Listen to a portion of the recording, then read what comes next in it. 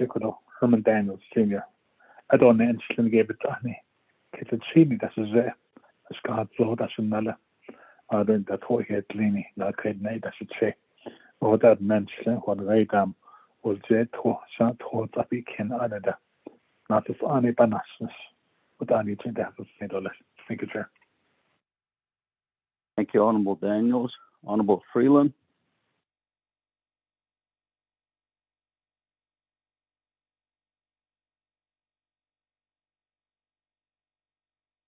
Honorable Stewart. Good morning, Chair. Tonight, I don't the Vice Chair, so I don't tonight. I thought, yeah, I was going to on the funding this morning. I thought, yeah, for the prayer this morning.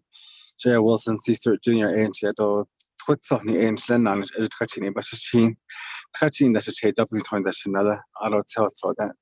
Not shut up, but Kadashagi, it's out topic, Elchi, when the Donny cheated. The Senegi are under the 45th agency that represents the Resource Development Committee. Consortium. Thank you, Honorable Stewart. Hey, Rick Nazin, Shihawasan, Ozate Hachin, Beshishin, Senahabishin, Beshado, Kia Ani, Dashanel, Hashtago chapters, Vanashin, Shigay, Hogback, San Juan, and Nizad, Upper Fruitland, Burnham, and Newcomb. Welcome, everybody, to the work session this morning. Honorable Vice Chair Walker.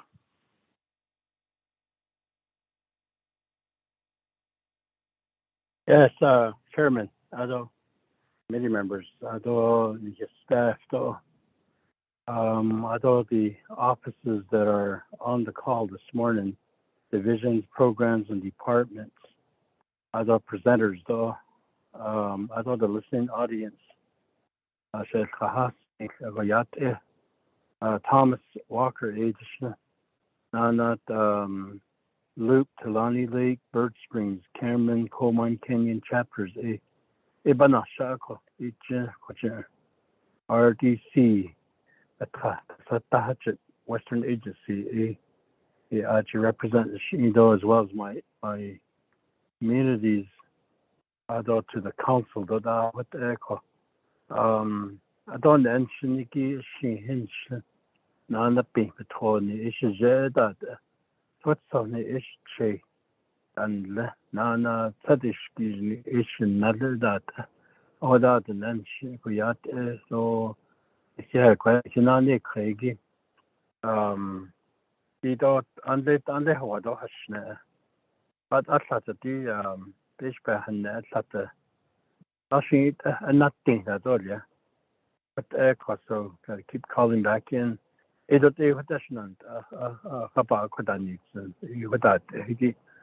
I'm glad to be on the call again. Committee members, as well as other leaders, other colleagues of the 24th Council.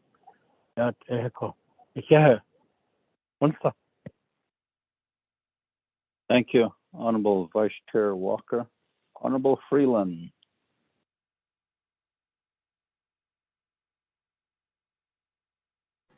Chairman, can you hear me? Yes, go ahead. Okay. Good morning, colleagues. Chairman, thank you for that prayer. Our Resource Development Committee members, his staff, good morning. Shay Mark Freeland, the Shiro, Lathanigi Tutsoni, Snowed Kia Ani Asia, Senja Kene, the Shea, Tenapel Nation. I represent 8 chapters out here in Eastern Navajo. Crown Point, though, Nahadishki, though, Tehe, Arop Vicente, White Rock, Lake Valley, Herfano, and Nayeze.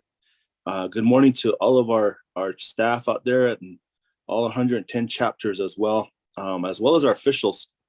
Good morning to all. So look forward to this discussion. And I do have, I did send a message to you, Chairman. I do have 3 chapter meetings as well today. So I'll be on both calls or all 4 calls today. Thank you. Okay, thank you for letting us know, Honorable Freeland. We'll go to our staff at this time. Mr. Tahi.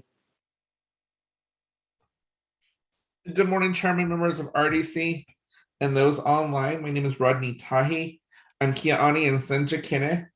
I am originally from Steamboat, Arizona, and I am the Legislative Advisor for Resource and Development Committee. Back to you, Chair.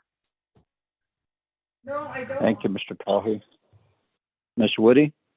Good morning, Chair and RDC members.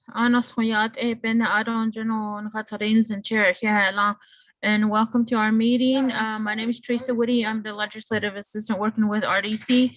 And Mr.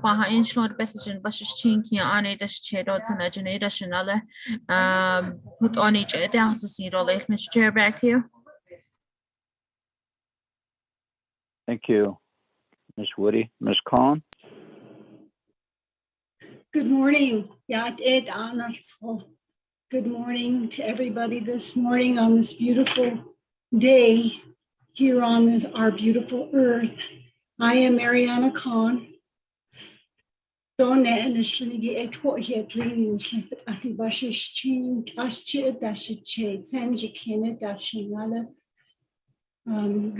to all the members of the Resources and Development Committee and to the Navajo Nation staff who are here to do their presentations. Also, a special welcome to those who are joining us from the United States Department of Energy and United States Department EPA.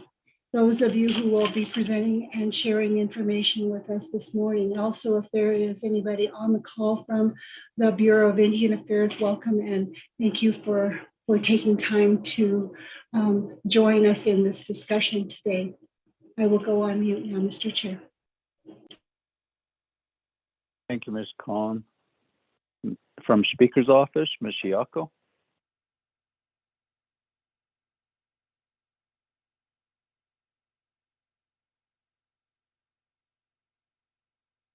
Then we'll go to Navajo AML, Mr. Donnie. Good morning. Thank you, Honorable Chair. Good morning, everyone. Honorable Chair, Honorable Vice Chair, committee members, staff, guests, and our community members. My name is Karen Bedoni. I am the department manager with Navajo AML, the UMTRA program. The Nenshlenigi e Tatne Sahnin Shatwa Hitlini Bashashin, Tadeshkishni Dashache, Tatne Zahni e Natashanala. I'm originally from Pinon, Arizona, and I live here in Winter Rock, where my job is. I do have staff on the line. Our technical staff that will be doing the big part of the presentation. I wanted to just provide a brief overview, just say that we look forward to establishing and maintaining partnerships with our Navajo departments, other agencies, as well as the RDC. And our team is highly knowledgeable in providing institutional knowledge on abandoned uranium mines, education and training as well on reclamation. We assist with development of the AUM regulations where we're able to do that as well. And with the short-term and long-term strategic planning, we would like to really strengthen our capacity building in these areas. So I don't want to take too much of the time. I would like to yield the floor to our principal mining engineer, Melvin Yazzie. Melvin? Okay, just introduce yourself, please, and staff. Good morning. My name is Melvin Yazzie. I'm a principal mining engineer, and I'm originally from Shiprock.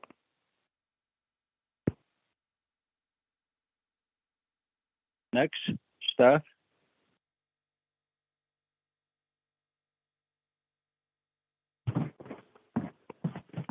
AML staff.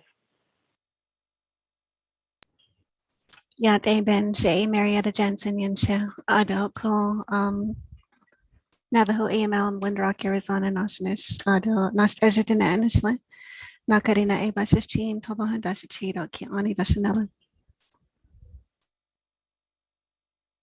Yata Hepene. My name is Gilbert Daisy. I am one of the civil engineers with the AML Reclamation Department. Footage in Schlido, look, Buses Chin. There's a Sunday that's a shade. Donan, Papa, Ea, Tashanale. Hold on, he said that was a Schlido. Yata Hepene. Bye. Over. Gary been saying Ernest Grayson and she can go to this the national AML or she told you she was seen or cut cheating national or Lislaney the state I didn't.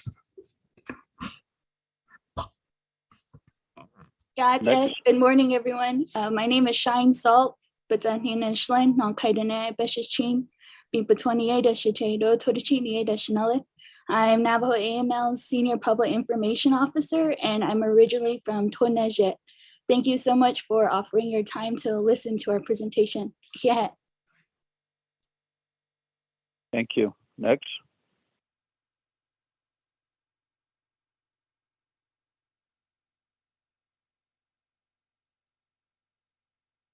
Do we have anybody from the Office of the President, Vice President, Mr. Filford? Good morning, Chair, members of the Resource and Development Committee, and everybody that's listening on the line. This is Davis Filford from OPVP, Staff Assistant, Executive Staff Assistant. I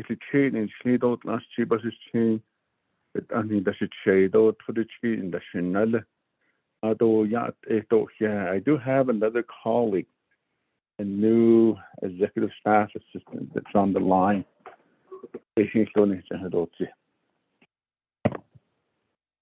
Okay, go ahead. Tersita Clash Unisha. Zachi Sado Nanish Tachi versus Chin, Zaklatia. I am also an executive staff assistant here at OPVP. Thank you. Thank you. Anybody from the Department of Justice?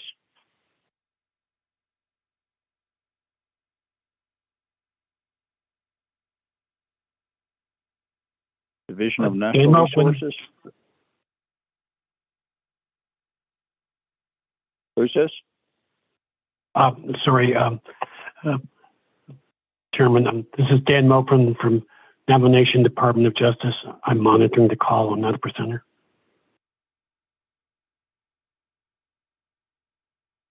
Thank you. BIA?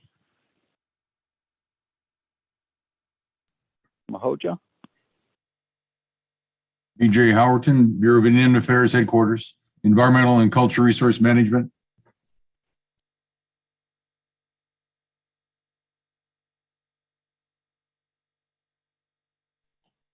Good morning, everyone. Thank you. My name is George Padilla. I'm with the Bureau of Indian Affairs, Navajo Region, Environmental.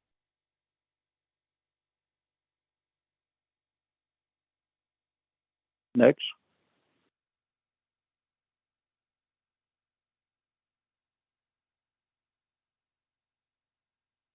Okay, we'll go to the United States Department of Energy, Mr. Glasscock.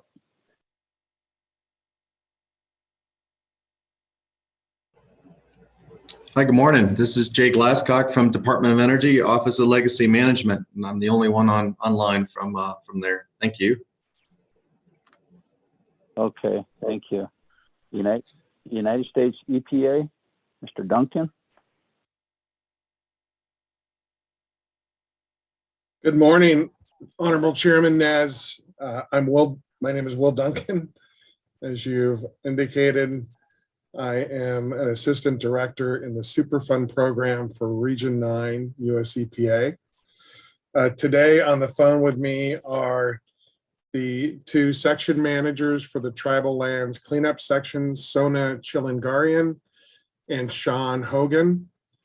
We're also joined by staff Kenyon Larson, Priscilla Tom, Elsa Johnson, and Tennille Begay. Thank you.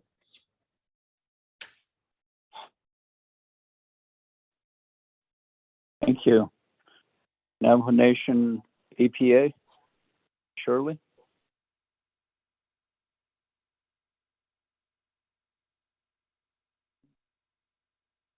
Can you hear me, sir?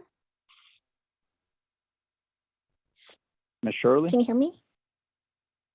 Ashwadit. Yes. Oh, Hadid.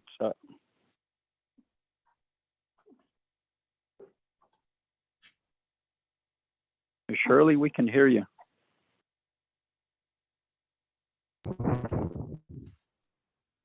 Yad a Bennett Arnold Twashik Oslini, Shanant President, Vice President Adoko, Shanat Ani Noslini, Slot Bishbatas, Anadan Oslini, Yad Ehebene, Ado Balachan Quaki, Bishantash Nishigi, Slot Yad Ehidini Doles, Ado. Good morning to our federal partners in this important issue. Good morning to you all too. So, Yad Ehdokeha. Thank you, Ms. Shirley. Mr. Daryl Yazzie?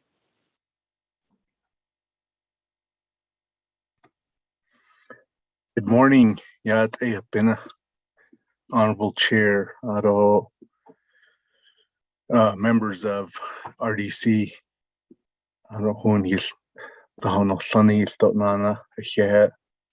good morning. Looking forward to our conversations today. Thank you. Thank you. Anybody else on the call with us today that wishes to introduce themselves? Hi, good morning. Can you hear me? This is Bill Vonto with the Nuclear Regulatory Commission. I'm the branch chief of the Uranium Recovery and Materials Decommissioning branch. And on the line, I also have two staff members, Brittany Bowles, who replaced Nick Orlando, who retired in December, and also Sandra Talley. Thank you and good morning.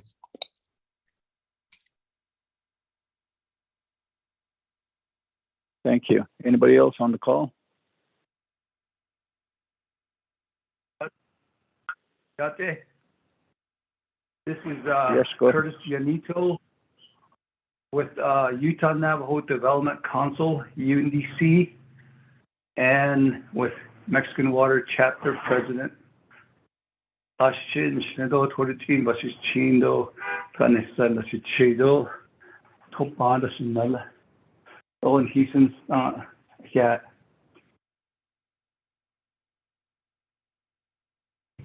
Thank you, Mr. Yanito. Hello. Anybody else? Mr. Chairman, this is Nona Bahashioni. I'm with the Uranium Commission. Good morning. Morning. Anybody else? Bene, Leanna Martinez Silversmith Yansha, Logan County, Beshes Chain, Navajo Superfund, Nalnish. I'm the remedial project manager with Navajo Superfund, and I'm attending the call. Good morning, everybody. Thank you. Next. Bene, Elisa Arviso, Yanishia, Nakadanen, Torajini Basisi. Maite Klejde Nasa, Navajo EPA Benashnish. Thank you. Next. Good morning, everyone. My name is Jeremy Beekis. I am a remedial project manager for Navajo Superfund. Thank you. Thank you. Next. Good morning. Yata Bennett, this is Darlene Jenkins. Sheen Shlon Torajini Bashashin. Kanarane Dashacheda, one planet Dashanal. Kuda a stone shledo, Tunstel a Senasha. We had. Thank you. Next. Good morning. It's Pam Maples, Navajo EPA Superfund. I'm a remedial project manager. Thank you. Next. Good morning. This is Vivian Craig with Navajo EPA Superfund. Oginshlo Auto Anibashashin, Tanisane, Dashiche, Hachine, Dashinala, Auto Ice and Ashada Asata, was yet by Crown Point, New Mexico. Good morning, everyone, and welcome to RDC meeting. Thank you very much. Thank you. Morning. Next. Morning, this is Don BK, Remedial Project Manager with Naval EPA. Thank you. Good morning, everybody. Thank you. Next.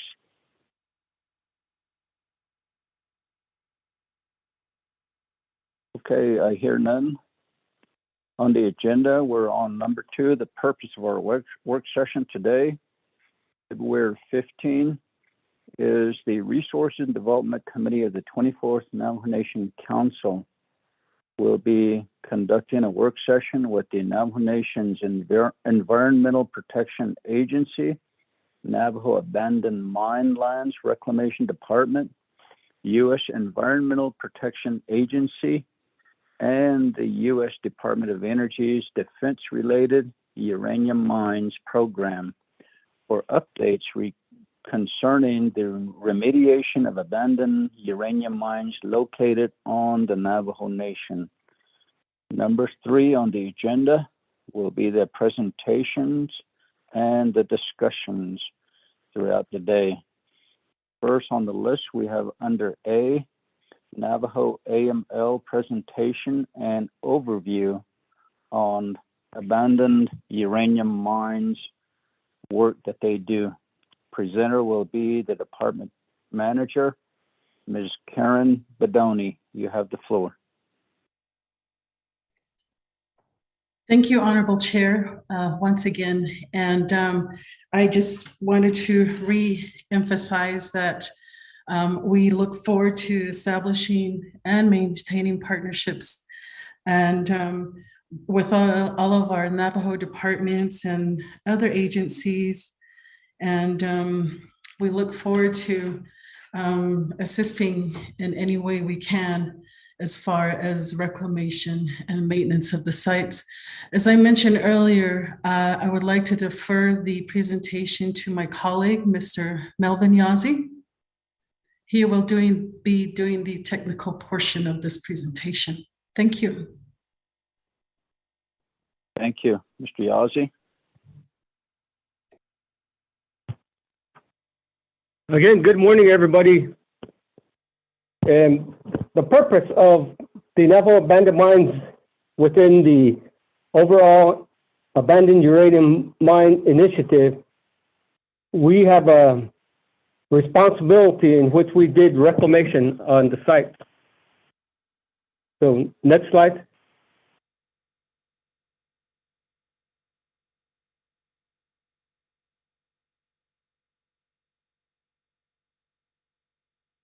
So on slide 2 is giving an overview of what we are going to be covering. We'll go through the presentation and questions at the end, but we're going to talk about some of the regulatory backgrounds of who's all involved. We're going to give you history of what the Navajo AML program has done, and then what we're leading into in terms of the abandoned uranium mine initiative. And then we also have some recommendations. Slide 3.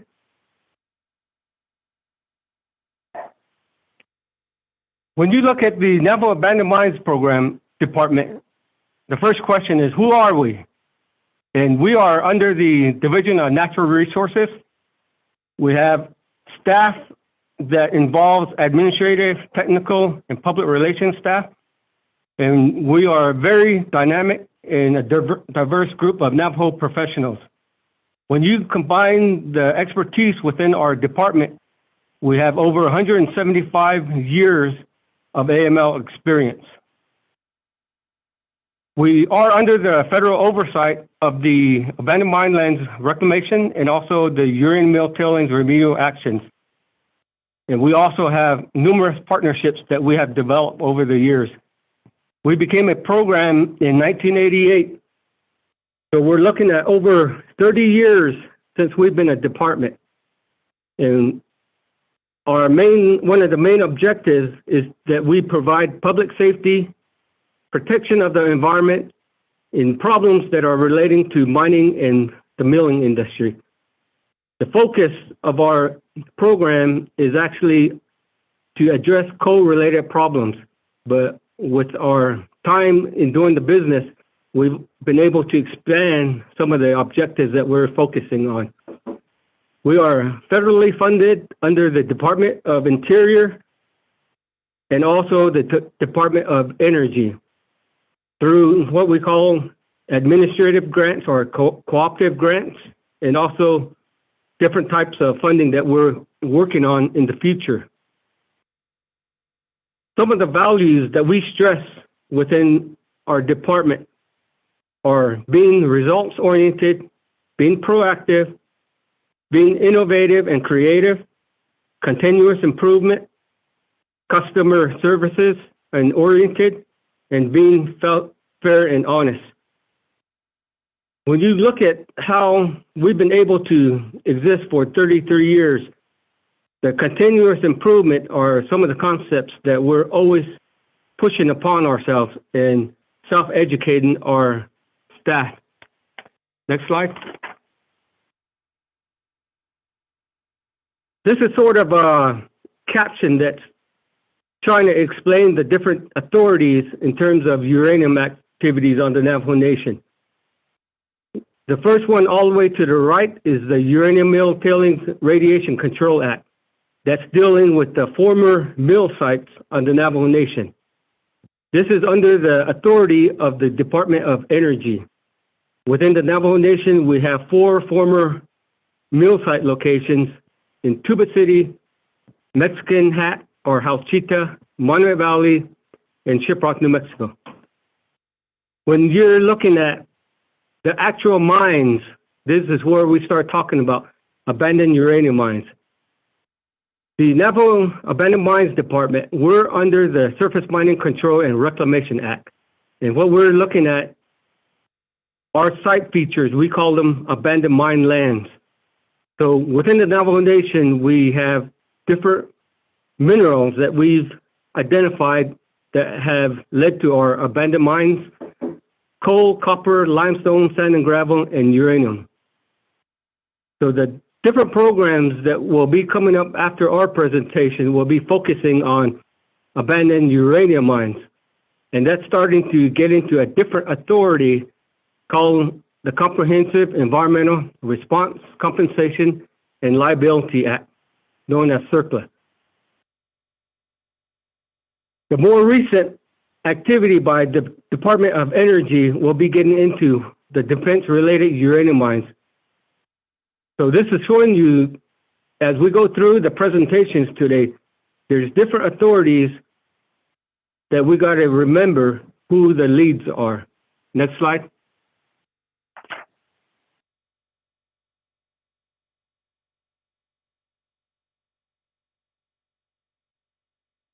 This slide's going to be focusing on the difference between what we call reclamation versus remediation. In your opening, you talked about remediation of abandoned uranium mines. But under the Navajo AML program, our department, we want to stress that what we've done is called reclamation. And when you look at the different terminologies or definitions, reclamation is basically restoring lands that have been mined to a naturally or economically usable state, ensuring that we're trying to address the dangers that are associated with these abandoned mines when they're just left open.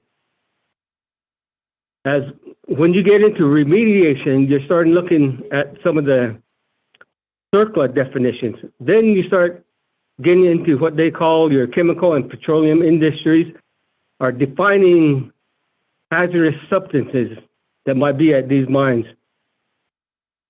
Next slide.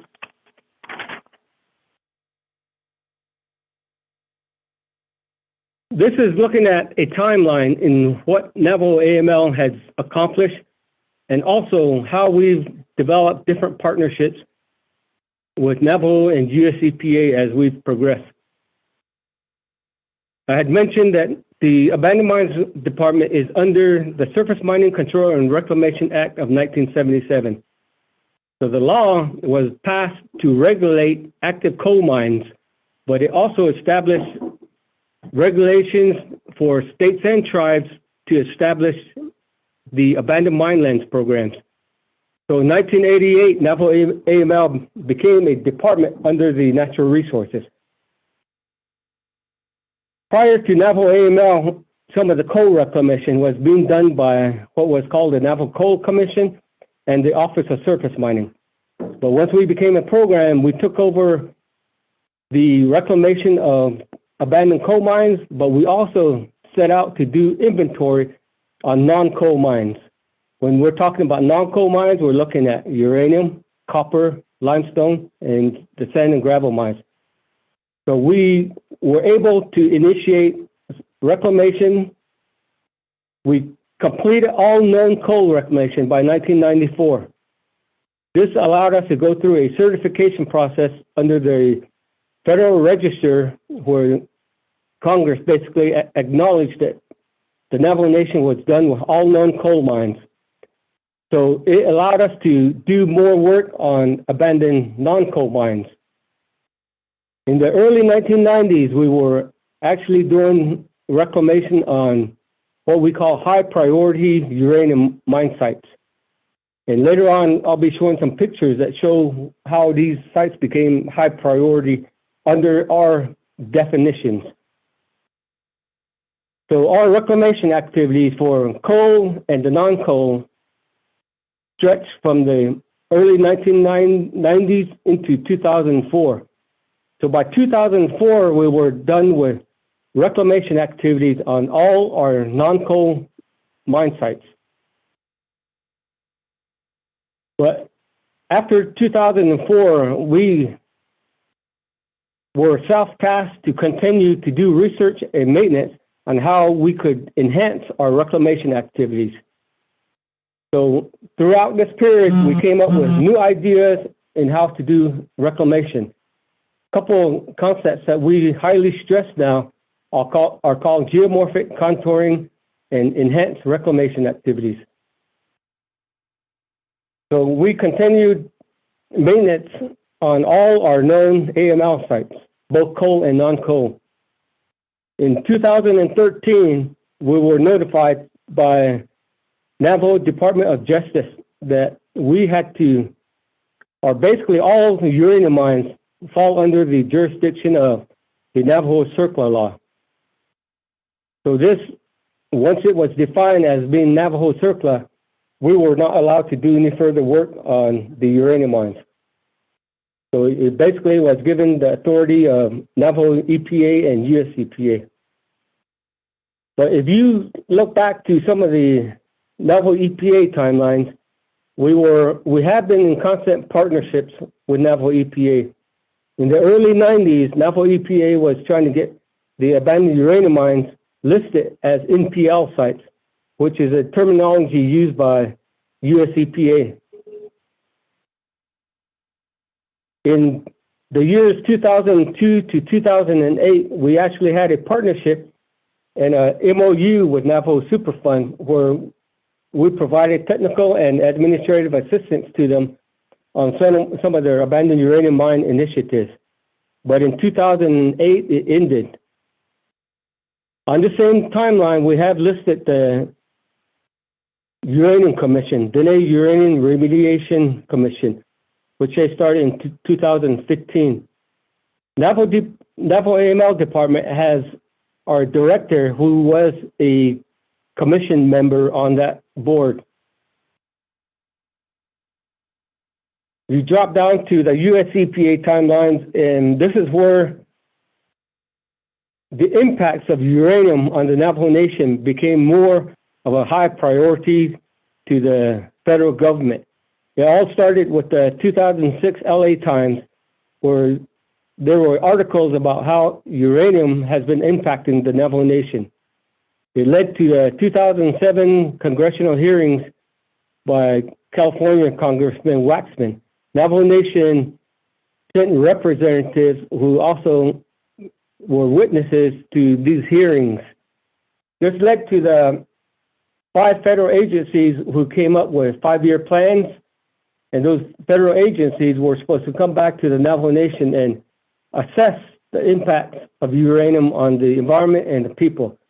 So when you look at the 5 federal agencies, we're looking at US EPA, Department of Energy, Indian Health Service, Bureau of Indian Affairs, and Nuclear Regulatory Authority. So we have been part of the AUM partnerships throughout the years. With our knowledge of the abandoned uranium mines and the reclamation that we did, we actually got a multi-site cooperative agreement grant with US EPA in 2016. And we've been able to continue the partnership and the funding from US EPA, which led to a second MISCA grant in fiscal year 20. Our work with Naval EPA on our partnership initiatives, we did come up with a MOU back in September of 2018. As part of this partnership, we've been working on an AUM fund management plan with Naval EPA, which would allow Naval EPA to provide funding to Naval AML to provide some of the technical and administrative assistance to them. So this AUM fund management plan is still in the works with Naval EPA. Next slide. This is a map that's showing all the different resources that we have identified abandoned mine sites on, with the brown being what we focus on being the coal sites. You can see there's a lot of areas in Black Mesa area and the San Juan region basin that we have coal. And then the yellow is areas which we have roughly outlined as having uranium. You're up near Page, we have copper, which is the turquoise colored. And one of the big things about the AML reclamation is we can only do work on tribal trust lands. So when you look at this map, there's a large area of uranium activity in Eastern Agency, but a lot of these areas fall under different jurisdictions.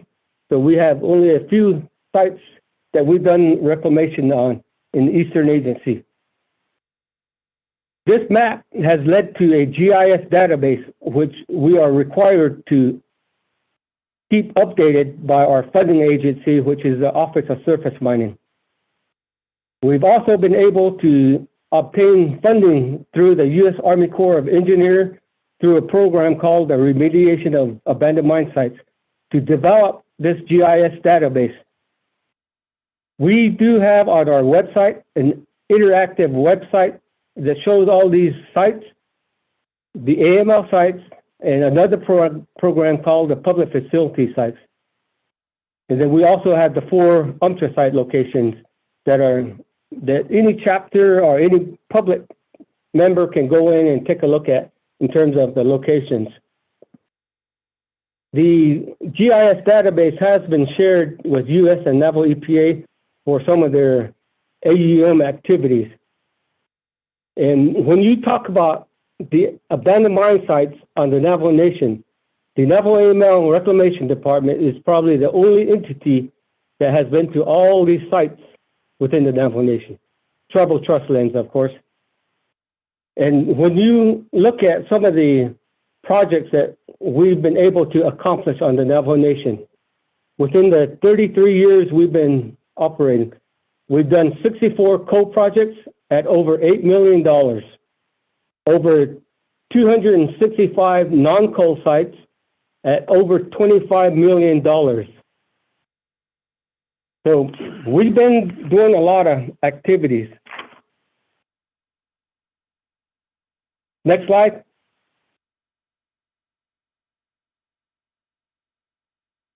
When we look at what is the definition of abandoned mine lands on the Navajo Nation, the terminology that we utilize to try to explain to people is that we basically have a surface or underground mine.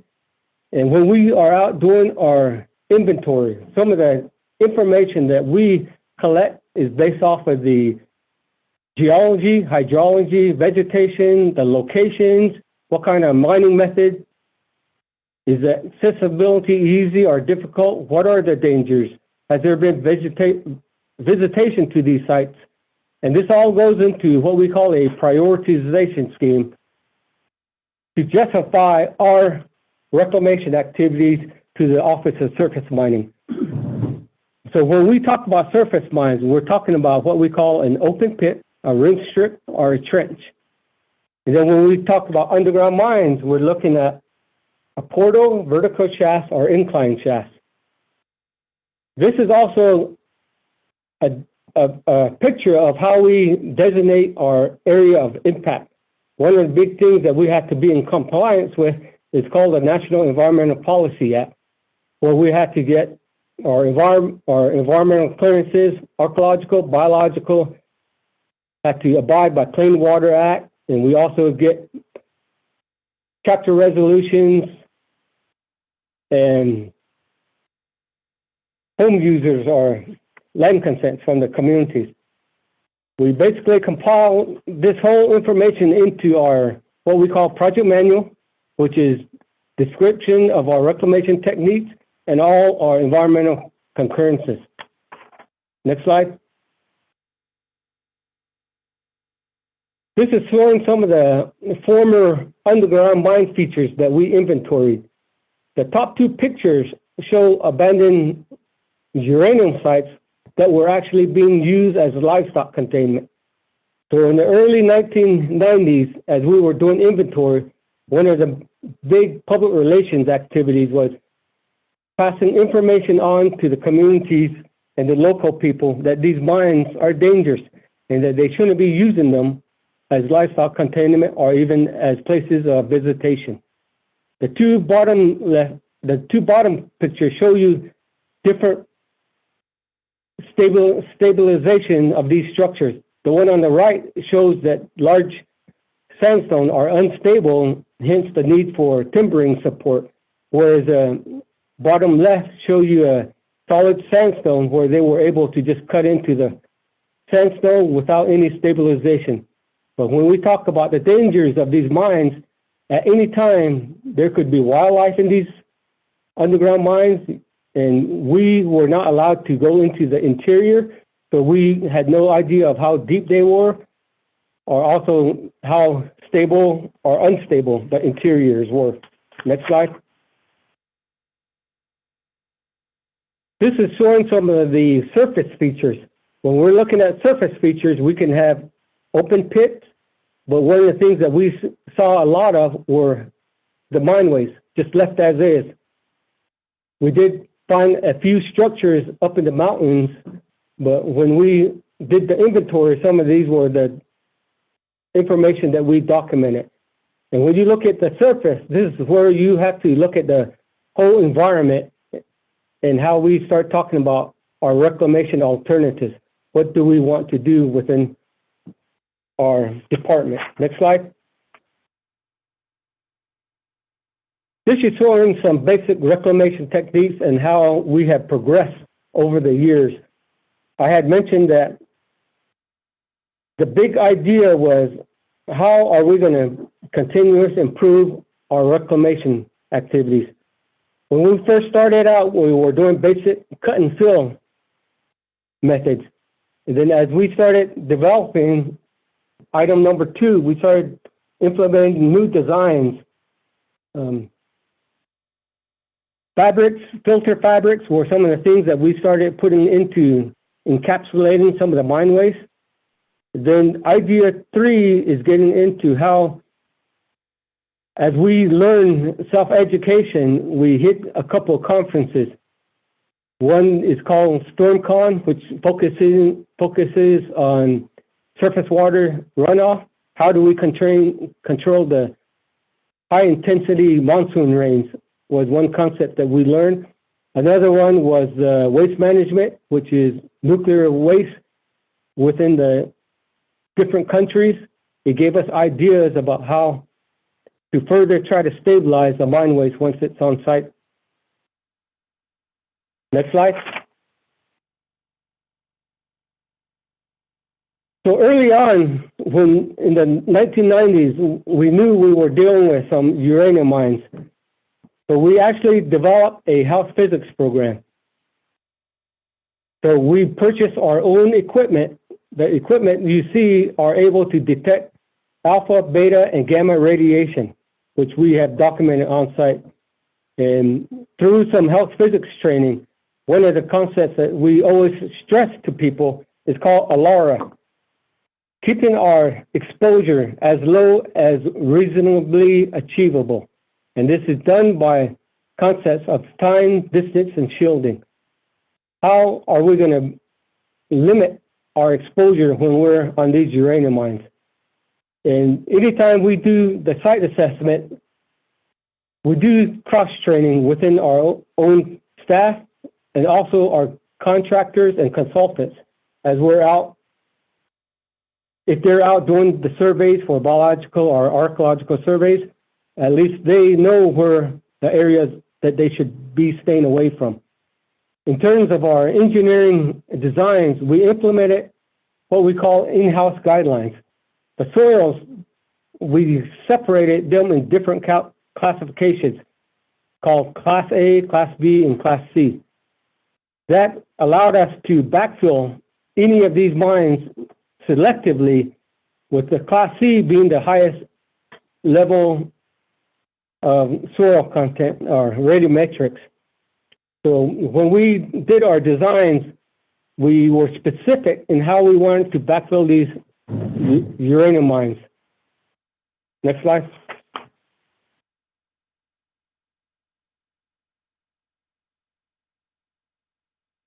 This is an example of a reclamation project that we did up in Cove Mountains. This is known as Mesa 2. If you look at the upper left-hand side, this is what the mine site looked like when we first came on site. You can see an old steel ore bin, and just past that, a large volume of mine waste. So when we first do the site assessments, we identify everything on site, take pictures, and we come up with reclamation activities or alternatives. Now, as we start the construction activities, you can see some of the equipment on site. On the upper right-hand side, there's a bulldozer, a D9, which is a pretty large size. So you can see where he's starting to level areas so that they can work on. And using the concept, again, of knowing which areas are higher in radiological readings, we are doing what we call selective grading here. So the mine waste will be buried on site in place. The bottom left, you can see a underground mine working that had to be addressed and closed. Then the end product is we're able to address the surface drainage, but also ensuring that the mine waste is buried on site and won't be eroding in the long term. So the concept of reclamation and all the work that Naval AML has done, one thing to stress is that our funding is from the AML fee, where Congress has been taxing the coal mining industry.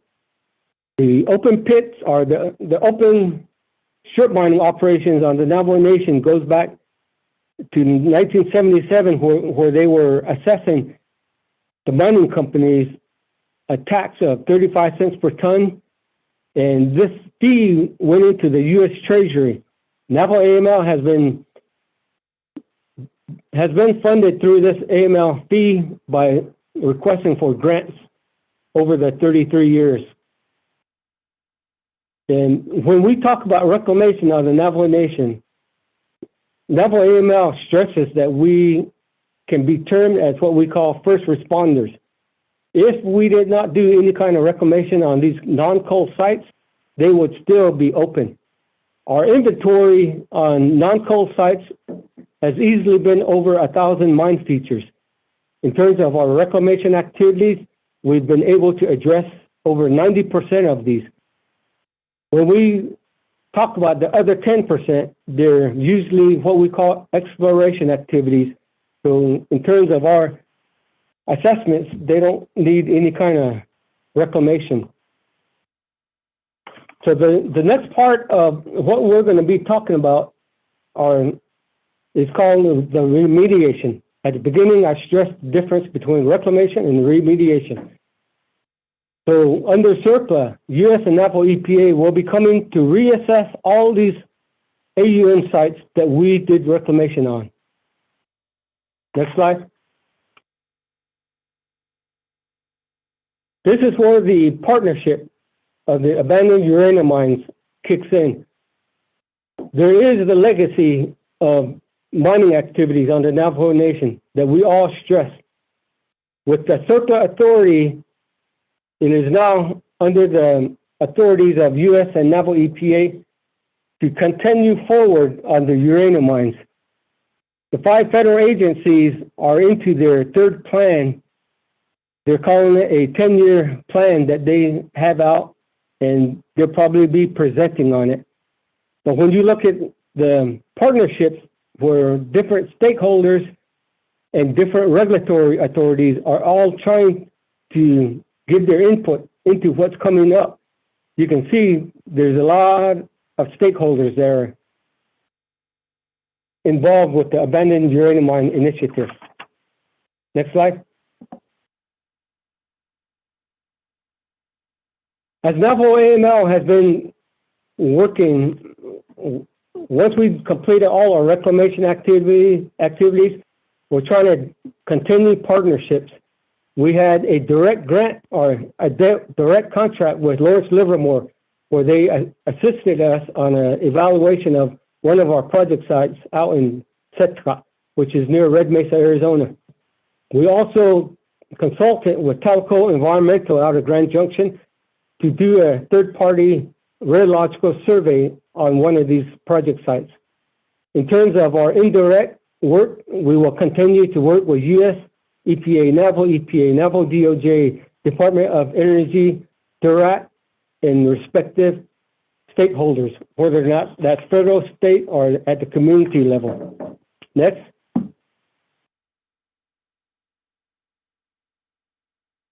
So the picture on the left is showing you the Setka where we did an in-house environmental monitoring project. We were monitoring the rainfall. You can see a weather station, and we also were monitoring the radiological and radon emissions from this site.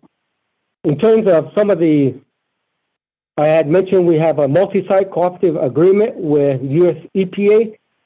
Under this funding, we were able to do 2 projects, one in Cove, where we did a site stabilization for an area that was eroding in 2019. Then we also did a site in Monument Valley called the Skyline Mine, where this is where we were able to show what we call enhanced geomorphic contouring and stabilization. Next slide.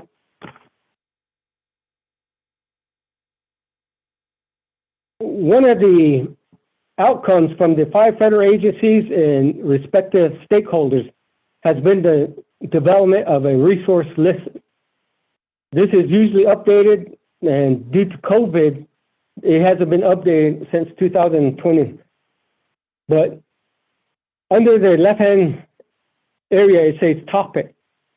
If there's questions about any type of uranium activity, it lists some stakeholders and departments, and it also is a source where it's got phone numbers on there. So if people have questions about whether or not it's the AUM sites or they need any health service information, they can take a look at this resource list and at least have a starting point in where they have someone's contact number. Next list. Next slide.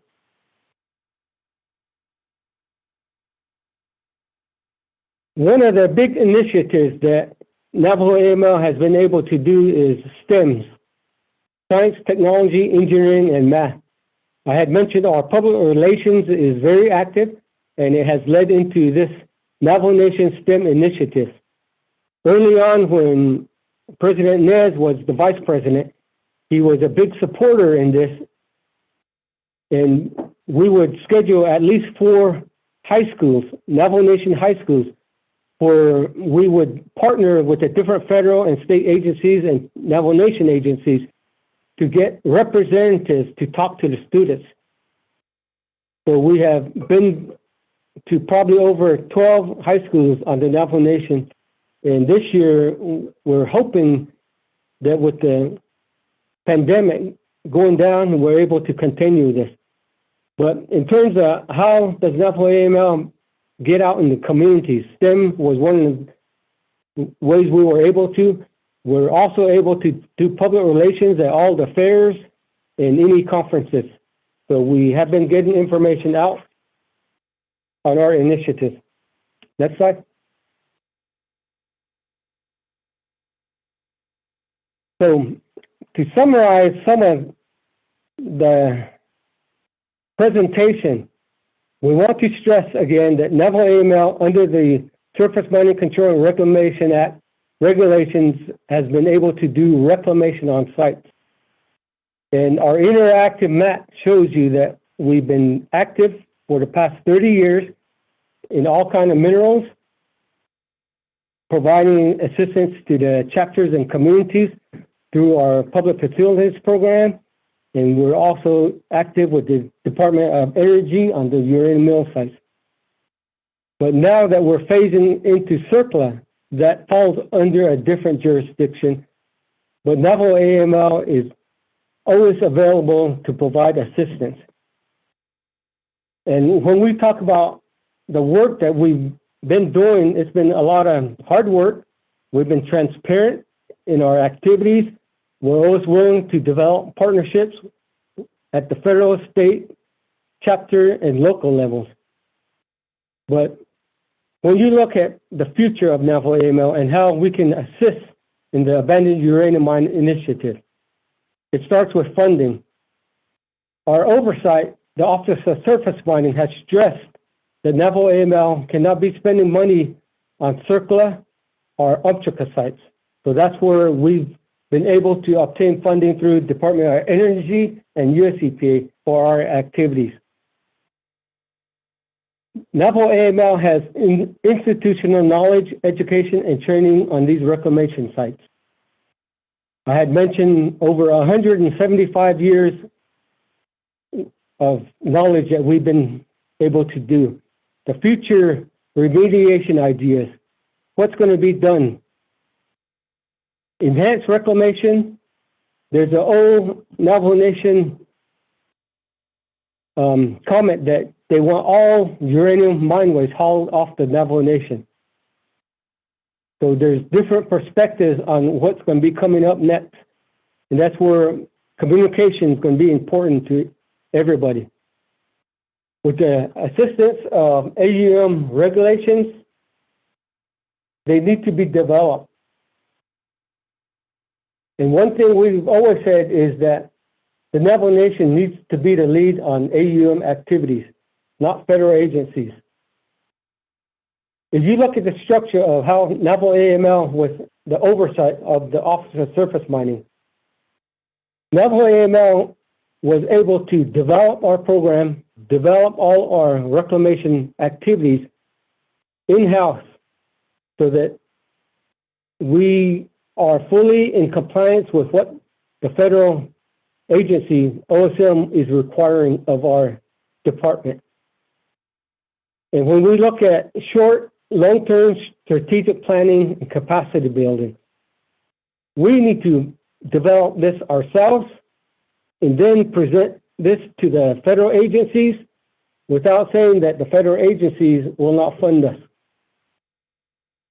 If we give and push the federal agencies, this can be given to the Navajo Nation in terms of what we want to do. We know the land, we know the people, we know the environment. So the Navajo Nation needs to be the lead in terms of developing this. Early on, we had mentioned DURAC, the Dene Uranium Remediation Advisory Council. They did come up with some disposal options and preliminary policies, and we need to follow up on these. I'm not sure. I think DURAC, I'm not sure if they're still in operation now or if the Office of the President has extended them, but they held a lot of public meetings and held a lot of interactive discussions with some technical groups, and these policies need to be followed up on. And lastly, partnerships, transparency, communication. We all need to be proactive in these initiatives. Next slide. So one of the things to close, this is all our contact information. Well, in terms of some discussions from yesterday that we heard about, one of the big requests from Naval EPA was that they want AML to come under Naval EPA. But this has come up in past discussions with former Executive Director Whaley. One thing that Naval AML has stressed is that Naval EPA says they are the regulatory authority on the Navajo Nation. But Naval AML is more of a task-oriented project department where we can do the work. When you look at, if we were to go under Naval EPA, we can't be self-regulatory in on-the-ground activities. That would be saying that the three-branch government of the Navajo Nation, there would be no checks and balances.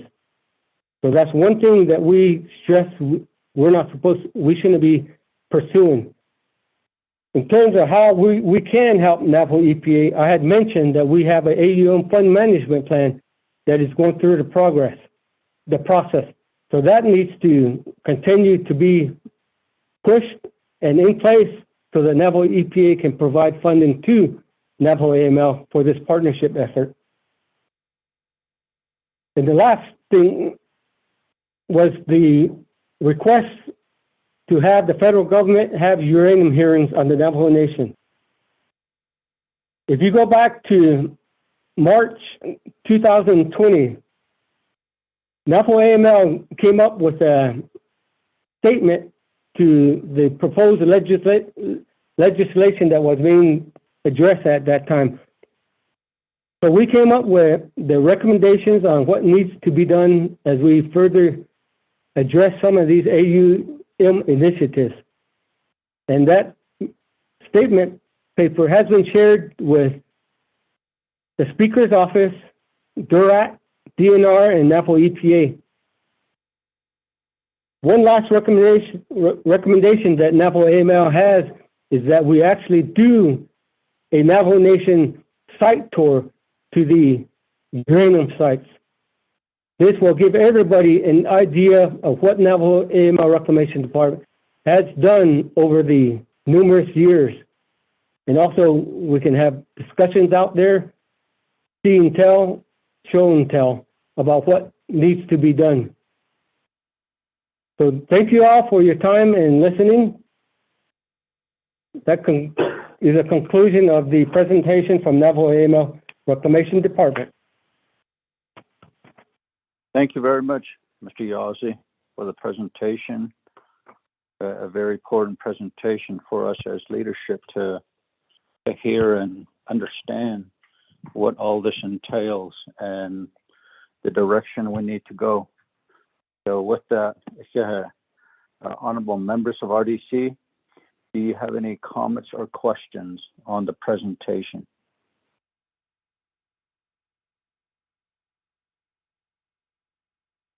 Mr. Chair, this is Daniel. Honorable Daniels, you have the floor. Thank you very much, Mr. Chair. Out of the committee members, staff, and also to the presenter for the AML, Naval Nation AML.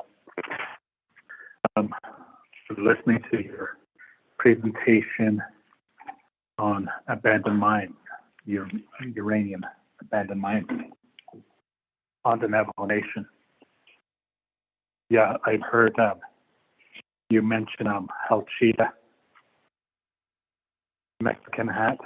Yeah, Mexican hat's on the other side. It's off the reservation, but Halchita.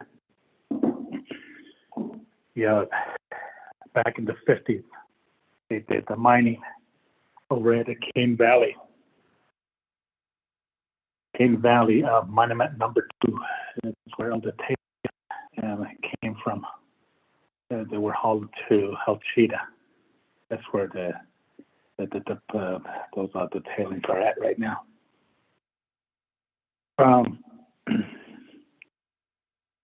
Looking at that pile right there, it's covered with that gravel. It's just a little ways from the community of Hokita. I know summertime gets very hot there, and I'm pretty sure that the radiation it goes up too with that pile right there, and the community just right there. Another mine, another that you mentioned is the Skyline Mine, which is located at Goldings, Monument Valley area.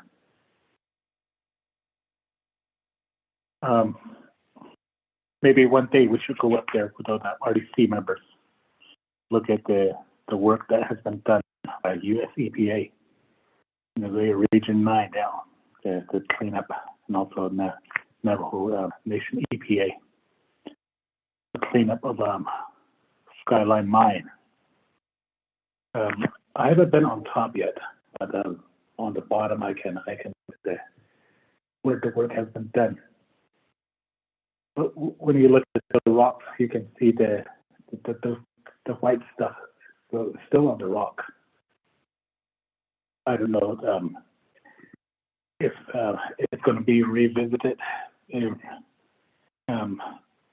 question that I have is the question I'm getting to is are these mines, are they going to be revisited in the future?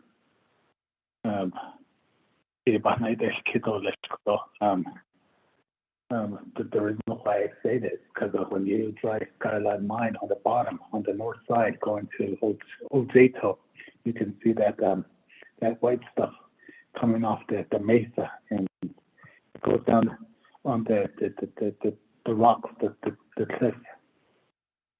Also, does that need to be, or does more work needs to be done on the Skyline Mine?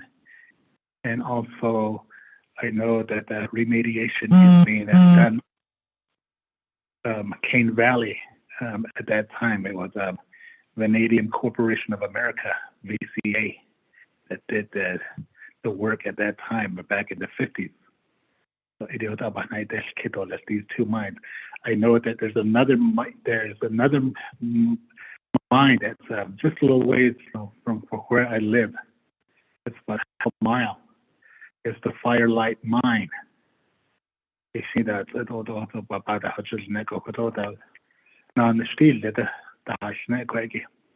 I guess when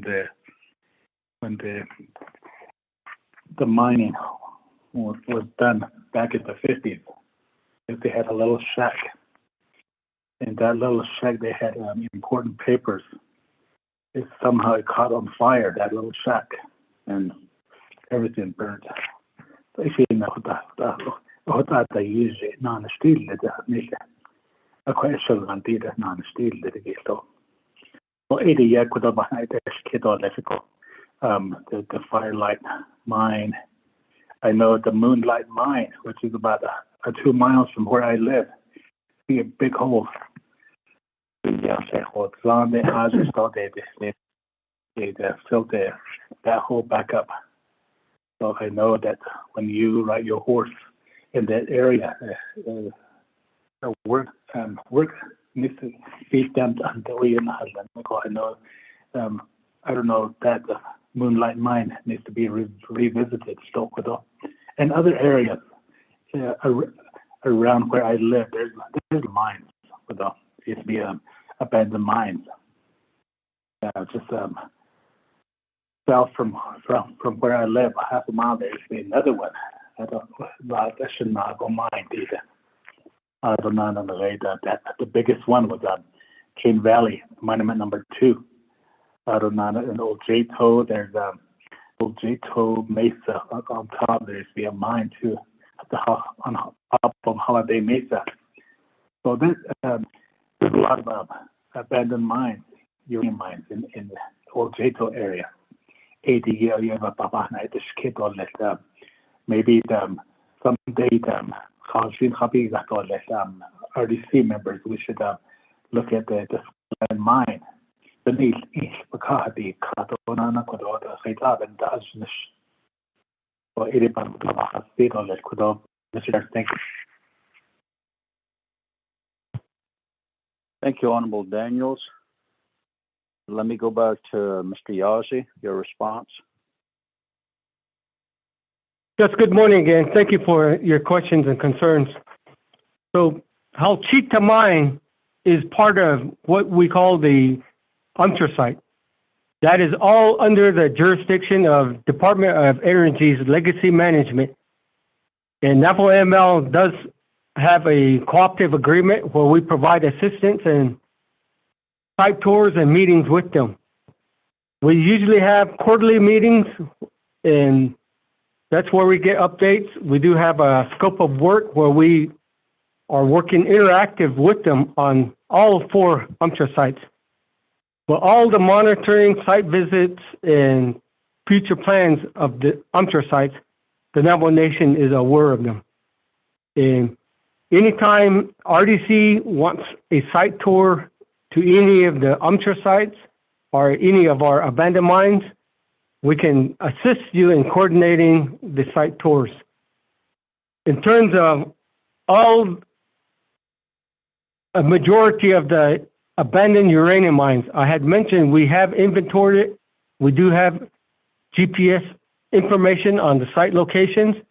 All those sites that you mentioned in Monument Valley, we've been to and we've done reclamation on them. So that is phase 1 of what has happened and will happen on the Navajo Nation. Phase 2 is all the CERCLA remediation activities that are going to be coming up. So under CERCLA, U.S. and Naval EPA will be going back out to all these uranium mines to do further assessments and come up with recommendations.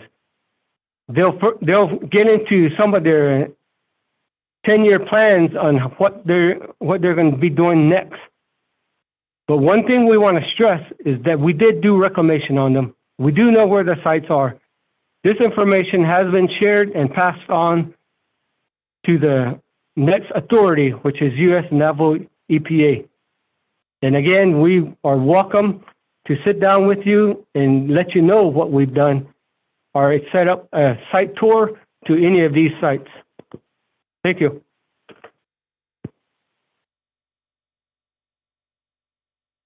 Thank you, Mr. Yazzie. And we went to Washington. Honorable DC here. Yes. Yes, this is Gilbert Daisy. I'd like to add to Mr. Yazzie. One moment, please. Mr. Daisy, Okay. Just one moment, please. Thank you.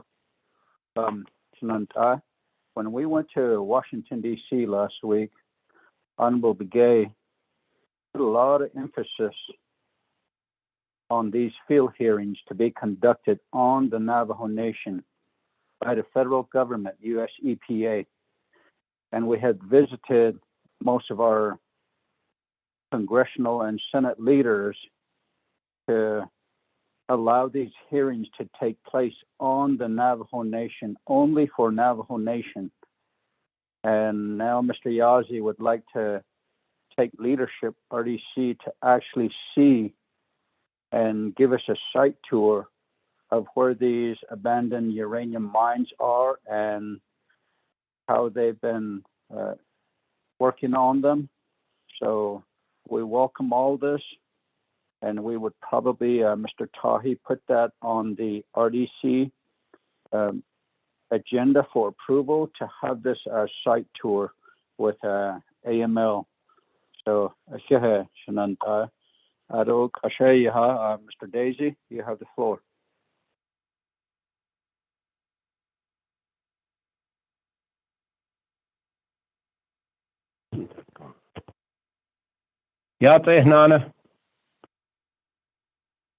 Thank you for allowing us to present our projects and so on. Mexican hat, Halchita. Halchit Khashe you see how the watch a Mexican hat across off the reservation. The other says I had the Tahatni, Tako. Donana Belagana, no, it's not aesthetically pleasing, Tanisha. Adam Yao Questra, Donana, but a Halostra, Quinton. Donana Yi, is that soft radiation hot the hunters, Kitty at Joquinton. Department of Energy, Legacy Management, their contractors, Navajo UMTRA program. In the years, they've done what they call the surface remediation or surface reclamation. A Cane Valley, Montu, mill tailing, they were combined and they were all contained in a repository. They did that the cell is engineered in two things that its purpose is that the radiation is not exposed to the surface. So if you're walking around on top of that pile of rocks, should be no radiation that's of any significance other than what you're getting from the sun or the regular environment. Radon is the gas that comes from any kind of radioactive material that's decaying. Radon there's, I think, 6 to 8 feet thick of, 2 foot thick of what they call the radon barrier, which eliminates any kind of radon gas to escape from that containment cell. Mexican Hat is actually one of the sites, or Halchitzahe, the mill tailing site that's there is one of the more contained sites that doesn't have any groundwater issues. So the waste that's contained there.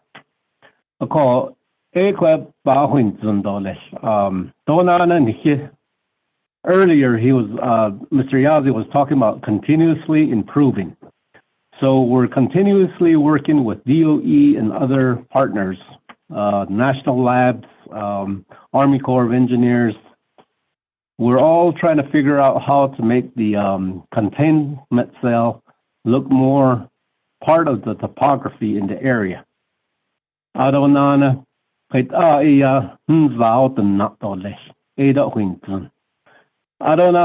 Skyline band or Tasta,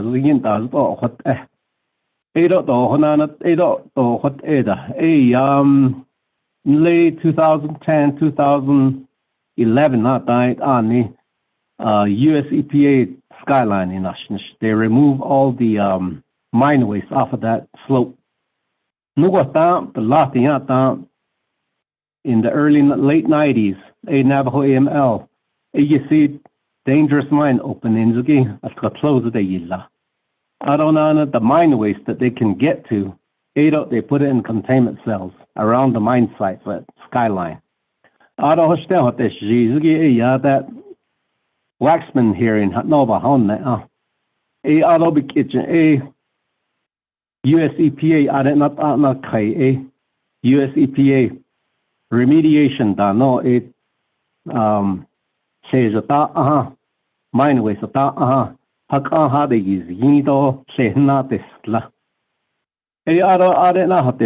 so I see 2016 US EPA peso Navajo ABL Yachita Even he can't not just on his snow. A peso chute panigi ben not even Skyline on Nasik. US EPA Donana Navajo EPA Donana Navajo AML called out the Saturday last Skyline Mine Repository. Aronald so Hanani Tegi Bikao so Dila where be the Joshayanti Zala Dila hot just the link la hot ni. US EPA, Navajo EPA, Navajo AML isne great aind on show is edol ni. Navajo AML mal process hatol chikon dit aandol nisne. US EPA nes short ala ni ni hotol ni. They are the topic 2017-2018. They are the chapter resolution, supporting chapter resolution that has linked from Untitled Chapter. They are the, we did a what we call repository maintenance work. It let's say nalia ha. Hajobaka is the nalia. They did Kodo Mr. Yazi, enhanced reclamation or geomorphic contouring or geomorphic concepts. It aren't in apply Lia. I call Nuata Bende Nisha, Allah, Skana the Skinanil, Dana, Jost and Alia. I call these aren't in ask who said so that get out, ask Nanal, ask Nanal Idonana Kat Kodona Shahol, Shiki remediation hat Nani Edevent on this. Got hasn't I call a moonlight mine, but inji firelight mine, donana mon 2. 8 aunt and not all donana, though 8 IUS EPA, don't have EPA day yata. The Ned yin dash nisha, Belagana yin dash nisha. 8 responsible party, knowing that's all. 8 are not Nakaho. In Natarnish. A call Tohanan is Kota. You see, quite hot hit or lissa. A large quest hot, quite Kia histo. Quia hot, Zakia, a kidney physically. It other skin hot kidney 80 day now holia. AI is the first responder, no, Mr. Yazi Hotoya Hosne. A call even not a hot edolish. A call. La pesos being $25 million visa hata Navajo AML peso. Nlese hata get peso hano tahaki aj slegage ben najnish. Hot edo. Hopefully we're getting through. Over. Thank you.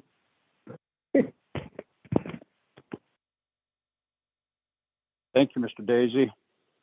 Honorable members of RDC, do you have any comments or questions? I just kiddish.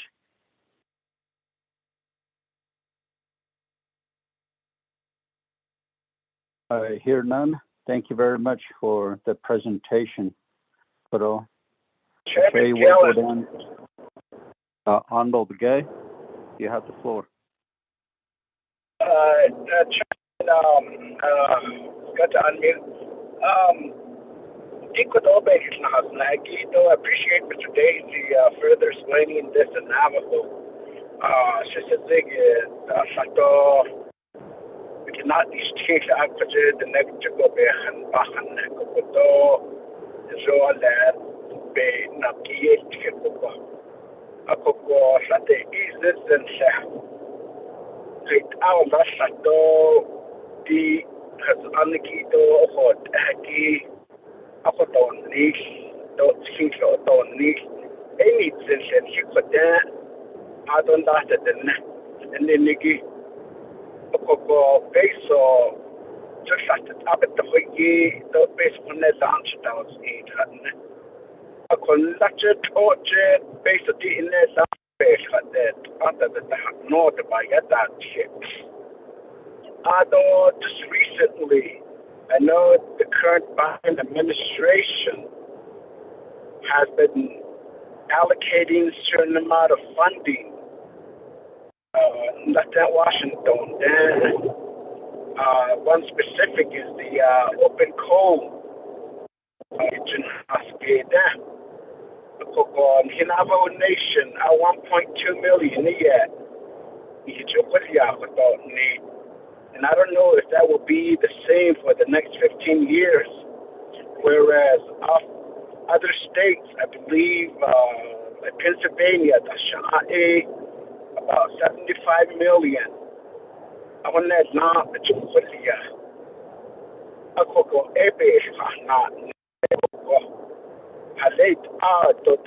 Did we not advocate enough of get certain amount of funding out of MUA, abandoned uranium mine program? I thought that base of it, no, that the Bakatne. Okoko, Ego, Koto, Dikat, the in the Shikito, what we say and how we say, because we really don't want to send this message to the Senate, to the Congress, and then to the federal government.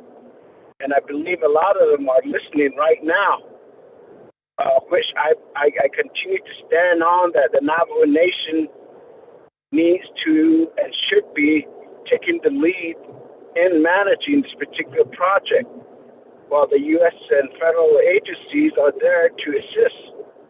But currently, I don't know if that is the main reason, and I may be getting ahead of myself on this comment, but I believe the dictation by the federal government and the U.S. EPA delays a lot of these progress on Navajo.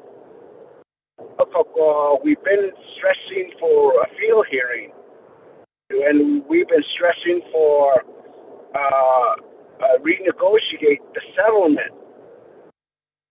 And we've been questioning of all these funding that's been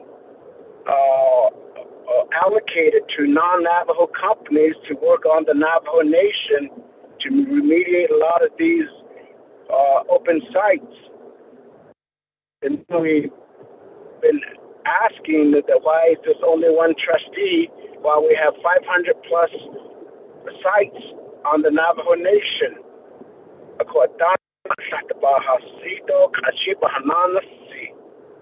And I'll continue to say this, and I'll continue to express this particular issue.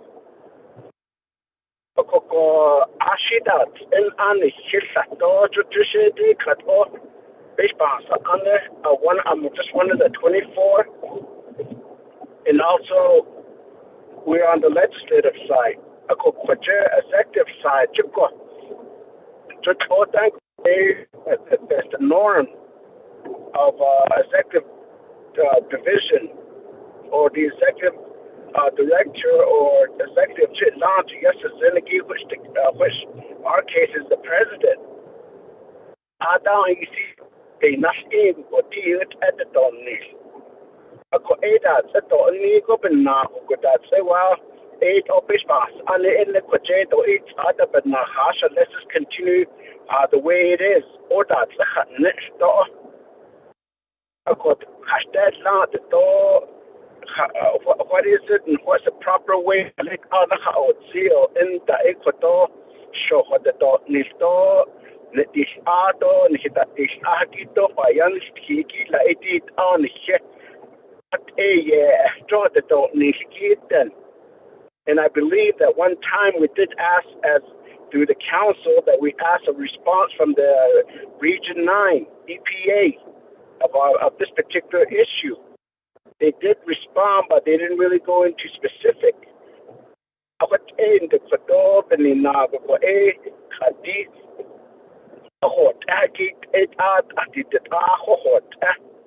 And I would say that the current situation is the reason why no specific commitment or no specific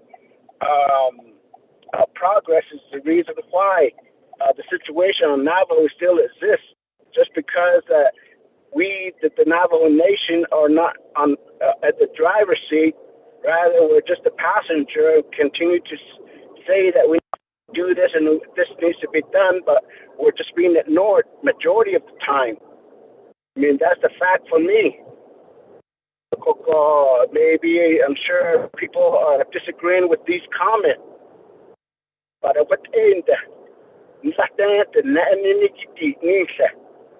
and I'm sure a lot of these EPA now, federal government staff has not even set foot on the Navajo Nation or even near these particular sites, but rather sits in comfortable offices elsewhere.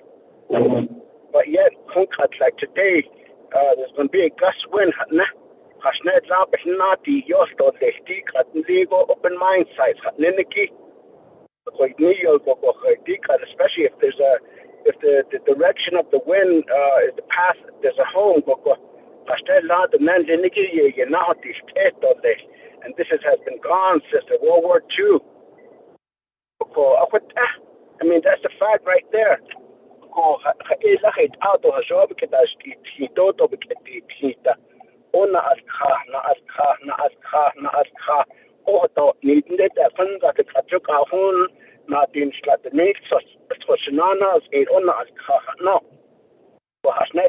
base of is just to do some more testing and maybe I don't know, spend about 100 more million just to do some more testing, and nothing will be done again.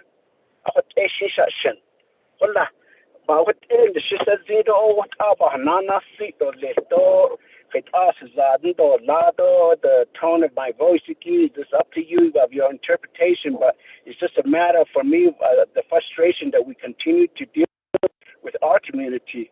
I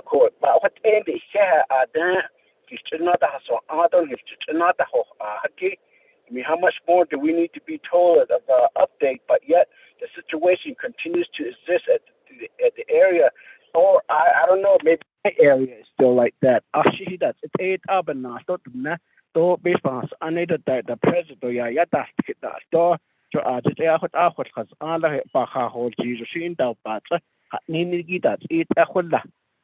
so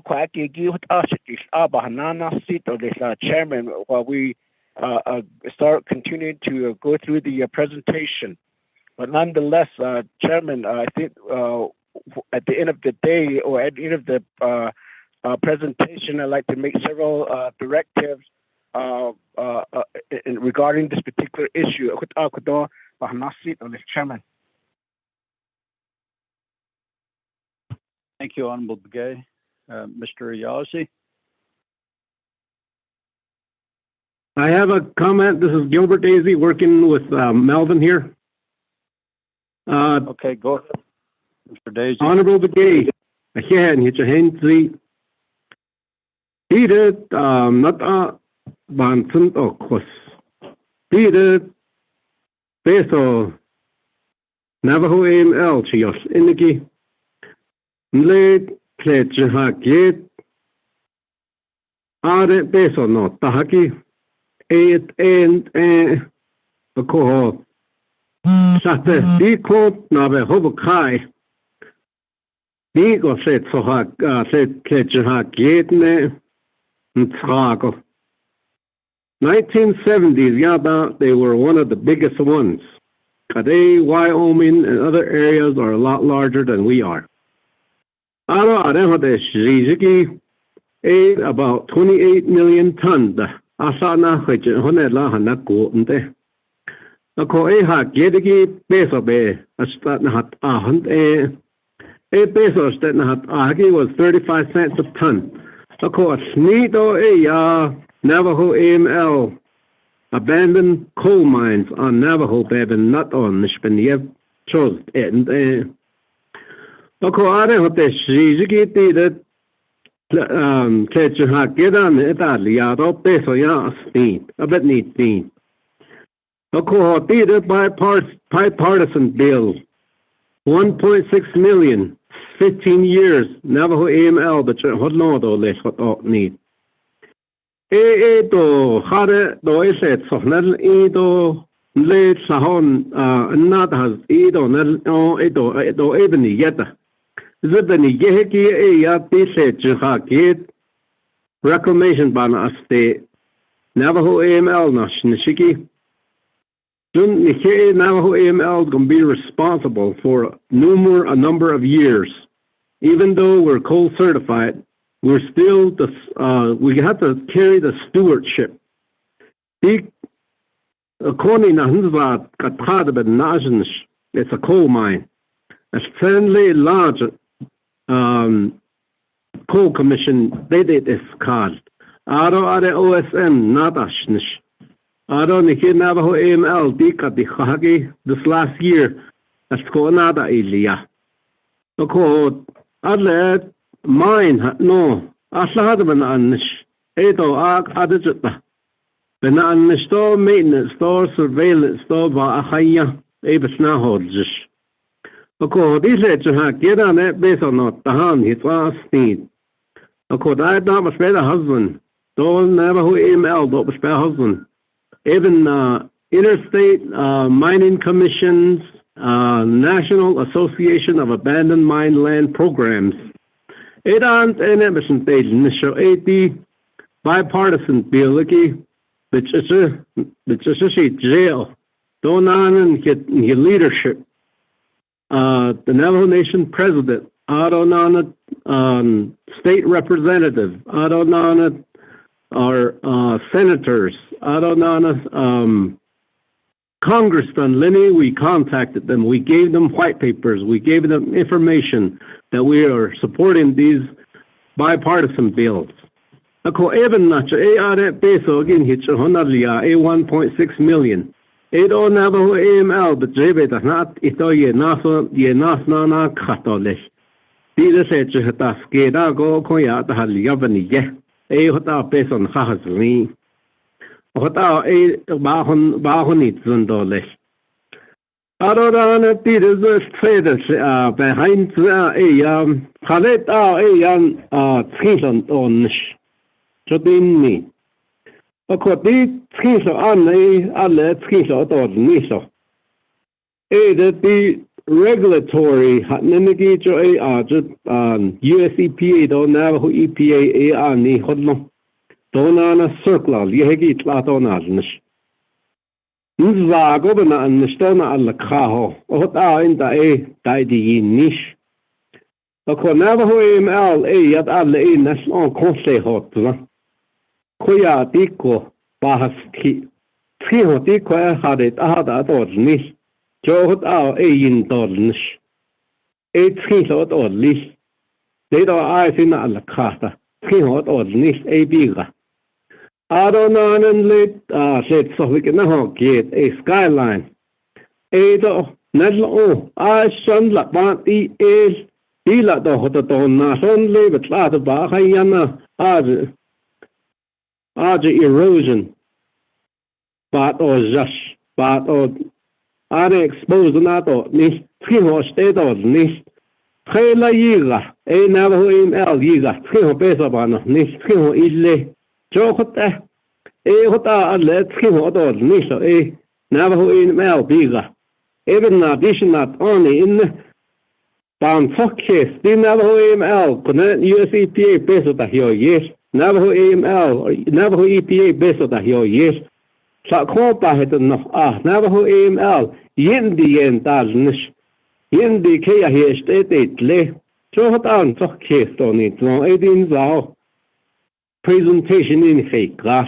Atana Trilze by Trilze hate us that are Nishan.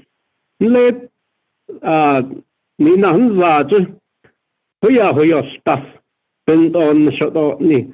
Less than $200,000 Huya peso chose either chaos than Alia. The car said Trilze had it will raise the Nazmeheke 200,000 on the go banas clean up the daily.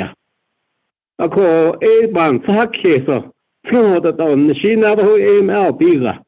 Adonana, though it don't need either, though in Hikkoden Days store the neither. Needs is there, the hot needs that is niece.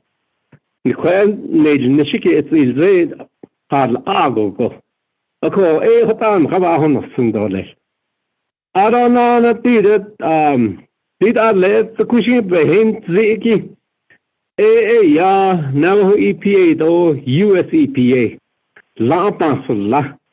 Asian Argon Nobody kiss none. She hit answer had a thought. Comes Sodolis over. Okay, Mr. Daisy, thank you very much for your response. Honorable members of RDC, do you have any other comments or questions? Chair Nez, this is Melinda. Can I say something? Thank you. Okay. Let me go to Honorable Kealan Begay, and I'll come back to you. Honorable Begay, you have the floor. Chairman, again, I appreciate the response of the presentation.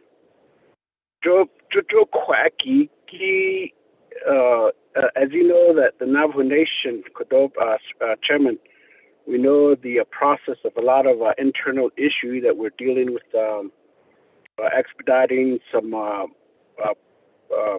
requirements of any infrastructure, meaning that the one-stop shop.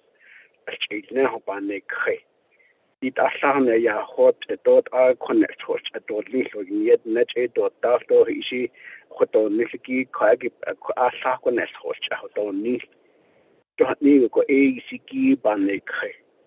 And I believe the Kwaja you've heard his last statement, Mr. Daisy. A arj passalada a arginate this question. A Kwajo quack. Yego it this a call who does have which oversight of authority on this particular issue that we're basically talking about.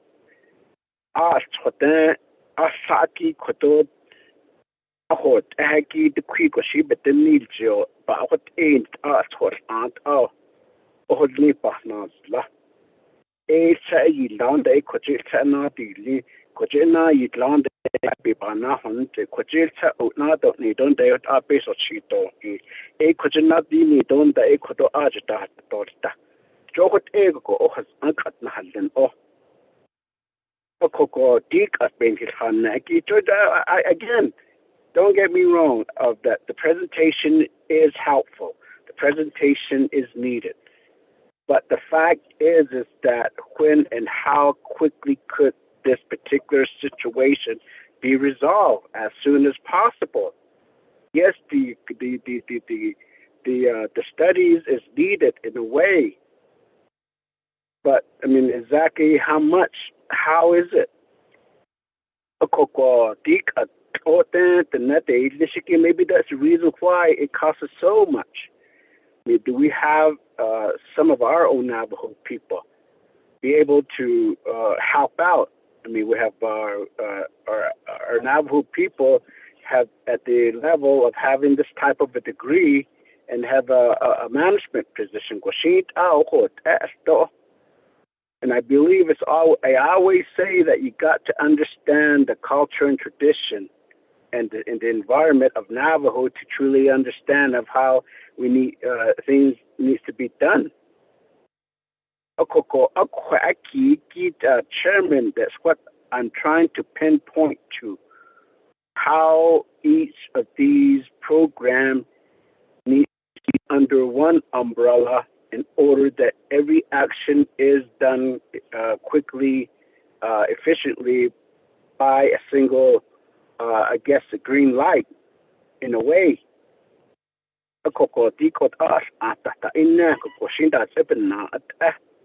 And I sure like to hear directly as well from our uranium commissioners. Large the Astole. Did Alan Hatch a Nato, did Alan Hattie Nitn, did Alan Habit Haquilian, Koto, or Lingi, Pain Kitchen, Bitchin Horse, the key to a stock at New Gostoyat A, and I believe throughout some of these presentations, a lot of time we don't hear all these authorities that some of these group that we have established within the Navajo Nation government.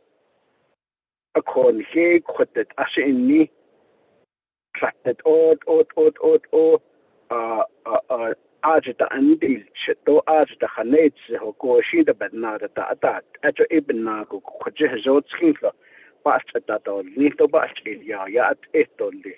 And I believe there's a lot of funding that's been floating around at the moment where I believe that we could be able to really make a position to say that, I mean, these are the area we really need additional funding. but the need is Ayla. Ko Quacky to Banana seat or dick at any kid to be Yahanazi Gidi to some extent where it's kind of like what they're telling us that okay, you're barking at the wrong tree, go, but the dean is Gigi. So that's a prime example of a lot of these authorities and officers really needs to be in under one area with one individual be able to say this and that to direct all these programs.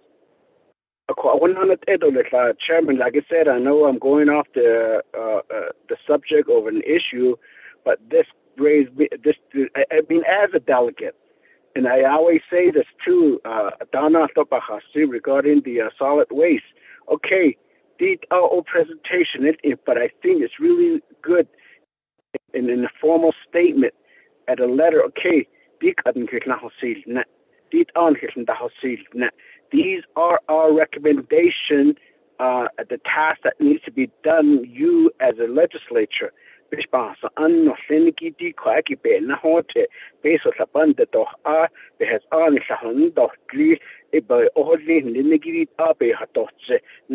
Washington has unnegated on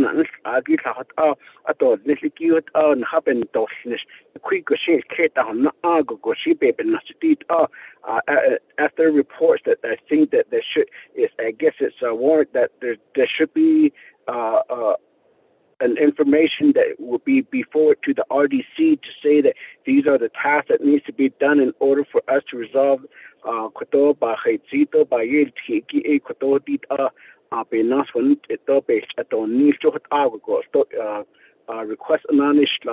all the presenters today that there should be some form of a formal statement given to each of the from each of the presenters to say that these are the area that we're asking the Oversight Committee or the RDC or the Navajo Nation government in order to effectively, efficiently resolve this particular issue of what we're presenting.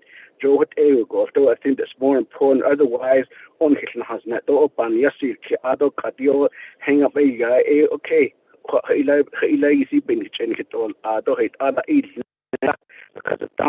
Going through coagulation and on he cut off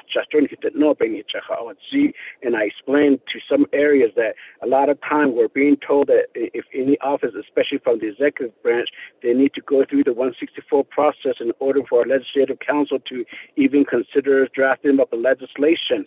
Then we have to go through OMB and office controllers and the Department of Justice, either if it's going to be sufficient or of drafting legislation. So those are some areas I believe that the program needs to keep in mind, and asking us to for any legislation or funding requests. Chairman.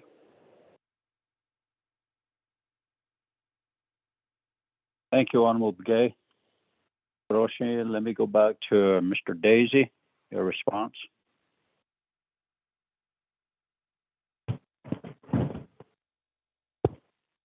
Ja, det är en annan student. Quite Leah has Mr. Yavi. Durek Khalid waste disposal. Late late sohnat igi. Khalid abend on no. Kadna kina khayata. Navajo Nation Council the Nate Kahati Khe. Kwajut Nahal Zish not ani Nezjan. I don't late Crown Point you go not Idash Nahot in adoption. Yaita Navajo Nation Council to the Uranium Remediation a commission dan lena ta Iraq al yegi khador nim sat no ben hat itanal sosen hyokid a black and white the ninigi nal sos bakal hit khato ninigi So, this is the recommendation from Navajo AML. These are recommendation. Known the council, Navajo Nation Council, Donana direct because ni Donana Kwe ni Navajo Nation President Banana Sauce. April 2021 ata. Ako na sauce na keski kato sahon neta. Kandidat aban si keso kandidat ab kesi. Ako na natol soshi donan yego go. Akot over. Thank you, Mr. Daisy, for that. So if I can add to his comment. Who's this? This is Melvin. Mr. Yaji. Before I give you the floor, let me go to Director Shirley first. Okay. Director Shirley, you have the floor. Thank you, sir. Thank you, Chair. I wanted to add to the discussion. First of all, thank you to our Navajo Nation partners, AML, and we welcome their comments and their recommendations. So yeah, AML, for your presentation and discussion here. The first part that I wanted to add to is that Navajo EPA will be providing some. We have been in discussions on waste disposal too. So just an FYI that Navajo EPA, US EPA, and I believe AML is part of that discussion. And then the other thing that I wanted to note was that on external funding for abandoned uranium mines. We've been working with US EPA and other federal agencies to procure funding to address some of the 200 mine sites that are not funded, or the 300 mine sites that have yet been funded. And I also wanted to offer my assistance in helping with those site tours too. I'm pretty sure that US EPA, Navajo EPA, and some of the federal partners would like to be a part of that discussion too. So just wanted to add those few points. Thank you, Ms. Shirley. Mr. Yaji. Yes, good morning again. I just wanted to re-emphasize the presentation. We did focus on what we've done in terms of reclamation. And throughout the day, the federal agencies and Naval EPA are going to be giving their updates in terms of CERCLA activities, which is what's going to be following now. So some of the questions that are being asked throughout the day, they probably will be answered by the other stakeholders that are dealing with the CERCLA activities. Thank you.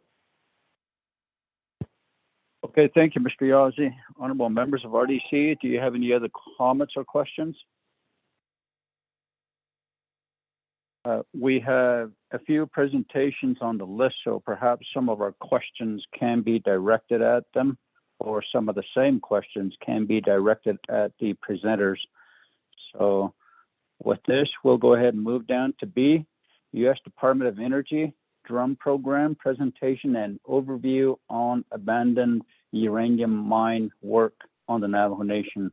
Presenter will be Mr. Jay Glasscock. You have the floor.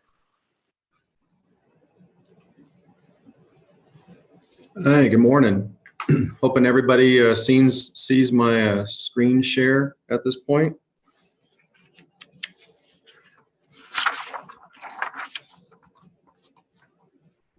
Okay. Good morning, Honorable Chairperson Nez and distinguished members of the committee. My name is Jay Glasscock, and I'm the Director for Office of Site Operations within the Office of Legacy Management. And on behalf of my director, Carmelo Melendez, I'll be offering the following update for you today.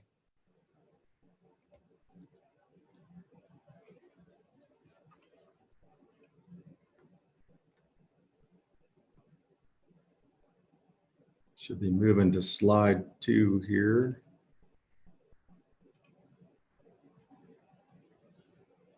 Are you seeing the screen share?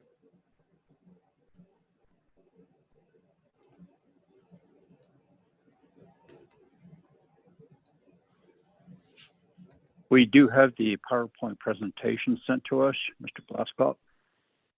Yes. Okay. So I'll just keep going then. Yes. Okay. On slide number 2, this is the agenda for today.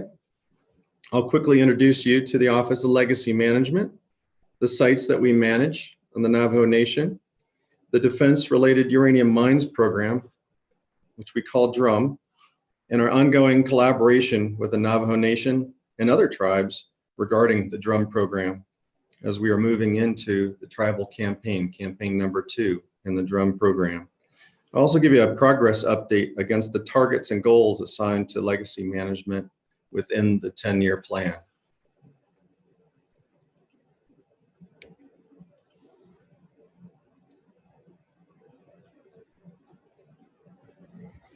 Okay, slide number 3. The Office of Legacy Management was established in 2003 to manage the department's responsibilities associated with the closure of World War II and Cold War era sites. LM accepts long-term stewardship responsibility for these sites. After DOE's Office of Environmental Management, the Army Corps of Engineers, the Nuclear Regulatory Commission, the United States Environmental Protection Agency, and others complete the environmental cleanup. We perform long-term surveillance and maintenance activities at more than 100 sites nationwide, from Alaska to Puerto Rico. Our sites are as diverse as they are geographically vast. And some of those are on tribal lands, in rural settings, and within urban centers. We have worked closely with the Navajo Nation over the last 20+ years and our partners in our commitment to the long-term stewardship of these sites. Should be seeing slide 4 now. There are 4 legacy management sites on the Navajo Nation. First is in Shiprock, New Mexico. The other is in Monument Valley, Arizona. The third is in Mexican Hat, Utah. And the last is at Tuba City, Arizona. LM monitors the 3 disposal cells, Shiprock, Mexican Hat, and Tuba City, constructed to contain uranium mill tailings, where we monitor and treat groundwater contamination. Legacy Management is also responsible for 1 former processing site at Monument Valley. We conduct routine inspection and maintenance, as well as annual groundwater monitoring at this site.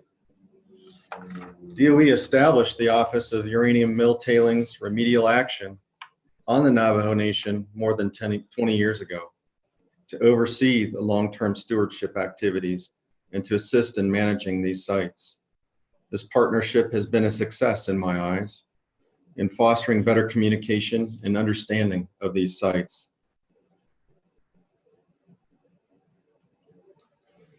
Slide 5, now let me turn to the primary focus of the reason that I was invited to provide an update today, and that's the Defense-Related Uranium Mines, or DRUM program, to talk more about how we will implement this program together.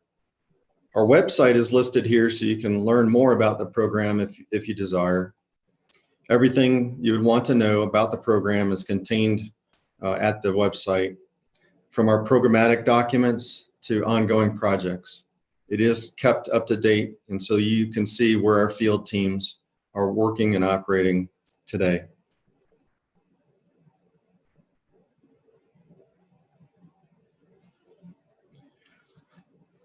As you can see, most of the abandoned mines here on slide 6 are in the southwestern states of Arizona, Colorado, New Mexico, Utah, and Wyoming. Also, most of the mines are on public land, which is a combination of federal and state owners. Also, 96% of the mines that are on tribal land are on the Navajo Nation. So as you can see, there's a tremendous number of mines across the United States, stemming from California to Florida and so on. We had to figure out where to begin, where to start the inventory efforts. So we created 3 campaigns within the DRUM program. The first campaign was on public land, so that's federal and state. The second campaign, which we would like to initiate later this fall, put boots on the ground at some on tribal land, is campaign 2. And then campaign 3 is on private land. The inventory activities for these mines in campaign 1 on public land, it began in the year 2017, and we hope to complete by the year 2024. And like I said, we should start inventory activities with your help for campaign 2 this coming field season later in the fall. Finally, you'll notice the mine count has been scribbled out on this slide. Since our submission of the DRUM report to Congress in 2014, we have completed reconciliation of mine records and reduced the number of mines to 3,306. And this is mainly due to duplication of records. 2 mine companies may have been mining at the same location, the same mine site, and taken the ore to the mill for processing. So there wasn't 2 separate mines there, there was only 1 mine.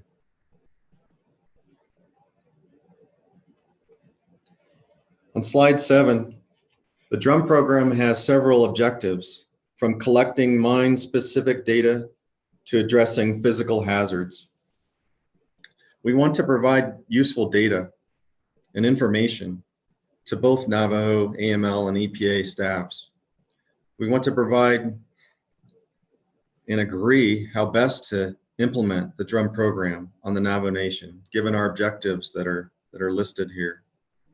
However, I want to cover 2 limitations that we have, and Navajo AML has brilliantly addressed those in their briefing before me. So one of the limitations is we don't have cleanup authority. So we do not have the authority to take on the large cleanup projects that you might be accustomed to with US EPA, Ortronics, Freeport, or other such partners. We're only able to do safeguarding, and I'll touch on that some more. And that is also something that Navajo AML addressed. That is the immediate hazard, the physical hazards that are on these mine sites. Until you can get a cleanup or remediation project in place, this is important work, and I'll touch on that some more. Second, we are only sampling the mine sites once, and superficially, only on the surface. We are not following migration pathways as one may see in a cleanup action. So I've mentioned a little bit of what we cannot do, but let's talk about what we will provide you. Through the inventory of these mine sites, we'll be able to provide you the data and some risk screening results that can be used by Navajo EPA and US EPA to provide current and updated conditions, which may justify changing priorities or place a new sense of urgency on a particular mine site. Under their circle of authorities and partnerships, Navajo EPA and US EPA can further pursue cleanup related actions based on DRUM results. Although legacy management does not have cleanup authority, the DRUM program can address the physical hazards in the immediate, while the lengthy processes associated with cleanup take place, with the Department of Justice assigning portions of responsibility to all parties involved. Ultimately, the DRUM program cannot succeed without the collaboration of its partners. On slide number 8, the DRUM program is collaborating with Navajo AML and EPA and US EPA Region 9 to define what I call the universe of mines on Navajo land. Even though US EPA and DRUM approach the numbers differently. US EPA tracking claim numbers, and in our DRUM program, we track mines. We will not leave a mine unaccounted for. Just want to reassure you. We will come to an agreement. We will ultimately inventory and safeguard the unfunded mine sites, as they are not already tied to a cleanup action. We will also inventory the orphan mines, which have no associated purchase record, that are on Navajo land. But it's safe to say that these orphan mines, even though there was no purchase record, they were most likely related to defense activities. So we will take a look at those mines while we're there. We will also inventory the mines that are of US EPA interest, that are within a 1-mile buffer zone surrounding the Navajo Nation. These mines may be tied up in Campaign 1 or Campaign 3, whether it's on public land or on private land. But we will address those as quickly as we can, and hopefully during the same mobilization as we head to on Navajo land, we can take care of it at the same time. But each has different access requirements to them, but we'd like to do that.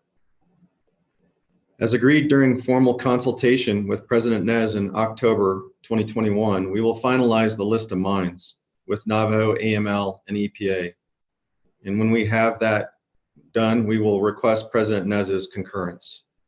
And that concurrence will serve to define the scope of work, or our workload, on Navajo land.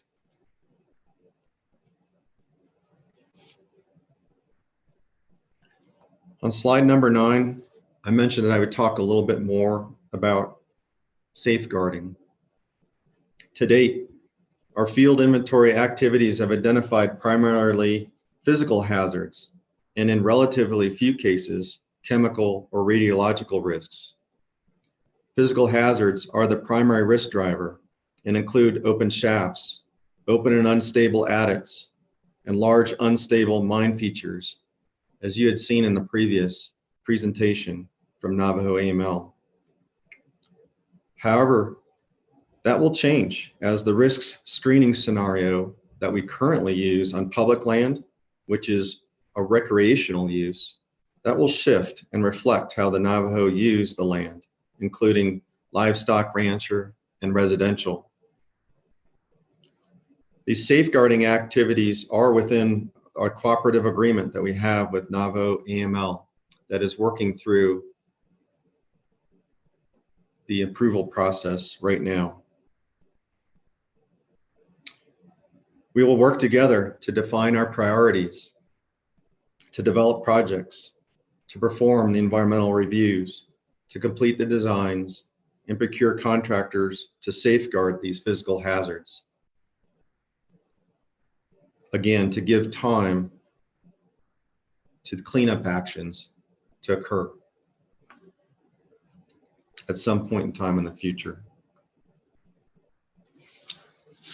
Slide 10, here are some examples, and you saw some from Navajo AML's presentation as well. You'll notice the Peggy and Annex mines there in Colorado. And we're also amidst safeguarding Haystack 2 mine on Navajo land. That one specifically, we were contacted by US EPA Region 9 and Navajo EPA for help in early June to see if we could address the hazard. Our DRUM team conducted a field assessment with US EPA, Navajo AML, Navajo EPA, and one of our companies that does safeguarding on our behalf. We call them a strategic partner, Bat Conservation International. We visited this site on June 23rd, and the Bureau of Indian Affairs, Navajo region, is developing the NEPA documentation as we speak, and ultimately, Bat Conservation will perform the work, is standing by to perform the work.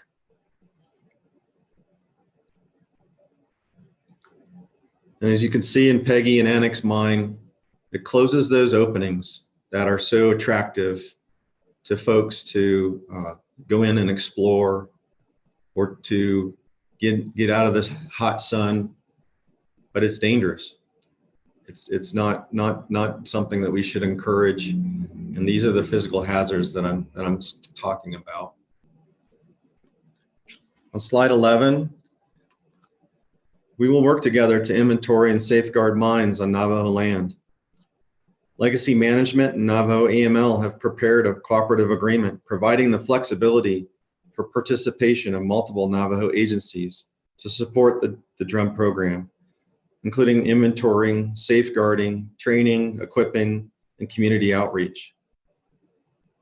The agreement is acceptable to Navajo AML and as I said, has entered the formal review process. Our goal is to work as partners to provide a valuable service to the Navajo Nation while recognizing Navajo cultural uses of the land, principles of Navajo fundamental law, and adhering to the objectives and mission of the drum program that's been bestowed by Congress on our organization. We are looking forward to working together with the Navajo Nation and continuing the excellent work completed by Navajo AML in the past, as you saw in their presentation.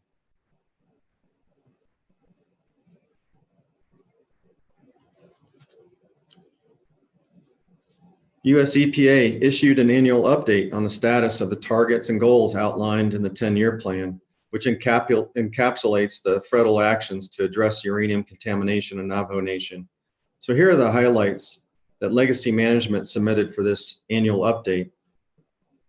First, Legacy Management is working with the Navajo to secure rights of way and institutional controls, which will hopefully reduce response times on Legacy Management's routine long-term stewardship activities.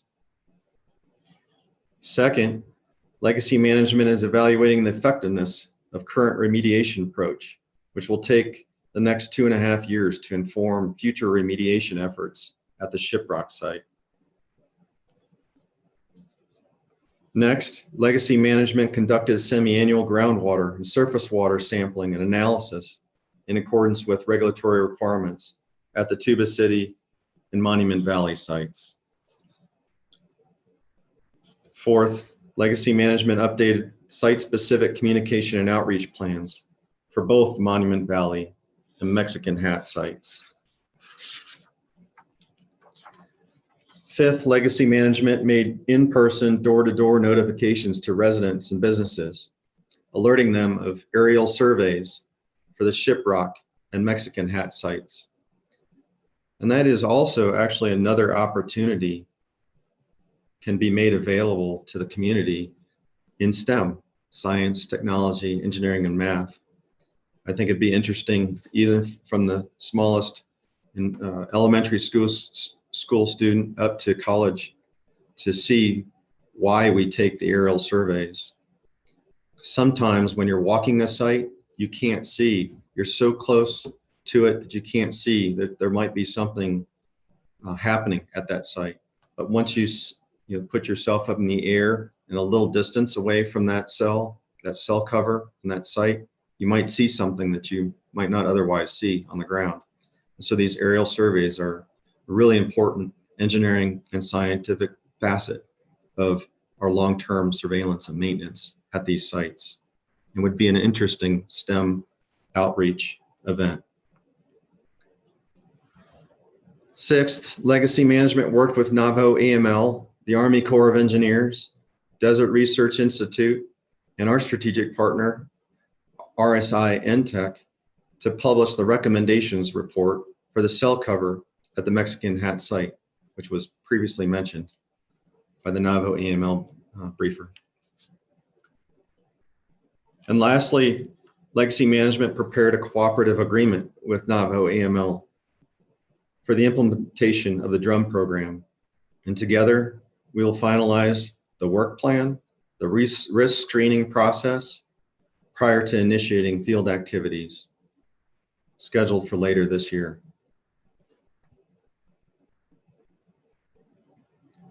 In closing, Legacy Management has worked with many organizations to meet its primary mission to protect human health and the environment.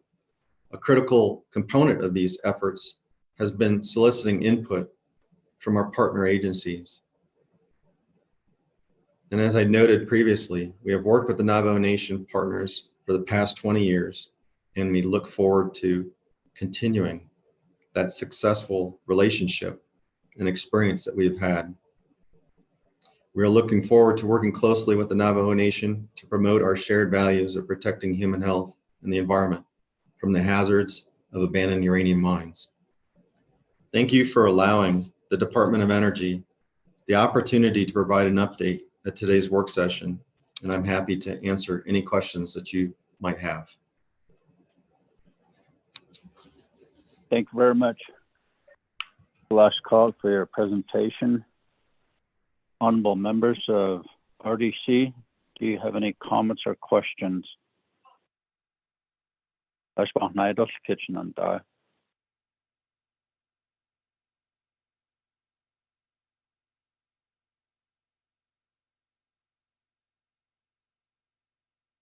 hear none. Thank you very much, Mr. Glasscock, for your presentation today. Certainly appreciate it.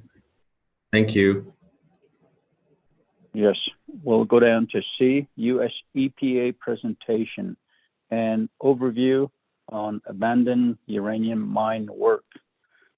This will be done by Mr. Will Duncan. You have the floor. Thank you, Chairman Nez.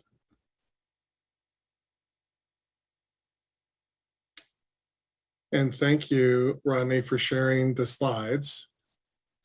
I want to first start off with expressing my appreciation to Director Shirley, as well as to the RDC committee members for hosting this venue, allowing us to provide this update to what US EPA has been working on over the past several years, and providing an update to the 10-year plan. Next slide, please.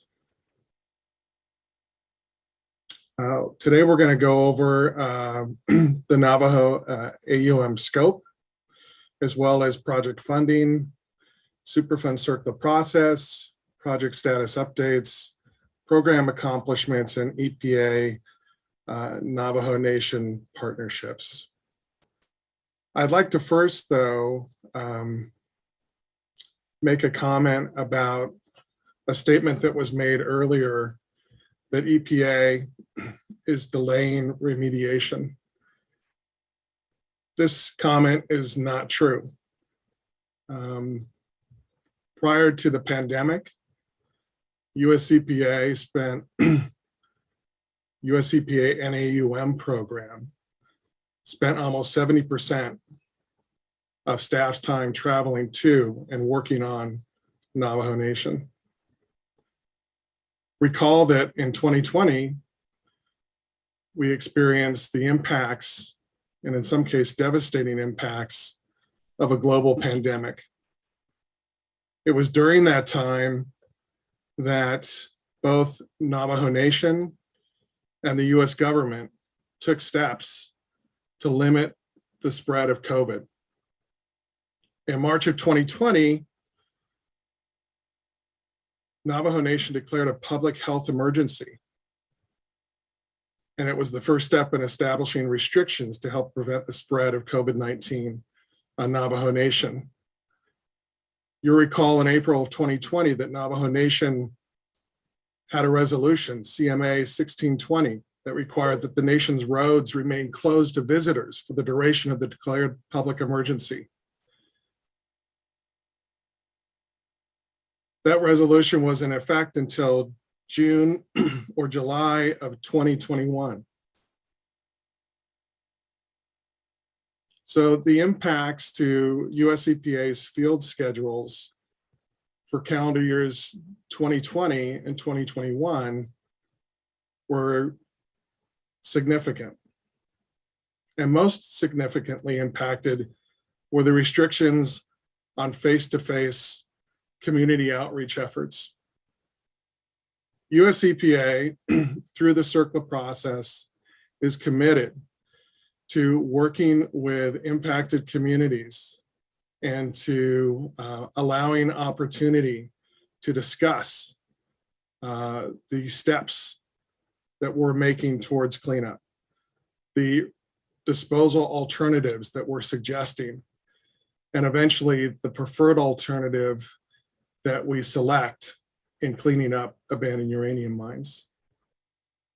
To move forward without having those opportunities to engage with the communities that have been impacted, as well as with Navajo Nation leaders like yourselves, would be irresponsible for us to do. And so as we move out of this pandemic, and we are currently making plans to do more work this field season, I just want to make sure that everyone's aware that EPA is not intentionally delaying remediation of abandoned uranium mines on Navajo. I myself have been involved with Navajo Nation environmental issues since the early 90s. I led efforts to do contaminated structures cleanups in 2008 through 2011. And in 2015 was made a section manager for the first tribal lands cleanup section in Region 9.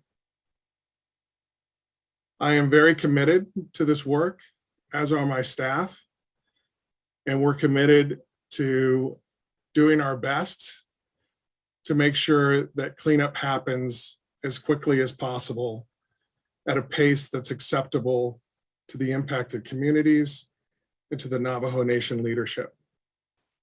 And I'm open to discussions today and in the future on how we can strategize about making those cleanups happen quicker. Next slide, please. So yesterday, Mr. Yazzie with the Navajo Superfund program introduced this slide, which is a really good picture of how spread out abandoned uranium mines are on Navajo Nation. We're all aware that Navajo Nation is about the size of West Virginia, 27,000 square miles. And these mine sites are spread out throughout the reservation, making the logistical challenges very unique and very difficult.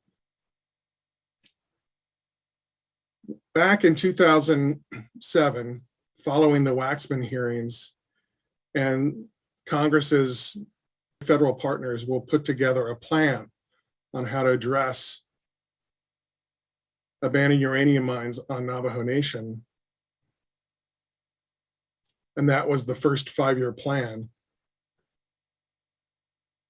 Navajo Nation EPA and US EPA began to strategize about how to address so many mines on Navajo Nation. Clearly, we were going to need to prioritize.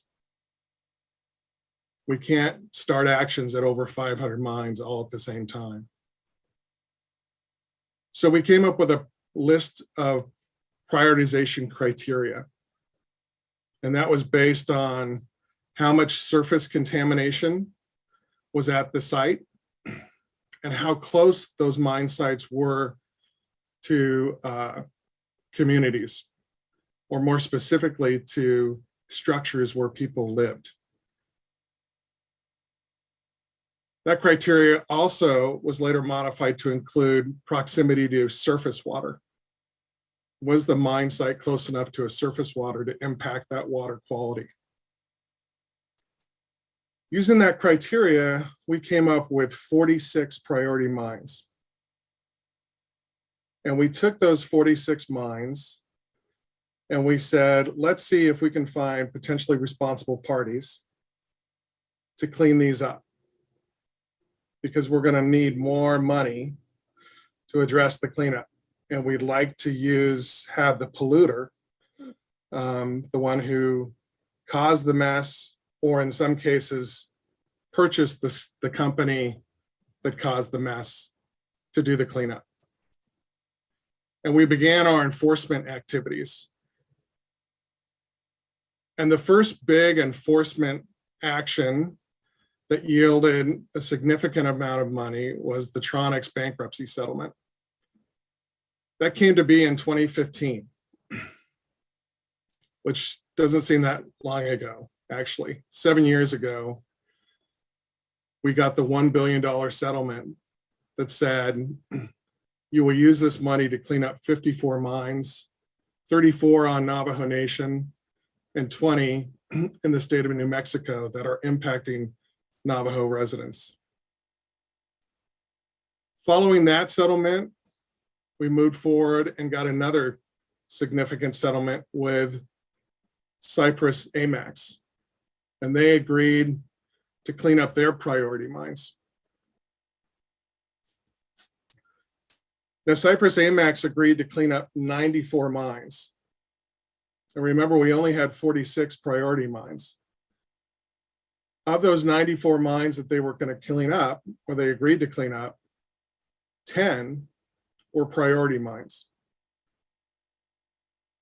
So when you hear us talk about the fact that we have funding to move forward to clean up 230 abandoned uranium mine sites on Navajo Nation, that is primarily due to us leveraging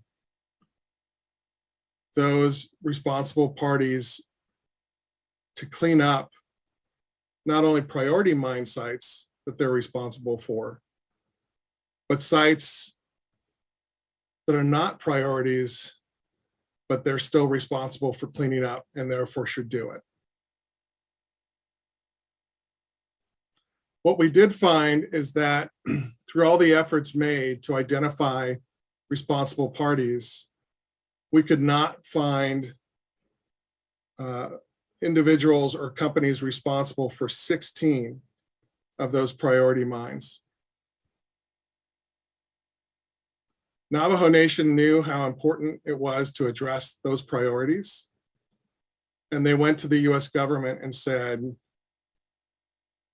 we think you should go ahead and pay for these cleanups. The US government agreed to do that. They funded the assessment of those 16 priority mines, and that's called the Phase 1 Trust. The Department of Justice settled with US or with Navajo Nation on behalf of the Department of Energy and the Department of the Interior. They gave a settlement in the form of a trust, and a trustee was appointed through efforts by US EPA and Navajo Nation, and they took responsibility for assessing those initial 16 mines. A second trust was put together in 2017. And that trust addressed cleanup of those 16 priority mine sites, as well as the assessment of an additional 30 mine sites. And that's what's known as the Phase 2 Trust. So the trustee on Navajo Nation is responsible for assessing and cleaning up the 16 priority mine sites, as well as an additional 30 mine sites. Suffice to say that at the end of 2018, we had agreements or settlements in place that allowed us to move forward with the assessment and eventual cleanup of 230 mine sites on Navajo Nation. And we did, And those mine sites were established through leveraging the original 46 priority mine sites. So next slide.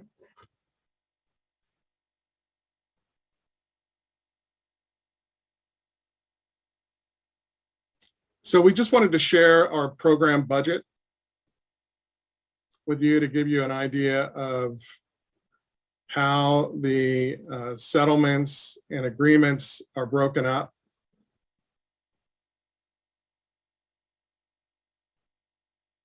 And so when you hear talk of the $1.7 billion worth of settlements that US EPA has, these are all broken up amongst different responsible parties and settlements with responsible parties. And it's important to remind everyone that in addition to the US government funding all of the trust settlement, funding more than half of the settlement that Cyprus, AMAX, and Western Nuclear have,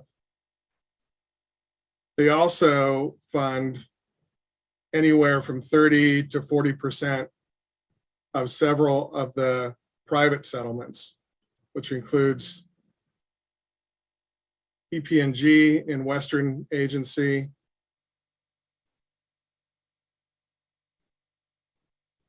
and the NECR mine site with UNC and General Electric. You'll see though that EPA, in most cases, is either the lead or has an oversight role. And when we have an oversight role, it's the responsible party, or the trustee in some cases, who are doing the hiring, the writing of work plans, the implementation of assessment and cleanup work with oversight by US EPA and Navajo Nation EPA.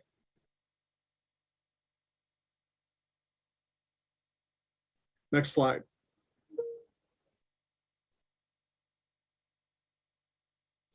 We also wanted to share that we have committed to providing funding to Navajo Nation partners in this endeavor to do this cleanup. Since 2016, we've provided, through cooperative agreements and grants, over $4 million to the Navajo Nation EPA program, specifically the Navajo Superfund program. We provided $2.7 million to the Navajo AML program, and we provided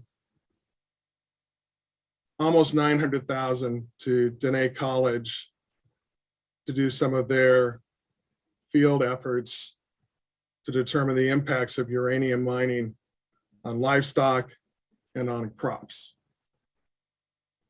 So this slide is mainly just to demonstrate that US EPA is committed to funding partnerships with Navajo Nation agencies and universities, colleges,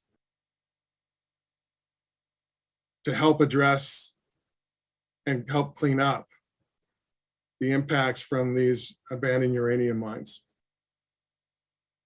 Next slide.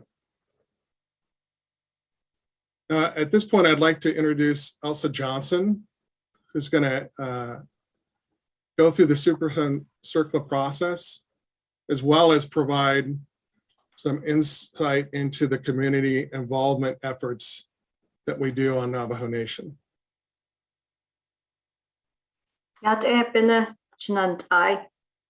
Chairman Nez, do RDC members, Mr. Herman Daniels, Shinai, Shitsildatsman Lila, this is Lana Bashichin, Ado, Delegate Walker, Sitsile, do sto ya, ki Ellen Begay Jr. Shanale, do Mr. Freeland, Mr. Stewart, yat Kadoshin or Hida, Behes Anit, as superfun or ya, Ishin Ben Hisashnet or late Adnek etre. I'd say Yanich, Deo Disney, as she hinsle, as a son of Bash's chin, Hanani, the Shinale Dado, Hashkad so eight of it. Let's see it back. It twin jona, no dahanas, Naholi, the easy, Shike, the Asian and his better husband, Force Lake Chapter, Disney, the Trahanash, though he Nikea, starched Latin, the Nache, what Navajo Nation. Beso Yesi Beso Nahashij Black Mesa Mine do Kayinta Mine ad Balon on his tradition Ado Kodoshin Dinkin Dan Nishish Joshin Ben his tradition Naval Region 9 Disne AAD United States Environmental Protection Agency Disne AAD no san ye had it also no none set adon ado to ado di ni man san hot nikita des in o hinanish de nilsen but nanish an khadel ya ko adon red septini khahata Washington the behis ani had the la super foundation, ado circle to hat the Quidditch beha otzi the dana do di janana. Oko the behis ani Washington the hot the kaya the igi kaya hichongi hot ebenasniston he don't need ebony na beil oko AAD Superfund process. Just Navajo Nation, JAD each la. Tsada Sahoe Asago Ebe Navajo Nation the circular process. Ya culture days, net JAD the neck echo, Sahake so the neck echo in Nanigi, Kwaigi, Ajo, Bihigi Yizo. The art in the area start his call. Did that that the initial Haitian responsible party the Kushin has a responsible party, Ado trustee a naki. Call responsible party, EGA Yadi horse Ado Heda the she that's the Benan that is the Natin de go. Or Yana Yisni de Ahat ended to be responsible party ile ko hot an hast ya besindel nishko ya na rede beso bahaleko at say ya chapter house ya be de da winsin de ya hot etati nido tratnas nil do the bebanan ICAC besindel nish Ado the Hajo Bata will add the Aya Yad Ado the Aya the Hashi what chonky stock Kit had a cat a call Navajo EPA do Ado Quay Bata Hilne. The kid in the Aya the Bebanan a grazing official ya stop a Sahid Leto Stahilne. Did Narage Aja Kuchugo ya the caution had the skate la a call ya as not that at investigation that the Kaigi Benina yad o Hashi Kwan Kedat Benido the home site list the Holonido grazing permits and they so see Johala Kwan ya as not that jatole 8 o baby Ishail in Donald sauce baby sauce it's not that jatto listeni ya established is jal in Ado ko ya the access agreements station in the it's what not lato a bikedo a ya that resource survey station. Ko edi the coaching dingo that's has ango a ya ajut arsenal insa jo e quaigi ben nache on stost e don ligi behosi. Ko the water sampling station. Tobe jahada sa the ka nahal tio i basa jo nahal tini na sagi do I see that the behozunda that le it's the day basa ado that oh now just jo hot jo di na tilo nini given na din sampahol do ko in han his behozunda le ado do ya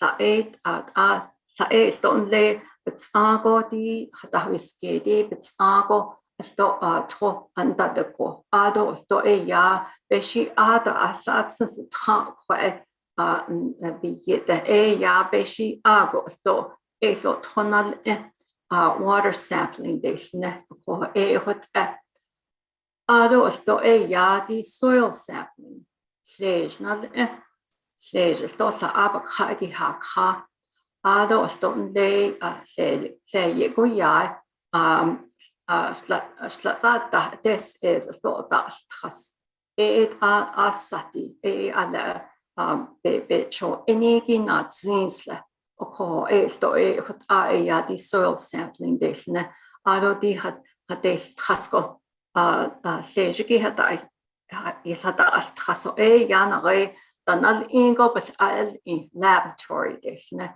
esto ana hodet na ado sto ya do an hide kayatri ida le choshiyado tego hol not akita beta holni ado ti uyina atlo the ket inigi beta holni ko sa endangered species desne asi pasti ado di bez ani ya be ba haya jo enda is chi of donde asana hagodan hits didn't dal khahi in hits asada nachagon hits a ye oko ado sto ya di cultural survey desna di de hata scared ha yet the nago hashe kadat ado ako esto the night kitla adnek as night kit khala di askita konkreta hat enigi hashin so ayob eta hosen sahona tahaga de kita sahoya sanata de sahoda ya ahoda ya di abahastion has on jo that have belhosen ko ado sto edo kon hashin dashista konta hotel edo better hosen arjun apetit cultural survey or yeah ko edo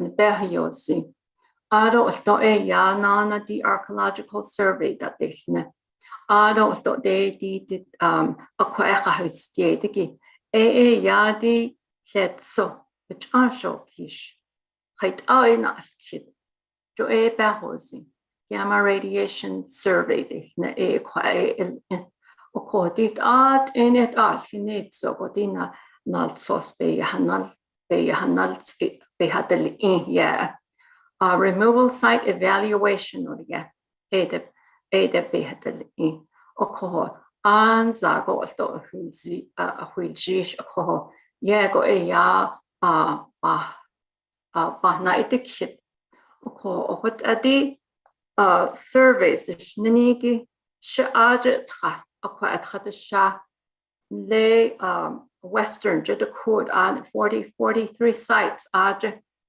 trata sha aron le tsepi into skaide 12 sites at any other trati yado sato ya di surveys igi do ishishanan stande she ya shpeldos ila olia aro kwa hitene dinal so yo thaigi jobe besna deshne dibeni na an zago hadjish not kako. Ado dit ya ne jo water sampling, soil sampling, cultural survey. Jo hajo bebel hannet the neck at jo it do teeth a call bebel hajil now sani sweetan a ya uhil dan nita. O call jo halapi and the kaya yos chios. Halapi and the kaya yes tito do nitsen.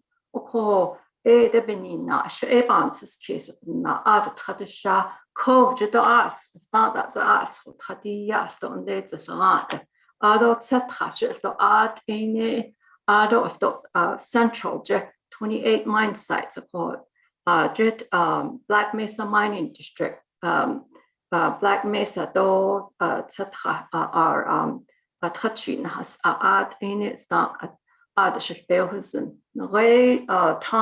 Thomas Begay, number 2. The Evelyn at City, Hasha Aj Tachi Do Shinale Evelyn. Oko Al Ya the Tadisha Haladish Ne Job Babies Nashnet Dolis and Suno. It's not at their Shisher sites door shit regions the Aj deep western door, north central door, northern regions out in Ayo Tadisha Ado di not Abasahas Ango chapter houses go to Ado Adeya the next finish issue a meeting station Jodis to a other resources do the access agreement station Hajod never hajid ne on the chapter houses there Adeya the informational education meetings Lady scale Chigoda, Strada scale Chidota, Ado, the net ice up in the wheel.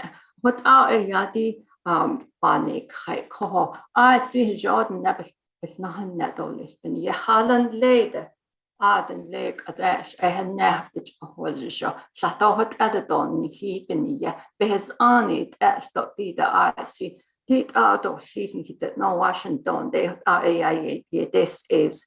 According quest resource surveys at all in a Saho Jonita Sati the Oya Bast, Saho Anahas, Saho Aya, Dijodi Navajo ML Shango, the Koshi Aya, Saho Ada Dish and the Aya Dada Dish J. Ado what the house that Saho that.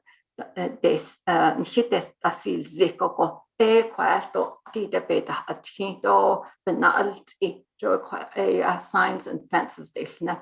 Oko Shala Herman Daniels, rock door number 1, November Yada, Le Huyata, did it, said so, such a job, they don't say such a job or quite a vendassi or a day what else though. I don't nas na hold you show it art in it nas car behayos nadi I don't think it's so quite naskidi not kidigi a digi the art in it that he hit so a removal site evaluation is ne a the hadel e Ado e banan snaka tsda yao na yude tanko did a hashin yudan sonal sauce behind de I see the yao aja ben yet just de yago e ya has bells and okoho e ya did ado did the contractor dan lini ada dindas kaigi ado e ko en hisi handai cha e ya dan ni Ado Navajo EPA do sato hala jo e bit Navajo Nation ya e ado saton halsad oko de niltra e yonan ado sto yo zago huiljish did removal site evaluation report station no ado sto nana de contractor e honne ado US EPA do honne Navajo EPA the honne di it art any hut ani tratnals adot an de niltra Kui Adamo Aya Daniel Trap, the best behind Nabi Jacoho, Ado a did the Saho, that is Z that's the coco, data gap station, Ada to I see quite, Dila quest 8 of Did up and yen not of Hansa, a detour, be cage a monument to what she that's a not hit the more that's and they kaidoli, a detohigi. Anza kegi adojol to a yan das cut a lot WD no Cyprus Amax a caution other should be kidney kadolis oversight is na I see be kid ni kado kodobi gato shot or the ya a big it neat in other in niche call. Edin also see it at any bit not leko removal site evaluation igi yad the nadi da decision making this not on not the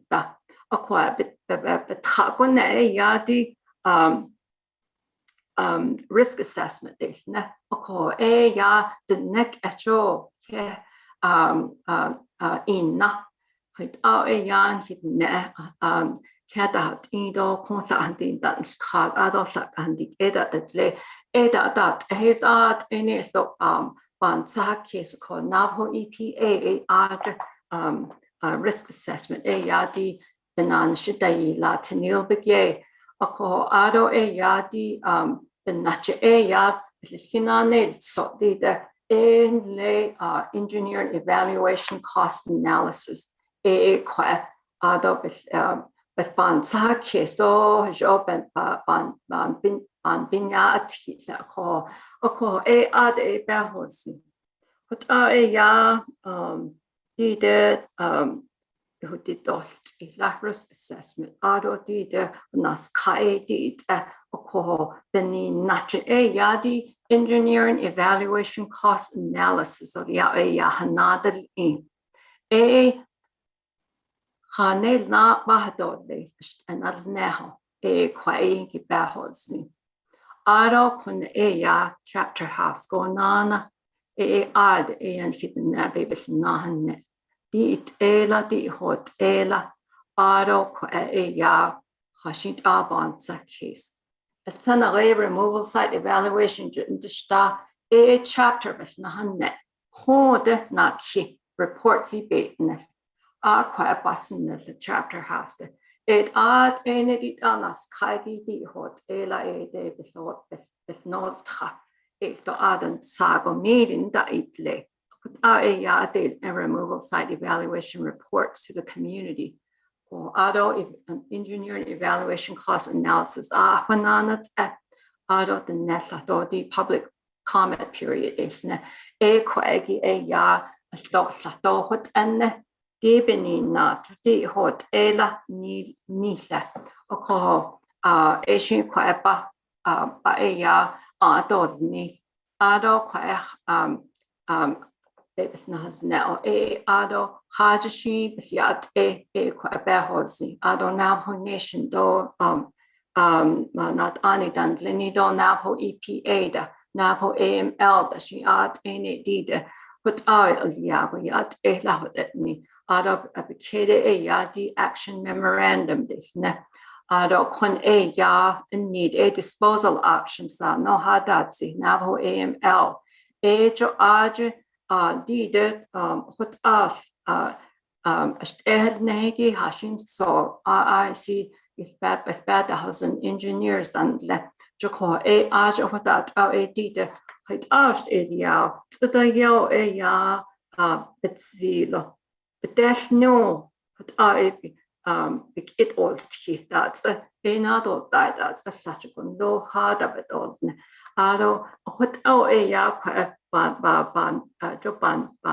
I thought ban yas titol action memorandum be cook hit at all need to design this quake ado ni question yego sato hot ni dolis ado clean up rashid alternatives this it haji shich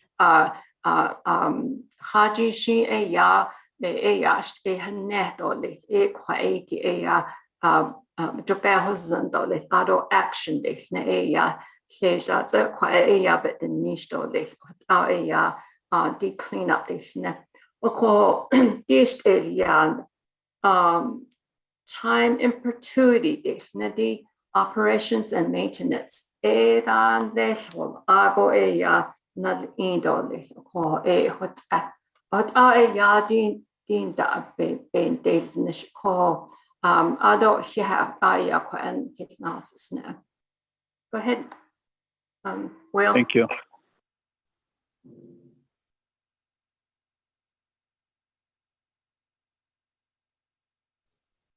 Thanks so much, Elsa. And so, Ronnie, the next slide.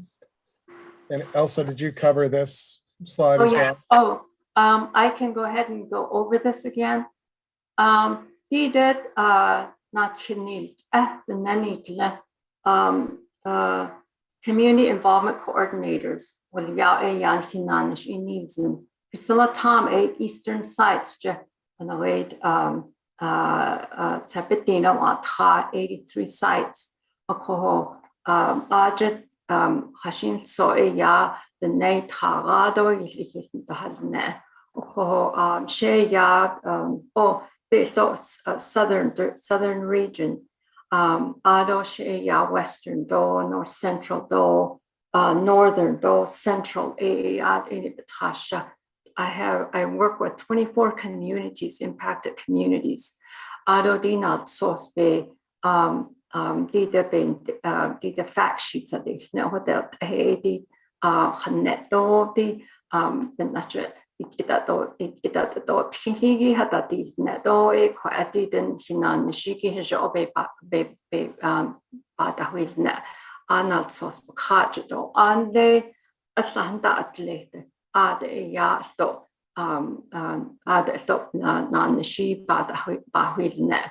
Of course, did COVID nasni de ja what end she virtual meetings, AAD informational, educational meetings, grazing official district meetings go the ado sto yugo Cameron Tachi Blue Gap by the way gap ado nawe Tetra Tosakan what the hot cove add a chapter officials ashon that the nakhada ash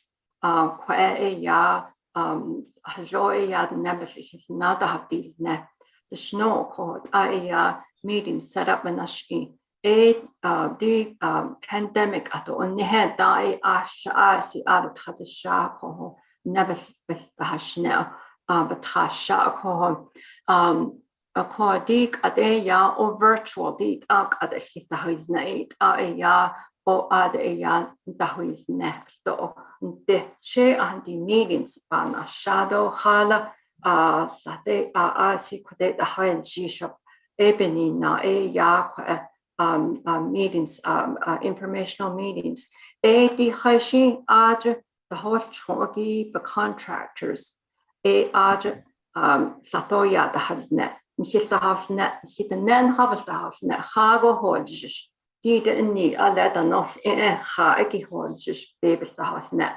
Ado hago AD maps of a cow the AD nuts in a call, a argin nuts the house net. Ado thought Navajo EPA thought Sato and Ado thought a yadi trustee dish, and he thought Sato and a call. A yat on it, any hashing conde, Nishigi, Quashini, Kao, a Yakwa, Nishinanish, date a hagi art in it with Isha days now, a ya days Nishako. Ado thought Nare Cameron, Joe I see done, Nadida. Saho asi di set up khatas ati outcrops station so a naturally occurring dabadi nedona ske that hotat khalabin nishin kaya di the nabikaya said so ye had it said jin ye had it of course the hard on that skate and the jo a bahastio hotat ko jati peso nikipenil nishiki yadi naskedi di ya jo USDOJ hot a hot a ko ebenina ana kiko yadi yaligi chudo is settlements di dot ka aro edo cleanup remediation kodo epic esti ko ende ko onde okodan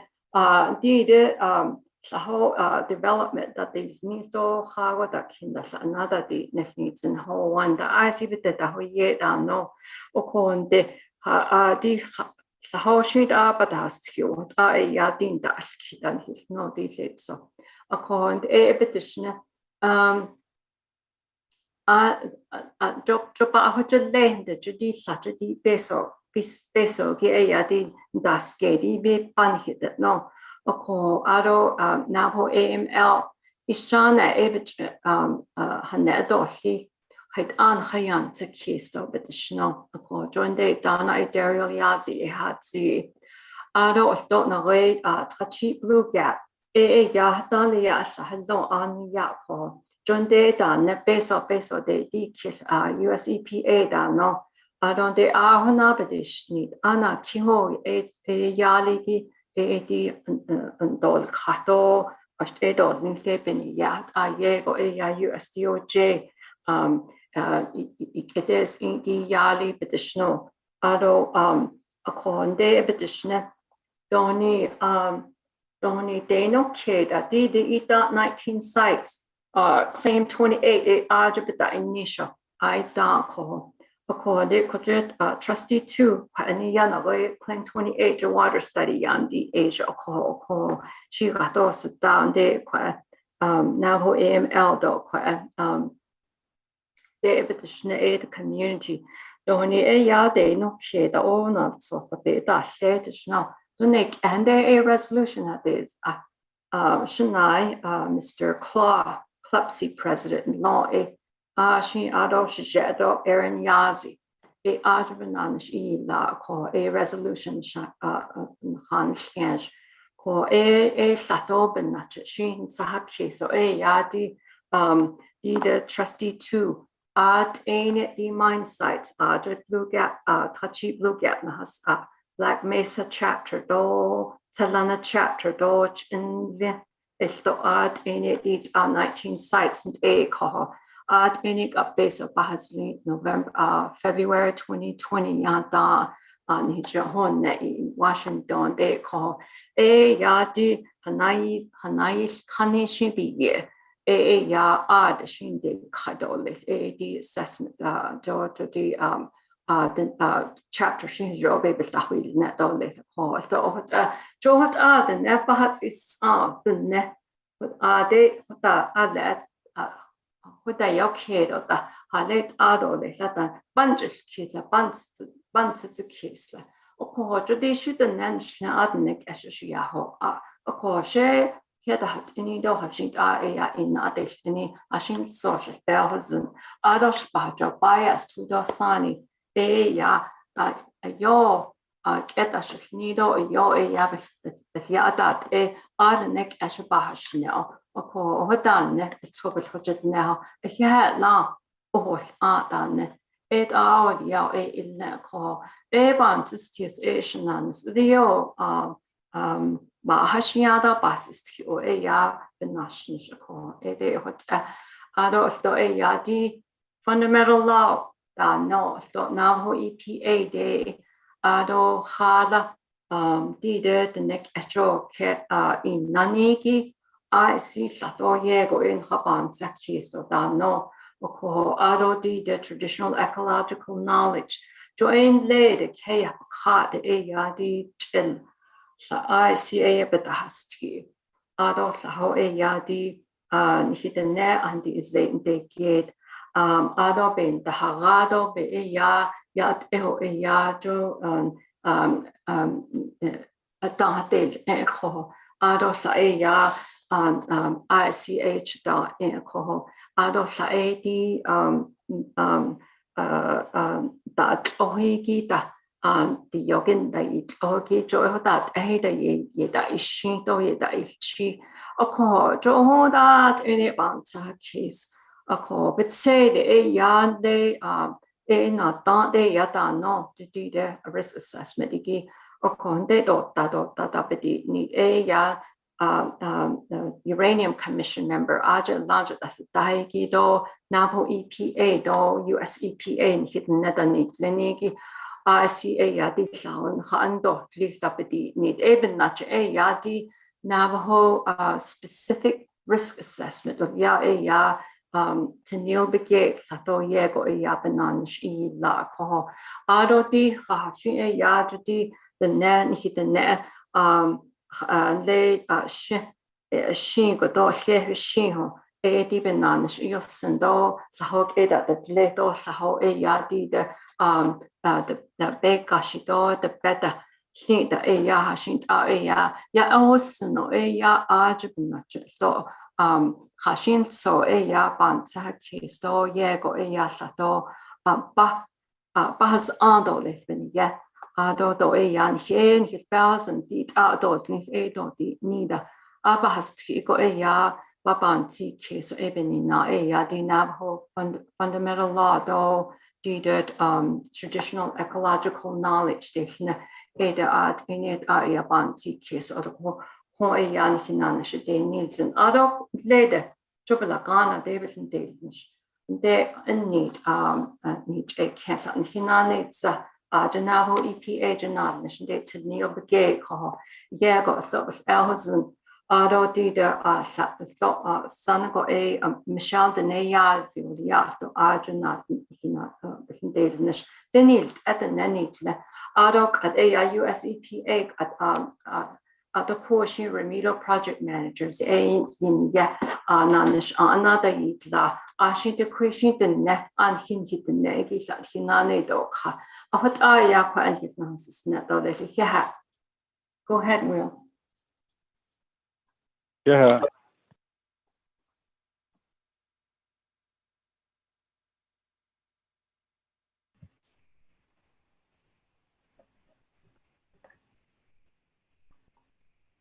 You may proceed. Yes, hello everyone. This is Sona from US EPA. I just wanted to let folks know that Will had to restart his computer, so we might just need a minute for him to log back on.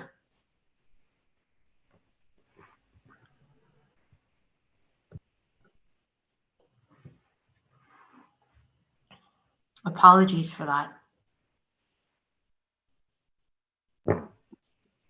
Which slide are we on now? It looks like we're on slide 8, status of the 230 funded mine sites. Okay, thank you. Sure.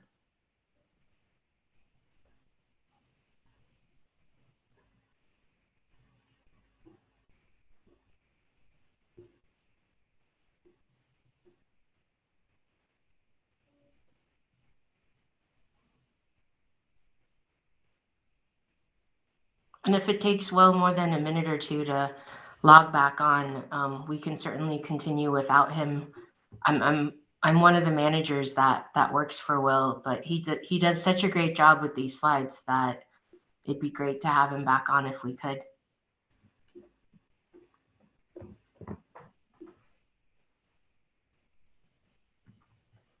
I do have a question for the last presenter. I believe her name is Ms. Johnson. The neck the neck super fun. No, I hate Abba.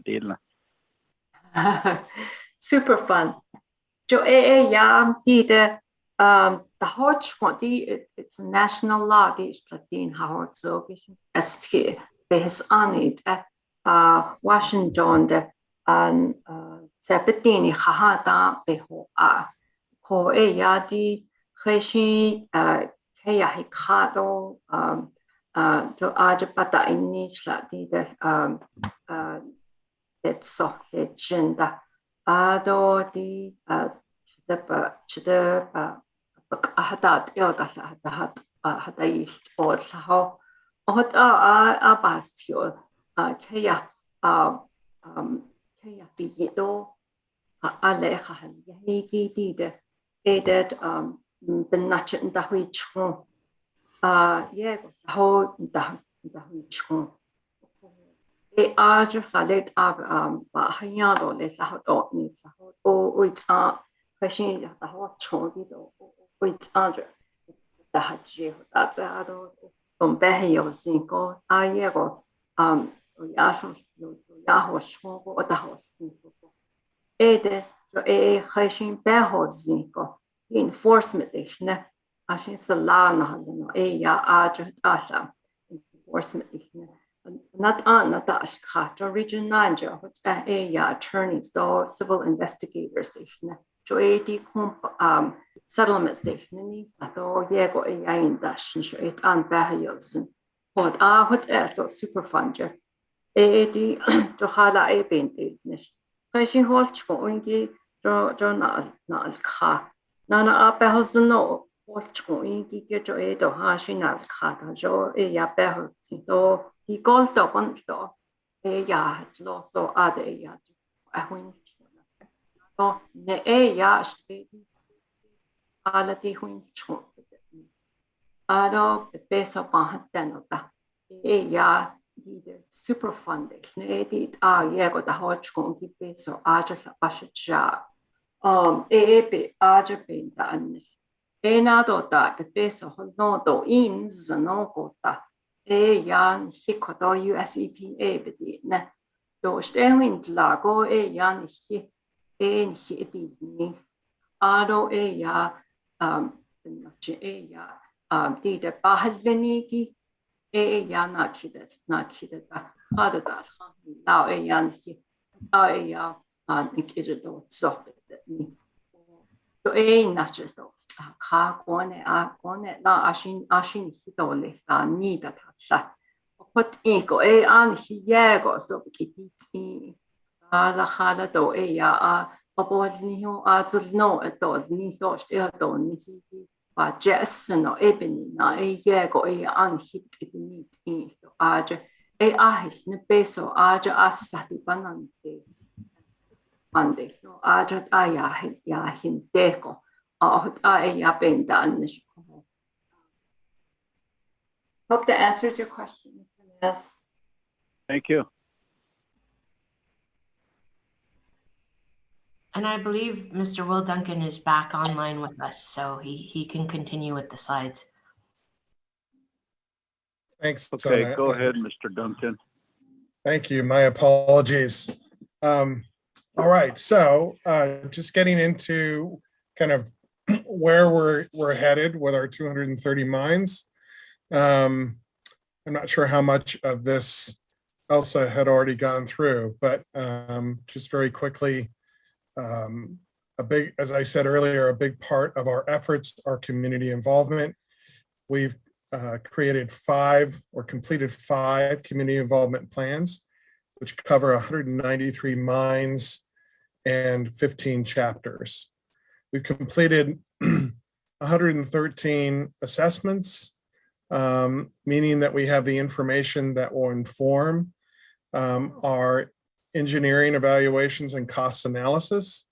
We've also taken action at time critical action at 29 mines, 15 or around 50% of which were at priority mines on Navajo.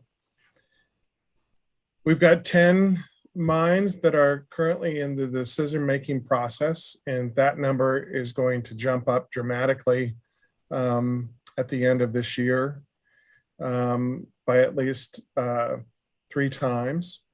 And then we have 1 mine site, the NECR mine site, that's in the design and cleanup phase. Next slide. So this is just a little less busy of a slide based on the one that we showed you earlier that showed all 500 and over 500 abandoned uranium mines on Navajo. We've taken a map that shows the AUM regions, and then we've put the number of abandoned uranium mines in each one of those regions. And what I'm going to do next is just take you through an update of each of those regions and let you know what we're planning to do this coming field season. I'm not going to spend a tremendous amount of time updating you on what we've done. I think Mr. Yazzie from Navajo Superfund program did a really good job of that yesterday, but I'm happy to answer any questions if you have some about our past activities or about what we're planning to do. Next slide. Thank you. So starting in the Eastern AUM region, we have funds available for 22 of the mines, or about 26% of the known abandoned uranium mines in this area. So 11 of those are under private settlements with responsible parties. 8 are under the Tronic settlement. And then, of course, the trust settlement is responsible for 3.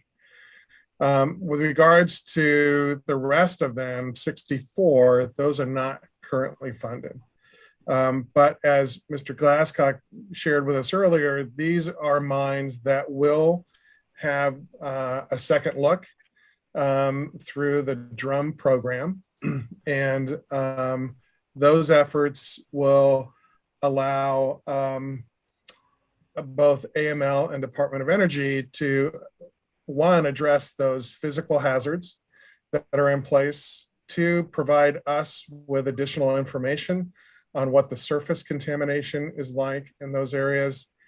And then 3, if it appears that the stability or the nature of the abandoned uranium mine has changed in a way that would raise it in the list of priorities, we will reprioritize based on that information and determine whether we need to take action out there sooner than later.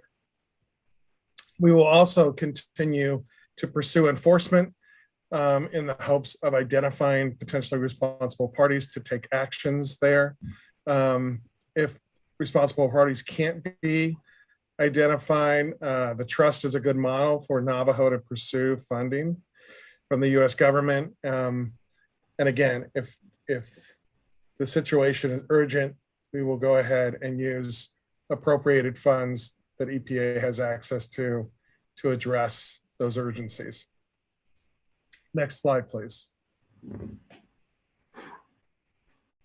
So what we're planning to do this field season is we want to go out and do community outreach and solicit community feedback on 8 sites where we have proposed cleanup options. And that's for Mariano Lake, the Mac and Blackjack mines, the Ruby mines, and section 3233. So our intent is to host public meetings and distribute fact sheets, which will help to educate impacted communities, as well as solicit input from those communities on those disposal options. We're also in the process of initiating a groundwater field investigation at the Quivira NECR site. And so we're in the process of putting together that work plan. It's a stage 1 final work plan. We hope to start the investigations in the summer of 2022. And we're working with Navajo Superfund program to partner on this and make sure that they have input into the study, as well as they will be involved in the field investigation. We're also doing ongoing voluntary housing efforts for the NECR impacted community in anticipation of a decision being made by the NRC in early summer with regards to the license amendment. All right, next slide, please. All right, moving over to the northern AUM region. So in this region, we have funds available to address 121 mines, or 53% of the mines in the region. And again, we have a breakdown of the mines that are funded and under what settlement, as well as the ones that are not currently funded. If you'll notice too in the legend, we tried to create an idea of who was responsible for the mine sites. And so each mine is color coded, and its color is dependent on what responsible party, trust, settlement, or other settlement may be responsible for it. Next slide, please. So in the northern AUM region, we're finalizing assessments at 12 Group 1 Cypress AMAX sites. We're looking to finalize an additional 33 assessments at Tronic sites. We're finalizing the cleanup at the Cove Transfer Station. We're supporting BIA and BIE's work at the Cove Day School. Initiating water study field work at Seta and George Simpson 1 incline in the Seta area. We're also initiating RSC stage 1 field work for phase 2 trust addendum 2 sites. So again, all this we're planning to have happen this field season 2022. Next slide, please. All right, so the North Central AUM region, we heard a little bit about this earlier. Funds available for 12 mines, or 19% of the mines in the region. Again, here's a depiction of who's responsible for the mines. When you see EPA funds, that is for the Skyline Mine, which EPA is currently using appropriated dollars to take the lead on that site. Next slide, please.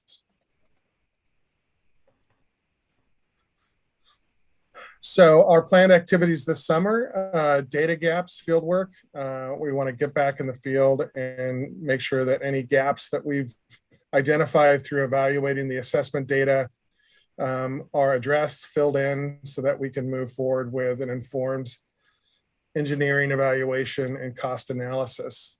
We're going to finalize the assessments at 19 of the Cypress AMAX sites, including the Monument Number 2 site in Cane Valley, and then begin the ECAs at these sites. We're going to finalize the assessment of the Skyline Mine site, and I know that came up earlier in discussions, so we'll have activity out there.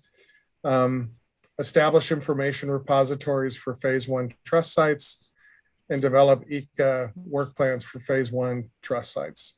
So again, EPA's role is mixed here. In some cases, we're leading these efforts and using EPA dollars to do it, or EPA settlement dollars to do it, or we're overseeing activities by responsible parties or the trustee in doing this work.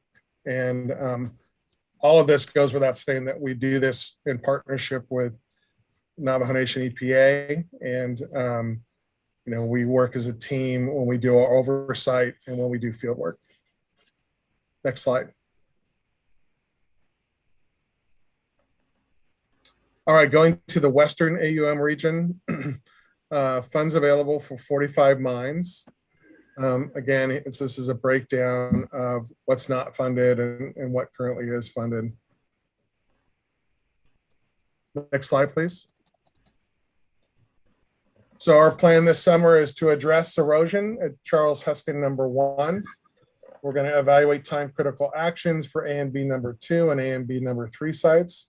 These were sites that were visited by Congressman O'Halloran and President Nez, as well as US EPA and Navajo EPA staff last September. We're also proposing cleanup options for 2 El Paso natural gas sites. community outreach to solicit community feedback on those options as well.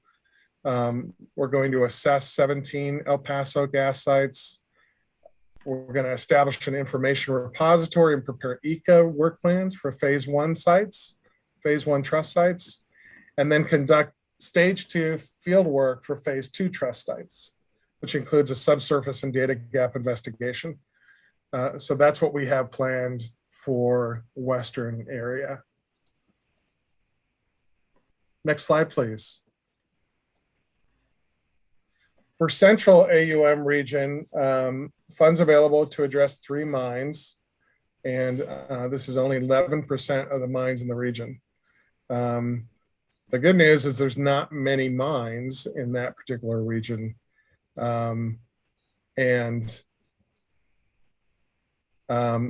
only 7 of those are not yet funded.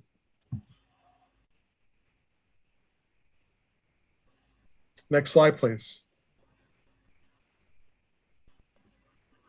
So we're going to assess the 18 remaining Black Mesa mining district sites.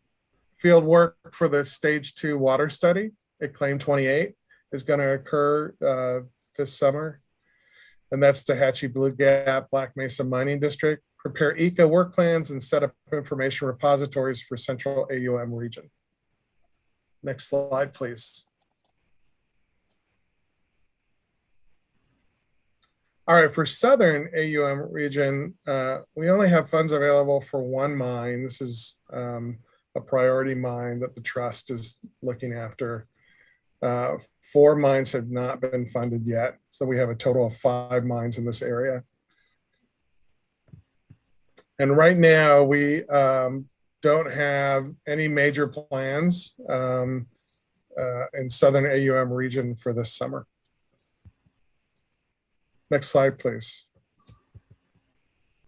So some of the things that weren't covered in yesterday's discussion were some of the program accomplishments since 2020.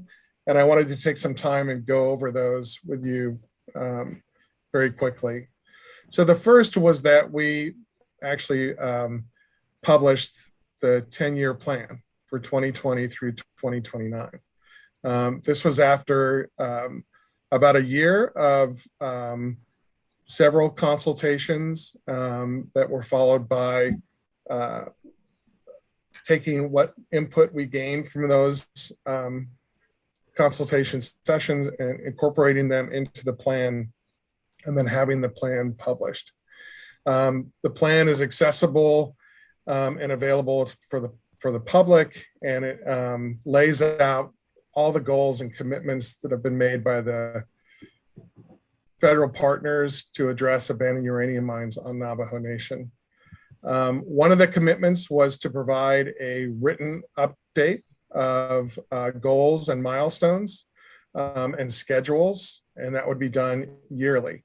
And that written update is being worked on as we speak, and we hope to have it available for publication in late March, April. We've also been doing a lot of hiring at US EPA. And what's most exciting about that effort is that we've been able to advertise, to hire individuals to work at a Flagstaff. And that made a huge impact on the interest that folks have in working on this program. And we're hoping to have an additional 4 folks working out of the Flagstaff area within the next several months. We've also been working on establishing field offices. We have the information generated to establish a field office in both the Flagstaff area, and our hope is to also establish a field office in the Window Rock area. If we can get the office established in the Window Rock area, it'll be the first field office, to my knowledge, that has been established on a tribal reservation in EPA's history. So that's really exciting and encouraging, and we'll have more to talk about with our contacts at Navajo to help us figure out where we could put one of those offices. EPA contracting, the biggest news was we awarded the Amherst contract, which was given to 3 small businesses.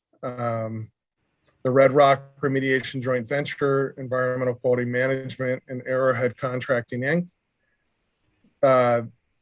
These selected businesses have partner or subcontractor relationships with 14 Navajo-owned and controlled businesses, and 3 businesses that have majority Navajo ownership and control.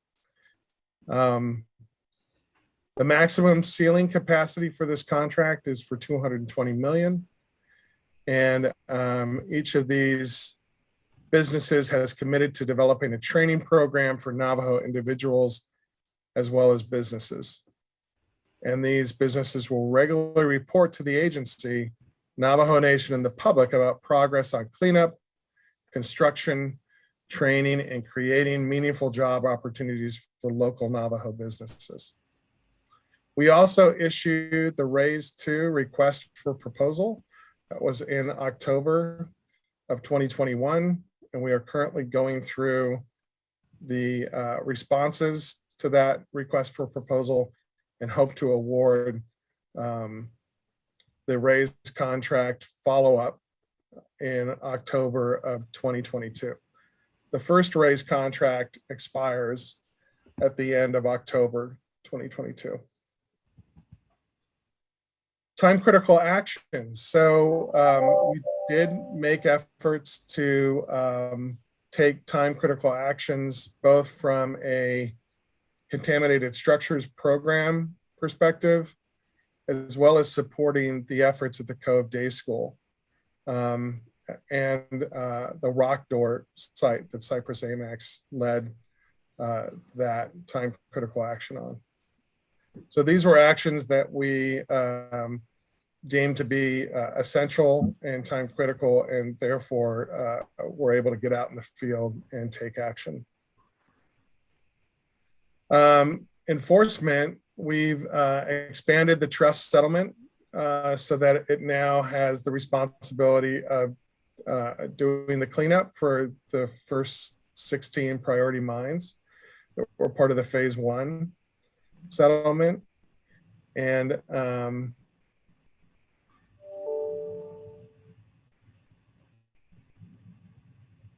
we're also working on the Tronics allocation, which is allocating the monies in the settlement to both mines on Navajo Nation, as well as the mines that are off Navajo Nation, but impacting Navajo individuals.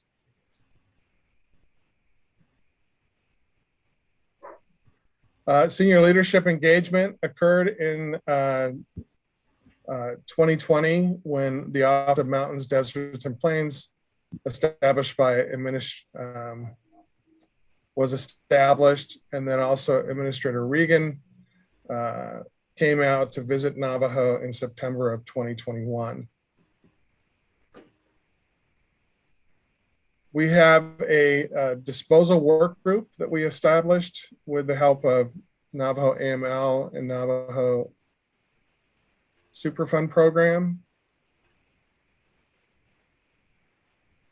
And we also have a capacity building work group, which is in our commitment to help bolster capacity of Navajo Nation's role in doing these cleanups.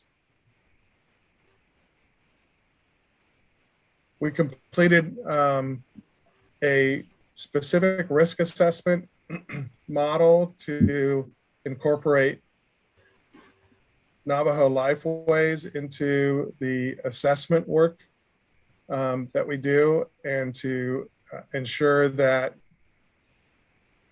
the risk studies that we perform are specific to Navajo people and sites on Navajo.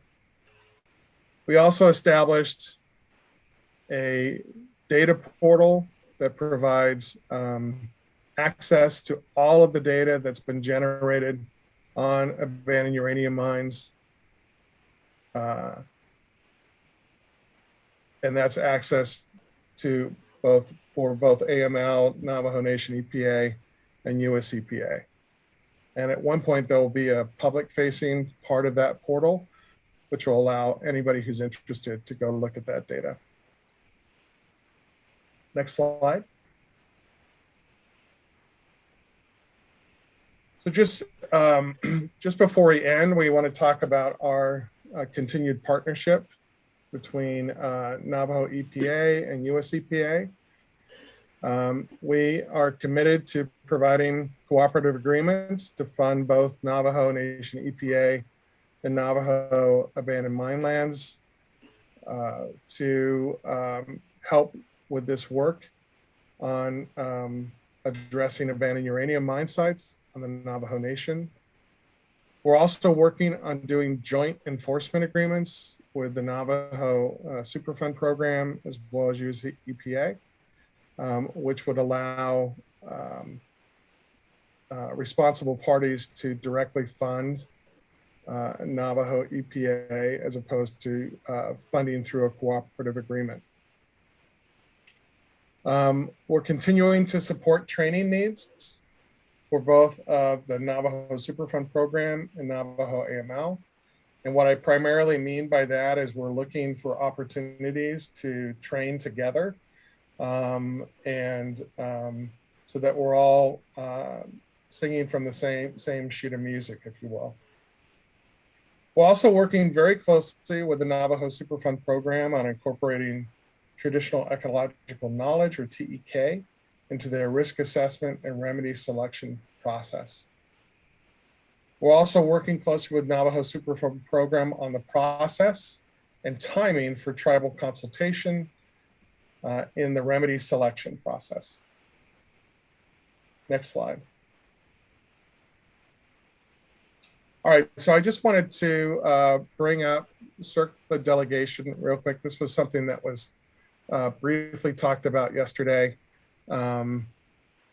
And I just wanted to make sure that everybody was clear on where things stand with the delegation. US EPA got a letter from the Navajo Nation EPA back in April of 2021 asking for CERCLA delegation, as well as explaining if we couldn't give it to them, why. EPA provided a response in May, and basically that response outlined that US EPA cannot delegate the federal CERCLA program to tribes or states. CERCLA does not contain a mechanism for US EPA to approve a tribal or state cleanup program to operate in place of the federal CERCLA program. So we do not have the ability to delegate federal CERCLA. CERCLA does allow for the US EPA to provide tribes and states with cooperative agreements to carry out certain response actions. So what this basically means is that Navajo Superfund program could be the lead for any of these abandoned uranium mine cleanups that we've talked about that are funded by EPA or funded by settlements that EPA is the custodian of. And the only thing that would be a requirement is that they must obtain US EPA concurrence for selection of a response action. So again, Navajo EPA could be the lead. US EPA could pay through a cooperative agreement to allow to fund that responsibility and that role for Navajo. And the only string attached is that Navajo EPA would have to obtain US EPA concurrence for the selection of a response action. And that's typically done through a work plan. So we talked a little bit about yesterday about the MOA, the 1991 MOA. Mr. Yazzie with the Navajo Superfund program brought that up. So the MOA is a 10-page document signed by Navajo Nation past President Peterson Za and all 3 regional administrators from 6, 8, and 9. And the purpose of the MOA was to clarify that moving forward, US EPA Region 9 would have responsibility for implementing federal environmental laws on Navajo Nation, as opposed to having all 3 regions doing that.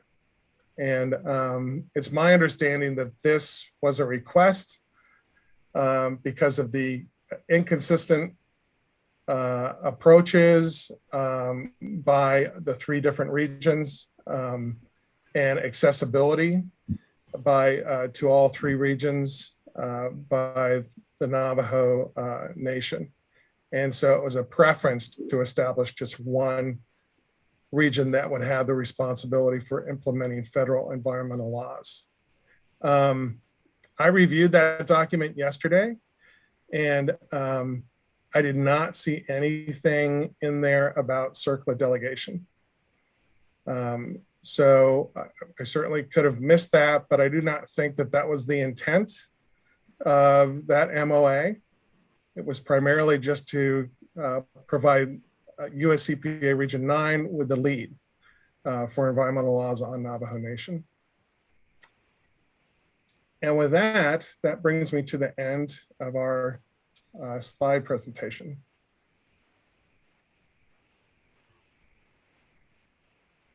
Thank you, Mr. Duncan, and your staff that did the presentation. Honorable members of RDC, do you have any comments or questions?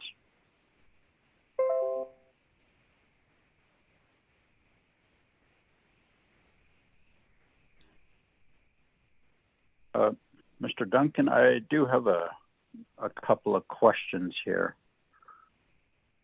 And the first one being, a lot of this cleanup seems to be taking a very long time. And the way the transactions are happening also is taking a long time. What is the delay? And if you all use contractors doing the work, why do you all need to be on site if they're the ones doing the work? And third, what is the specific role, the duties and responsibilities as lead and oversight? And just for your information also, our previous director, Mr. Oliver Whaley, had reported that Phase 2 Trust Addendum was spearheaded by Navajo Superfund and our outside counsel, Jill Grant. Could you make some clarifications on that, sir? Thank you. Sure.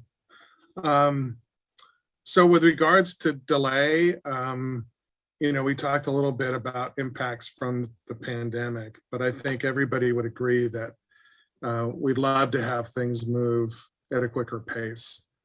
I think one of the challenges ahead of us is the lack of disposal options available to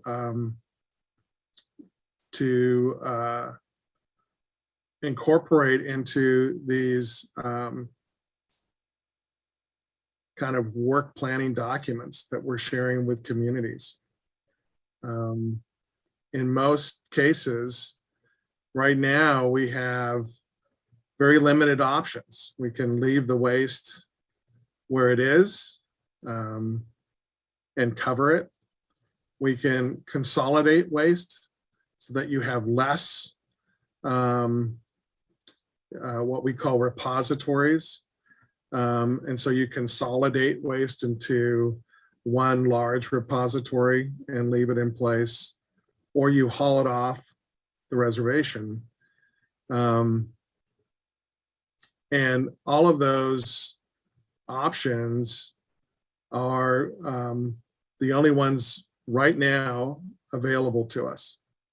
Now, in the disposal options work group, we're exploring alternatives with regards to treating the waste, sorting the waste so that we have less waste to take off the reservation. And maybe that will allow more of the disposal options, the cost of those options to go down so that it becomes something that we can use our authorities to implement. And we've explored some different options with using, approaching Subtitle D landfills, municipal landfills, to see, because there's a lot more of those around in the states around Navajo Nation. And if we could use those locations to dispose of waste, it would cut down the travel time and the cost of doing offsite disposal. We've also talked about land exchanges with other federal partners. But all of these discussions are very much in the infant stage, and they have a lot of baggage that goes with them. People in these other states, they don't want waste coming into their states either. And so there's the whole public messaging that goes with exploring those other options. So all this is to say that we've all been, and when I say we, I mean Navajo Superfund Program, Navajo EPA, Navajo AML. We've all been having these discussions in the hopes of finding alternatives that would allow us to provide choices to the impacted communities that we're going to go in front of. But all of that takes a tremendous investment in time. And that's partly the cause of the delay that we're experiencing. Now, if we were dealing with acute levels of radiation that were going to have immediate impacts to the people who accidentally stumbled onto a mine site or who live nearby a mine site. In those situations, we've taken time-critical actions to stabilize or control the entry and egress onto those sites so that people don't have an acute exposure. And in doing that, we've given ourselves a little more time to try to explore these different disposal options for those sites that need attention, but the attention doesn't have to be immediate. And I think if communities were open to having the site left or the waste left where it was, but made safe by putting it inside a repository and covering that repository, we could move a lot quicker in implementing these cleanups. But that's about educating people on the pluses and minuses of leaving things in place and the pluses and minuses of transporting waste off the reservation. And right now there's no policy by Navajo Nation as to what disposal options are acceptable.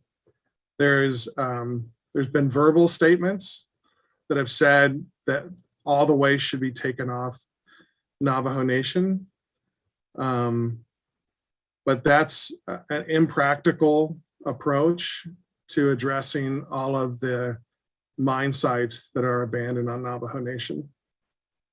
And honestly, in the end, they are mine sites. And so even when you remove the waste rock that was left behind that didn't have the economic value at the time to transport it to one of these mill sites, even when you take that away, you still have a mine site. And so they're always going to be there because Navajo Nation is rich in uranium ore. And the US EPA and the Navajo EPA believe that we can make these sites safe. And we believe that we can build programs that allow those sites to be inspected. And if they become unstable, to be able to fund their long-term perpetuity of operation and maintenance. But we're going to have to educate folks and get them used to the idea that whether we leave the waste there or not, there's still going to be an expectation by us that these sites are looked after and maintained. So that's part of the delay that we're experiencing. Because I will tell you, we have the contractors in place to start taking actions on the sites that EPA is the lead on. With regards to the responsible parties, they have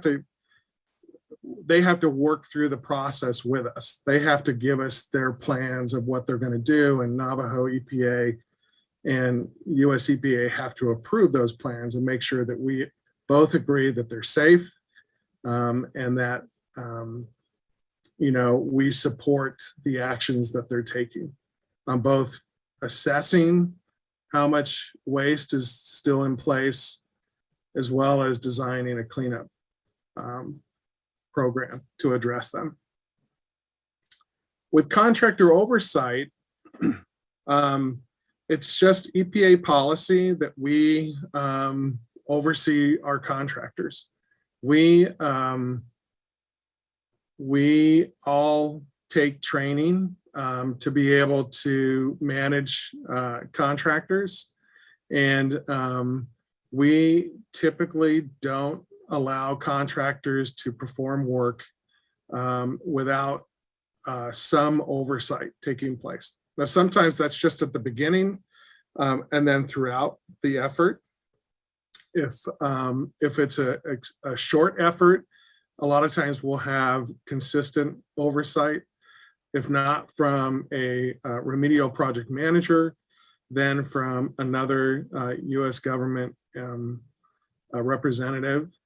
And we also work with Navajo EPA and Navajo AML to help with that oversight. And they are often the eyes and ears out in the field, and they can let us know if our contractors aren't performing at a level that would be acceptable for us if we're not out on site. And then we also avoid situations where, contractors, may take a shortcut. And we don't want things like that to happen. And we're not suggesting that the contractors that we hire would ever do something like that, but it's always better to have your eyes out looking at the work that they're doing. That way we can feel very confident when we go back to the communities and to tribal leaders and tell them that we've done an effective and efficient job of addressing the hazards posed by abandoned uranium mines.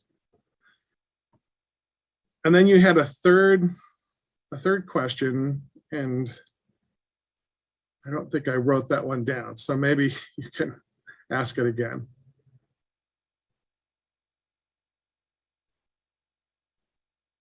I'll just go ahead and go to Honorable Begay.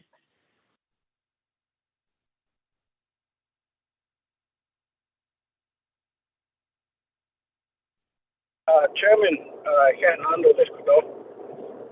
So not that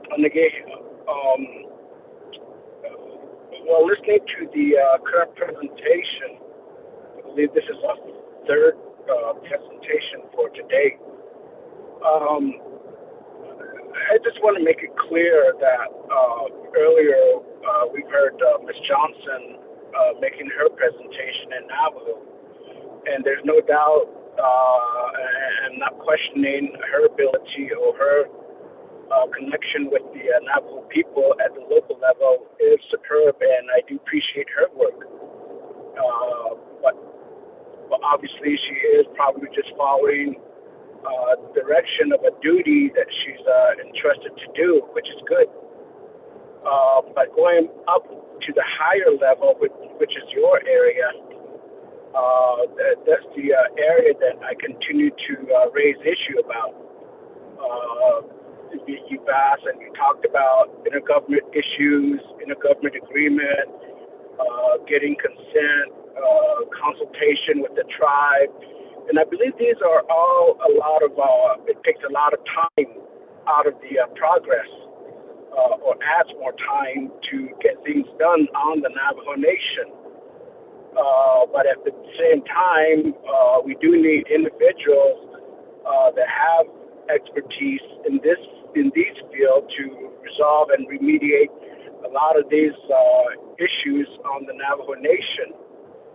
So I think that's the overall position that I have with the federal government of how they continue to go at a slower pace. But it is true that we really can't just push a shovel into these contaminated area and start shoveling it. But it has to be done with proper planning. So again, the notion the process and the progress that I see is much that the final decision has to be done of all people that are off the reservation, making these major decisions, especially when it comes to appropriating funds and some of these decision making without much input by the Navajo government or the local people. I mean, they are given the facts and the information until after the facts.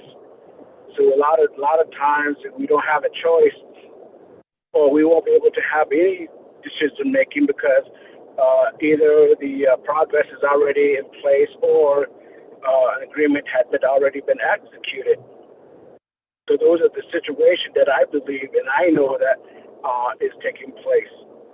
So again, we appreciate the presentation, but I continue to stand my position that our own Navajo people and our own Navajo Nation program, which you alluded to say that the first time that a U.S. EPA office will be established on an Indian tribe. I mean that's something which from your own, statement to show that why is it taking this long, or is it our effort to say that this needs to be done, and finally the federal government to say that okay, let's do this. I mean, why hasn't been done like years ago? So these are the areas that we will, and I will continue as long as I have the authority to speak officially on behalf of the Navajo people and being in the position of a legislature, that I'll continue to raise and push this particular issue. So I believe that we just need to get some recommendation directly from the federal government and the EPA department to really make a position to say that okay, Navajo, you need this, you want to operate in this fashion. And these are our recommendations where we'll continue to provide our assistance and guidance while the Navajo Nation takes the lead in the effort of resolving the uranium issue across the Navajo Nation. So again, publicly, I'm not questioning the information being given to the Navajo people, but the administrative level that is being done off the reservation at the federal level. So, Chairman, I hope that I've made it clear again in English But my statement and my position is Kodo Nidia Miss Johnson Yashki Hot. To Jehan Chab, Miss Johnson, what Egon hit Nandiniki, but Hatavaki, Ajato, Penakita, that Asian non machines and the key to Gate Ida, and the Ado Archie with Evo, the Nandiniki, Jehan. But not the Kodo, Region 9, Plagana. Facilitated the house Kaniki Okodo, the non netted non clay, the inadit needed it up and another sheepness. Joe needed up a hat, see, as well as Abbey had that auto are there with any don't need to take ya. So again, of Kaki Yego should is a bit gay, connect in out with the needle list. Call which you put it on here, so be needs to stop and this way, at the hot 8 on the house, take it, I doubt that I wish that would be the initial this. So, up for a kishi, that's the door to show Bahanana seat of this. So, again, the office development on the Navajo Nation, Niniki, and again, I hope it comes with all the overall operation, not just so that somebody is working out of the office and continue to make direction or make decision making on the Navajo Nation. Again, if it needs to be done through legislation, maybe that's one area we need to continue to talk about, Chairman. Because on the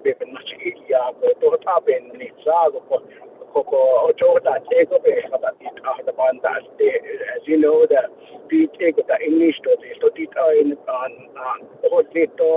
non-Shindikin, South Bagidit, I be not started the dot, Nisoshin, basis, Tanati starter, the little bit Tanati Hatan, so on the office of the Nahan in the Gigi, a Paki Kishi, that's Nasi, the Chairman. Thank you, Honorable Begay. Mr. Duncan, your response, sir. Only to say that, I agree with most of what Honorable Begay has brought up. It really comes down to, EPA in funding these projects. We have strings that are attached to those funds through cooperative agreements, and it's unfortunate, but it's just probably the nature of just how the U.S. government funds tribes and states. And I don't see that as an obstacle unless we have disagreement on the disposal options or remedies that we select, regardless of whether it's a proposal that's made by Navajo Nation or whether through a lead effort, US EPA is proposing this to Navajo Nation. Where the obstacles are is if we have disagreement, not so much as to whose idea it was to do it one way over the other. Even if we were able to provide funding that didn't have the strings attached to it, the Navajo Superfund program or the AML program would still have to follow the CERCLA law, the federal law, and they're constrained by the same constraints that US EPA has in implementing that law. And so I just don't see the final decisions being different. I think the only way to avoid this issue of funding that has strings, i.e. that you have to get concurrence from US EPA when you select a response action, is that you implement Navajo CERCLA and use independent funding to do those cleanups. And then the US EPA doesn't necessarily have a role in that decision making because it's Navajo CERCLA and it's not using U.S. Government monies or U.S. EPA monies. And what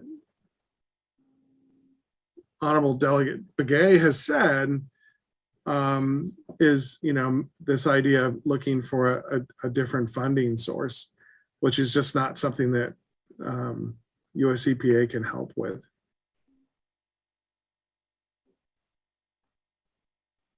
Chairman Naz. Mr. Duncan, are you done with your response? I am. I'm sorry. Yes. Thank you. Okay, thank you. Who is this that's Chairman asking? Naz, this is Elsa Johnson with US EPA. I just could you wanted make to. it brief, Ms. Johnson? Yes. Oh, yes. Naitan kiti hade peso superfund no peso gi tago the environmental excise tax the nido the chitbak and all time de bahat zoto the chemical excise tax the nido ko kayapin that the carbon that that chongi ede based on that law personal. And just real quick, shinale here ki alambige adodi sao real quick on the central AUM slide. The headline is inaccurate. We have 28 mine sites in central AUM region. Okoho ene peso bahadoni ki stock any peso bahadno there's 7 that's not funded. So we've been really making progress in central. The each community is different. So ade la dit nan ninda jo hashit ya the qui ya di hatahiske do hit ya the nansa that case so ishe that is ado so art in it been not ya shitty outreach this net ya nan satonan chicken do but do the coe the hell gisto nada ansto na this is it ya nada as the co nada ansto no the able trasha co yo ya ponet na aqua had the net the neck etcher now. So I see a nasty touchy blue gap, not so day la. Didi ya quanin his in the house of net. Belagana, yesterday you sing his horn net. Did unhin hit the net, the Belagana, yesterday that he I see and he that is other no enough sausage day la coho. A stop with that call. Thank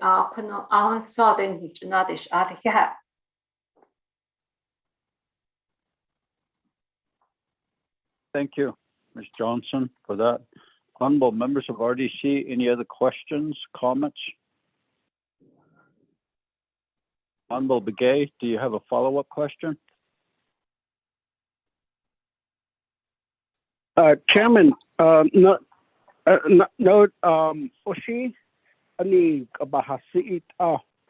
Obviously that the approach of how we move forward. I may be stating these positions or the statements, but it will take as far as from our end, the full RDC, if not the full council, has to make that determination. Called a position statement by Haiti. So these are the areas I believe that could be incorporated into the position statement that we continue to develop with input by the Navajo people. Of course, we need to have the lead be taken by our Navajo Nation uranium commissioners.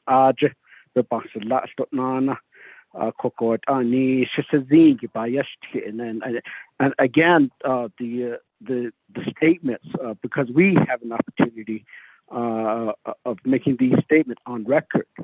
If you go to other meetings, of course, RDC Gil Adita Satado Argent Hidet Edo Abis Nahuil Nebena go edit Alcodo Sato Bahanasato Bahadits Coco in bases either being test case to Gigi Date and Nicodo art in the job case Zido indicate now Zido ECB at the Hobby Bahnas Laki with others Lashido list con resolution Lane Johoto need to educate and need to not continue even after the called Asa Heda to be at the door with a noise Zing go to Quaggy Bast Altaban till Taslesto. I did make some reports and presentation before the Uranium Commission on these particular positions that I've made. Though I even not position statement I give set on also hit allied and I does so yes zila down hit iron sakes to new governor abita til de next to aja. So what I think do banana sit on the chairman have. Thank you, Honorable Begay. Honorable members of RDC, any other comments or questions?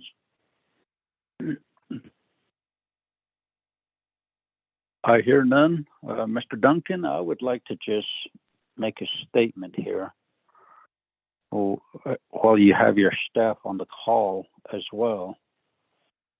3 lawmakers, myself, Honorable Begay, and Honorable Freeland, traveled to Washington, D.C., and we asserted the paramount concern of 500 abandoned uranium mine sites across the Navajo Nation.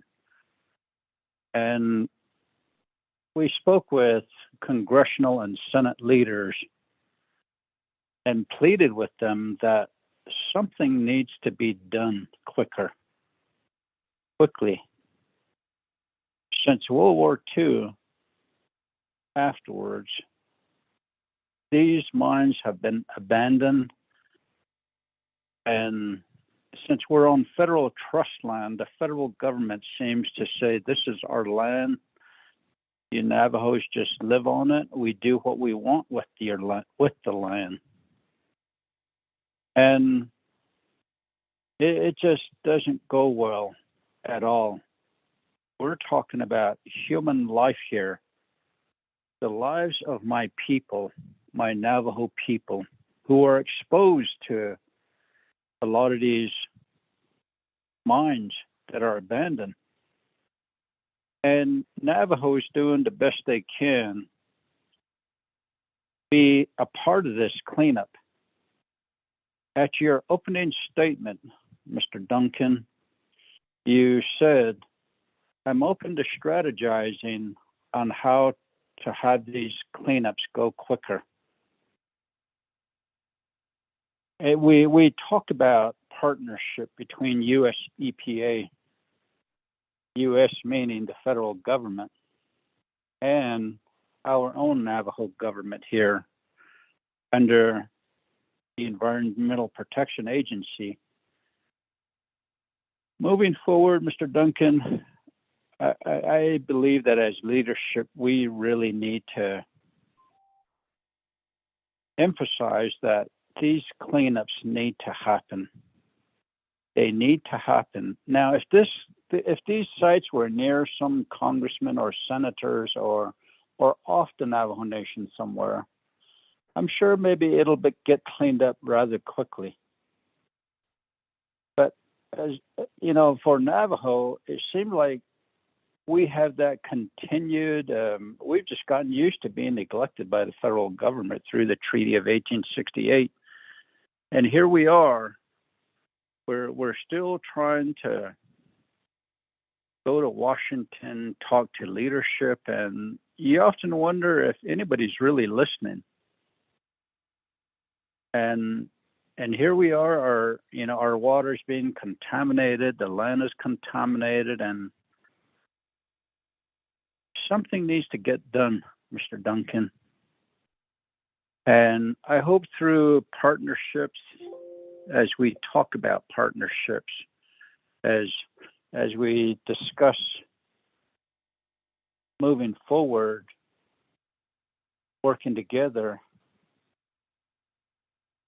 strategizing is a part of it. Let's plan on doing something actively, proactively. We have these sessions, we have these talks, we have these meetings, and 50 years later, we're still here. 60 years later, we're still in the same predicament, and somehow these sites need to be cleaned up, Mr. Duncan. So with that, I would like for you to just make your closing statement, Mr. Duncan. Thank you, and I appreciate everything you just said. I can't disagree with anything you've said.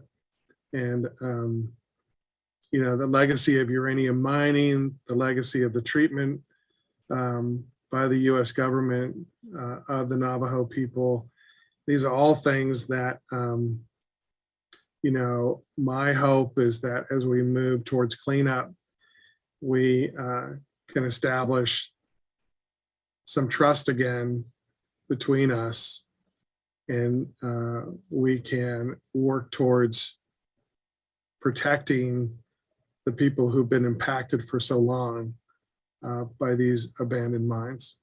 And I am happy to meet with you at any time, either through a venue like this or face-to-face, provide you updates, participate in tours, and do whatever I can to make sure that you feel comfortable that you know everything that is being done to move cleanups forward, and that you have confidence that US EPA is working with Navajo Nation to take quicker action to address this legacy and to have something positive result from it.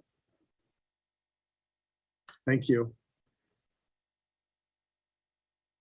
Thank you, Mr. Duncan, and your staff certainly appreciate the presentation this morning. So if you have, moving down, honorable members of RDC, we're on D of the presentation and discussions.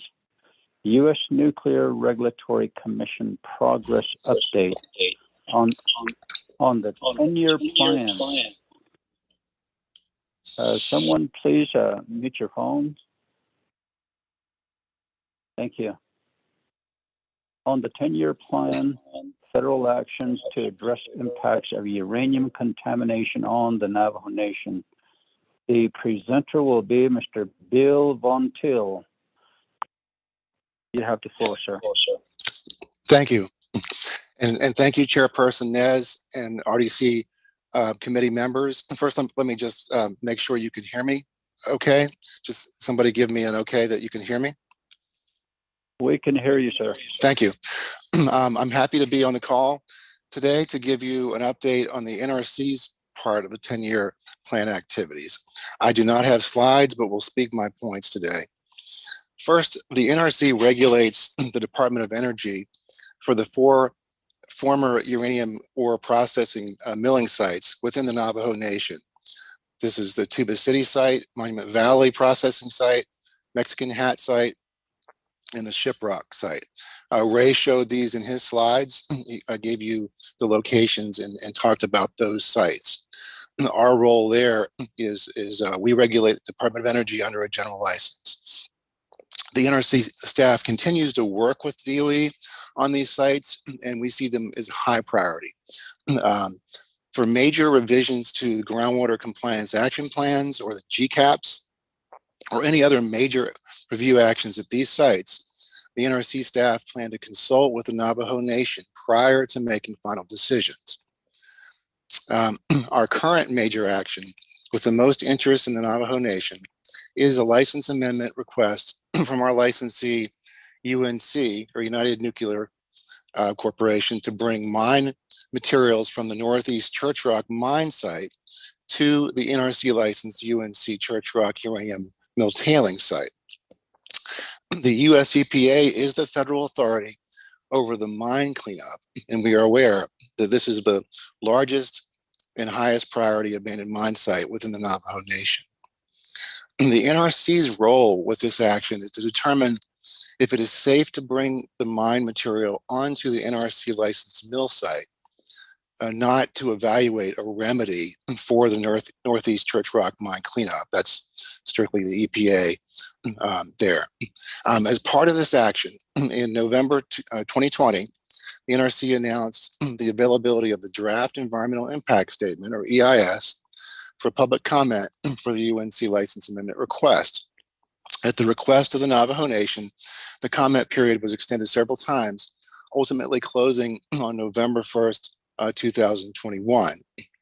During the extended comment period, the staff engaged in outreach with the Navajo Nation, which included, but was not limited to, virtual meetings with the public and specific Navajo communities like the Redwater Pond area, for example, newspaper articles, radio broadcast in English and Dene, and other methods. We did recognize during that time frame the impact that the COVID pandemic had, and we tried to work within the bounds of that.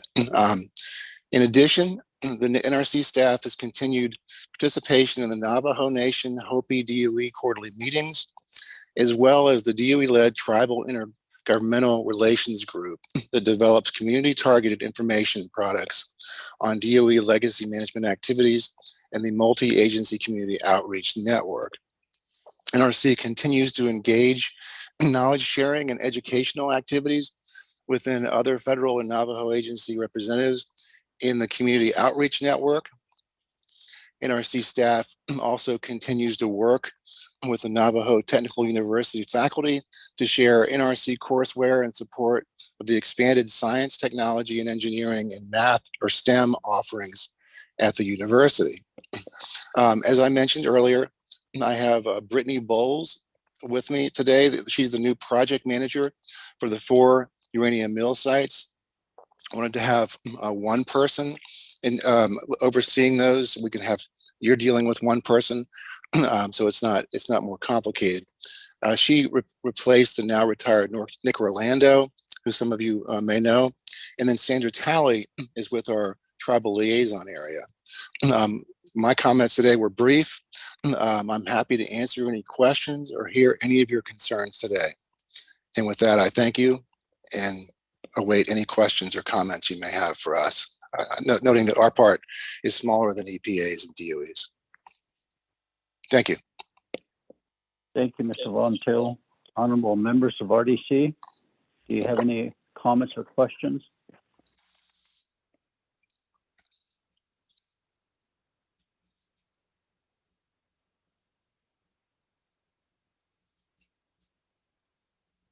I don't hear any.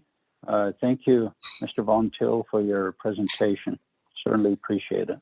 Thank you. And if anything comes up later on, we'd be happy to have any discussions. Thank you. Okay. We'll go down to F under presentation and discussions.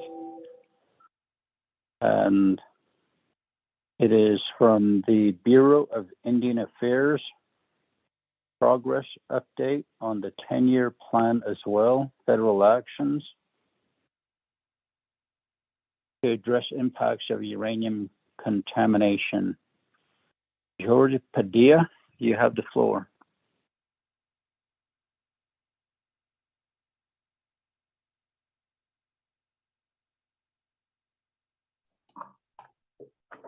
Good afternoon, Yate. Thank you, Chairman, and also the RDC committee members, and also the federal agencies and Navajo Nation, and all the attendees that are on this call. She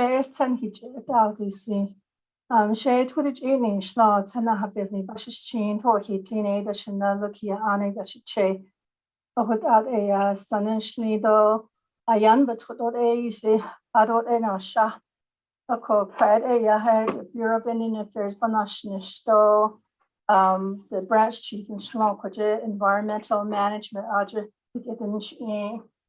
Kuro Yaha, the Vein Hitch, Ange Sod, Johnny Hay, Yaha, Kuja, Navajo region, Jid Ayaha, Dohajo, the said Sohaja, Aja Gedi, Dohajo, Bahante, Nishta.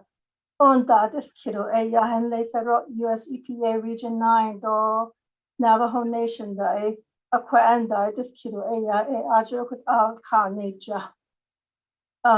So without a but let me go ahead and do the my notes here on the presentation. We BIA Navajo Region has been involved with the federal actions to address impacts of the uranium contamination on Navajo Nation, and we've been actively participating. Ms. Padilla? Yes. Ms. Padilla? Yes, could you sir. pause one moment there for a little bit? Let me go to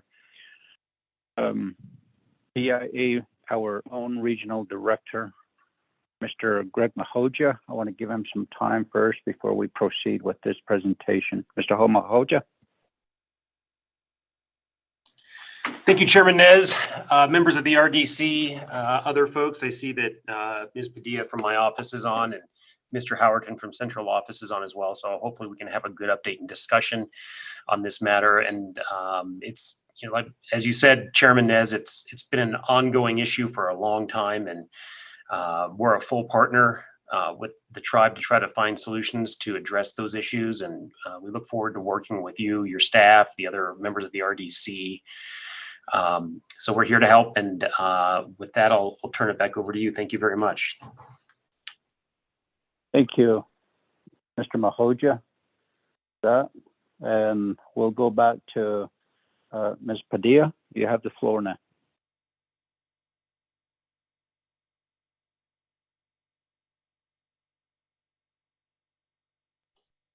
So I can go ahead and proceed. Yes, you may proceed. Thank you. Thank you very much.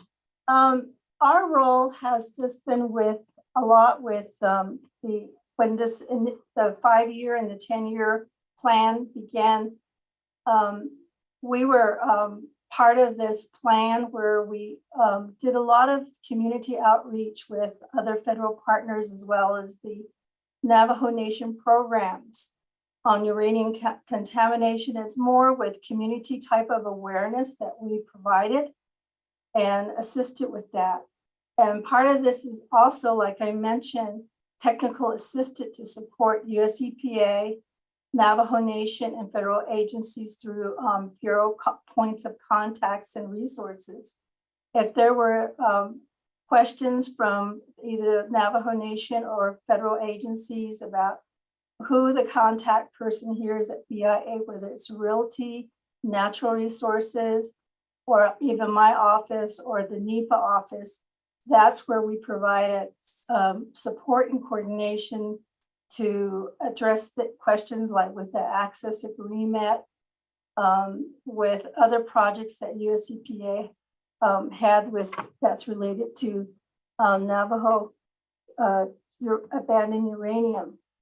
The other, again, like I mentioned, is a community outreach event sponsored by, again, the federal partners, Navajo Nation.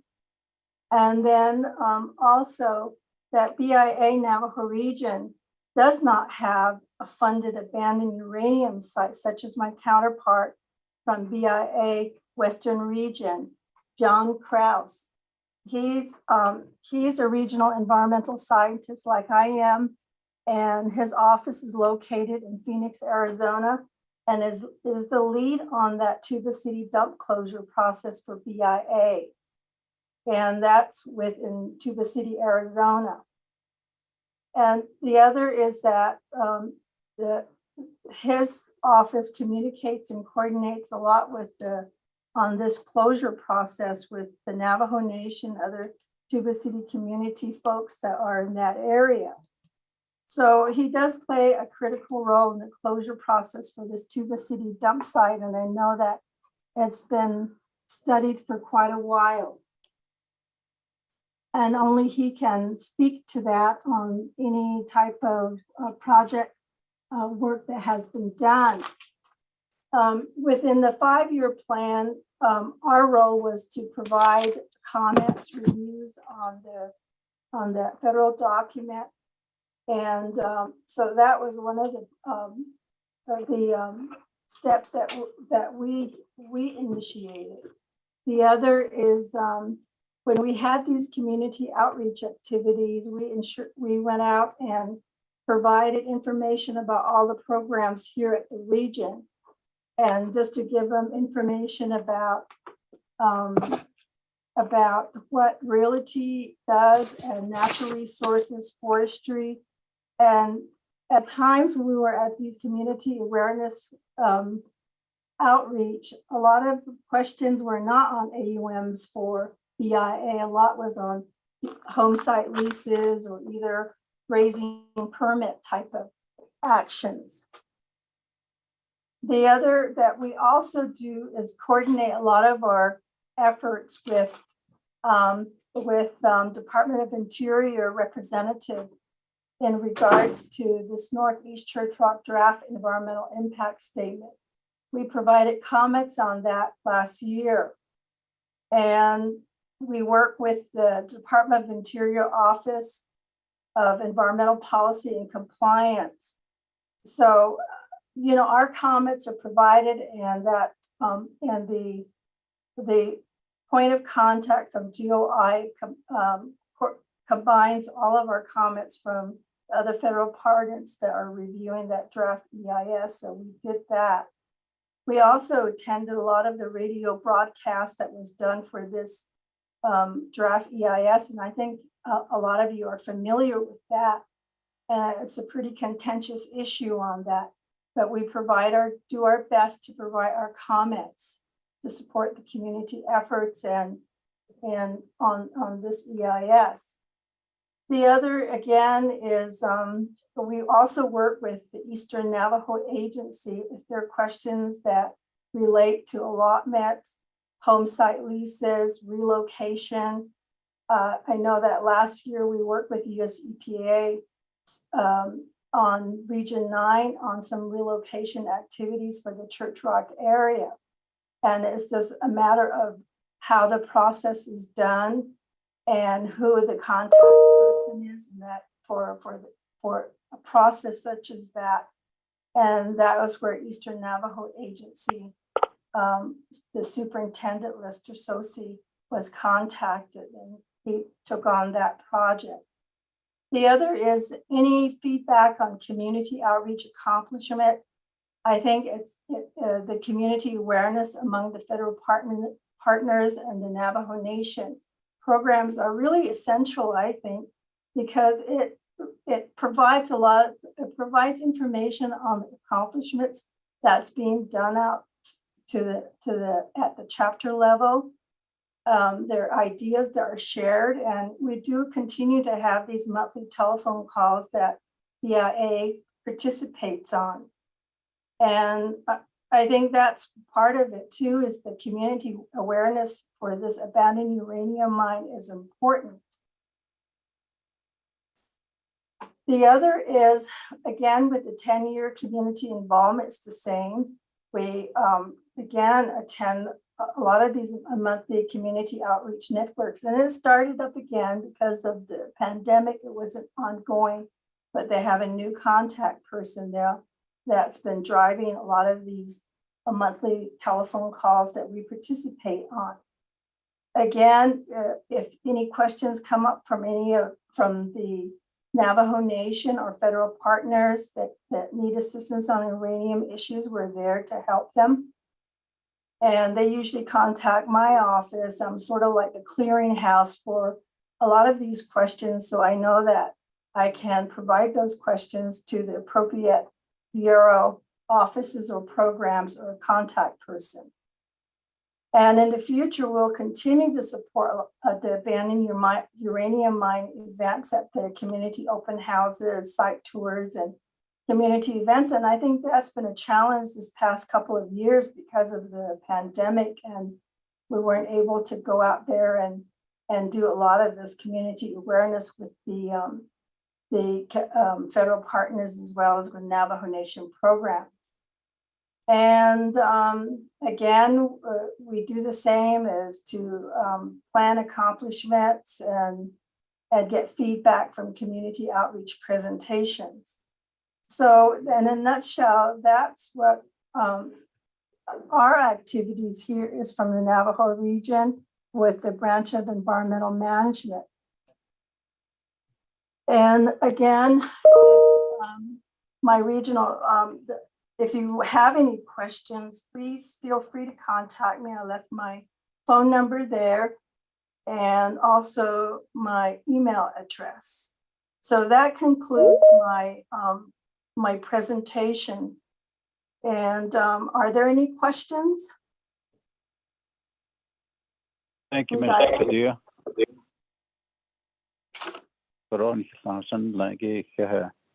Honorable members of RDC, do you have any comments or questions?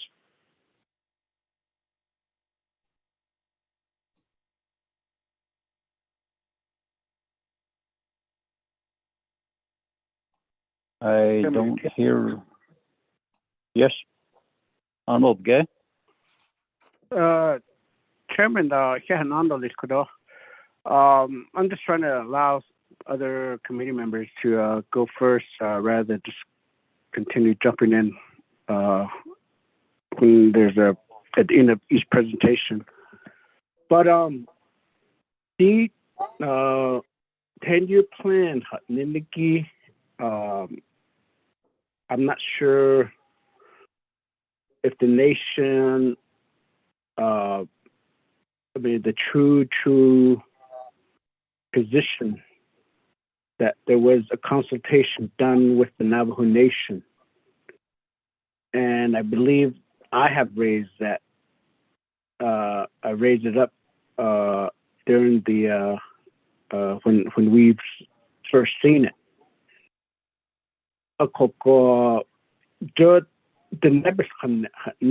Yeah, that's true. Ado did ben disaster did honest nana. That's the other thing. Kodo Bayashki chairman. That good I did could 10-year plan. Bib Kate so Zindo Ado hit Ada Baha Zita. Joshin that's a ben hit the all that's in hit that Nido Ben Han Saha case that's instant. I mean, anything of this nature, 10-year plan,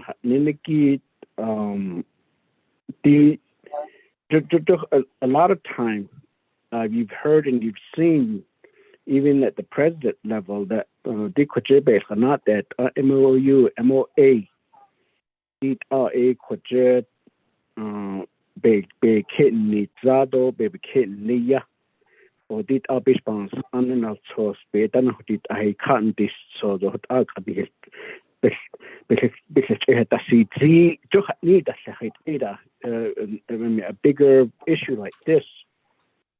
I believe this is just a document that more was put together with little to not much input directly by the Navajo people, if not by the Navajo Nation government, especially the council or the oversight. I mean, I may be speaking. I may not be correct on this, but I believe that's the situation because I don't see any document that says it's official. Because the one I have a copy. Still has the word draft on it.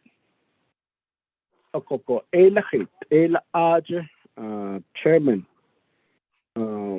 if this is the truth, because just again, the Danda Hatasi that we were still in the midst of doing public hearing.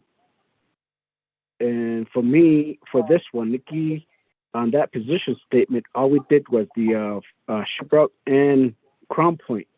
And then the COVID-19 kicked in, and then everything just off. But then believe the next one was supposed to be in Chinle, and then 45, and then Tuba City, and so on. What other shit? Kate Nidna. And a yet ato a nako dig a 10-year plan and they hit a hanamat a con di nahoto ni. A coco maybe ask DOJ or Legislative Council specifically the legitimacy of this particular document that these are a 10-year plan ninigi. I mean, is that something that's being implemented by who exactly? Who authored it? With what resource and what input and so on? Chairman. Otherwise, if it's something that they could use, that in the meantime, while we try to finalize a position statement, needed that agit adid stuff. Because all of it will begin to be referenced, and then again,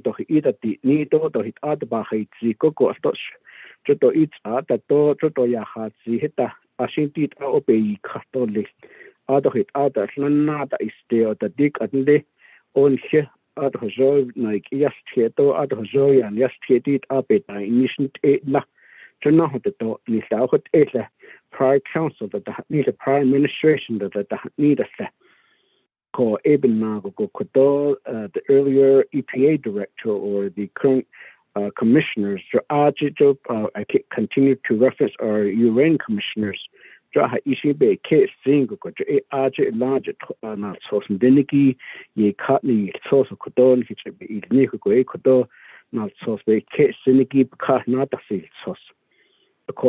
hey that's it up on it or the dojo yagi that's it out and so on.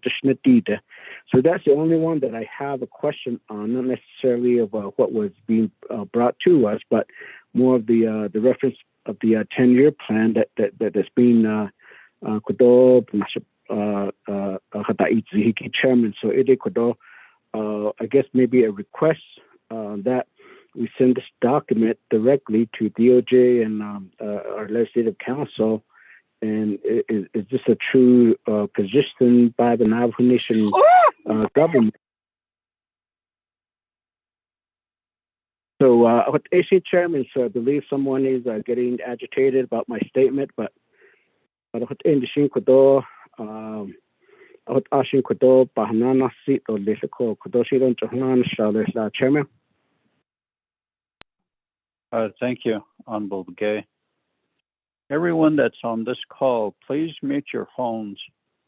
Ashwara. It's very disrespectful when someone is presenting and talking, and then someone starts saying things and making noises. So please mute your phones. Thank you.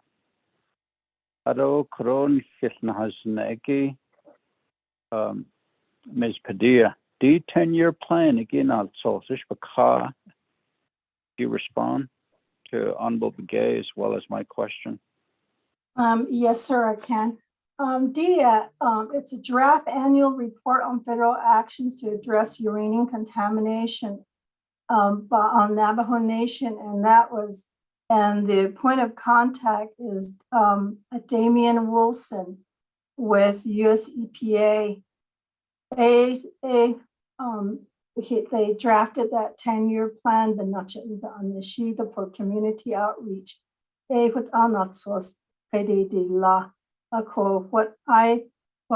we do from BIA is that we just provide input as to our role within that plan.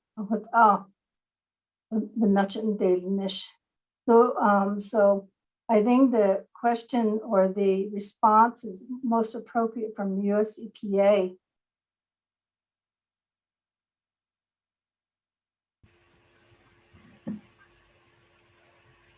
Yeah, thank you, George. This is Sean Hogan from US EPA, and Yeah, I'd be happy to try to respond to Honorable Begay's question, but if you could just help me by repeating the question.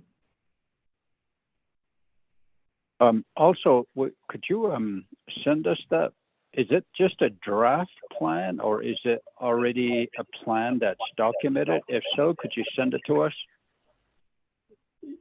Yeah, we can certainly send it to you, Chairman Nez. And the plan was published last year, February 2021, and it describes planned activities, goals, objectives of the partner agencies between 2020 and 2029. And what we're working on presently is an annual update. So one thing we included in the plan was a commitment, and this was actually a commitment that came from a request from the Navajo Nation Council in February 2020, when we gave a presentation on the plan. And one of the requests that was made to EPA at that time was to provide very specific targets as to how many sites would be investigated, how many sites would be have decisions, and then how many sites would have cleanups throughout that 10-year period. And we knew that that would be challenging to do because there's just uncertainties. And of course, the biggest uncertainty for us at the time that we didn't predict was COVID. But because we came up with those very precise targets, we knew that we needed to do updates just to keep everybody apprised of how we're doing in meeting those targets and to revise them as needed. And so we've committed to every year do an update on the plan where we describe how we're doing towards meeting our goals and targets, which you've heard updates from both DOE and NRC to that end. And so we're presently working on a fact sheet that's going to describe everybody's updates. And that's currently in a draft form. And we're trying to have that published by next month, March.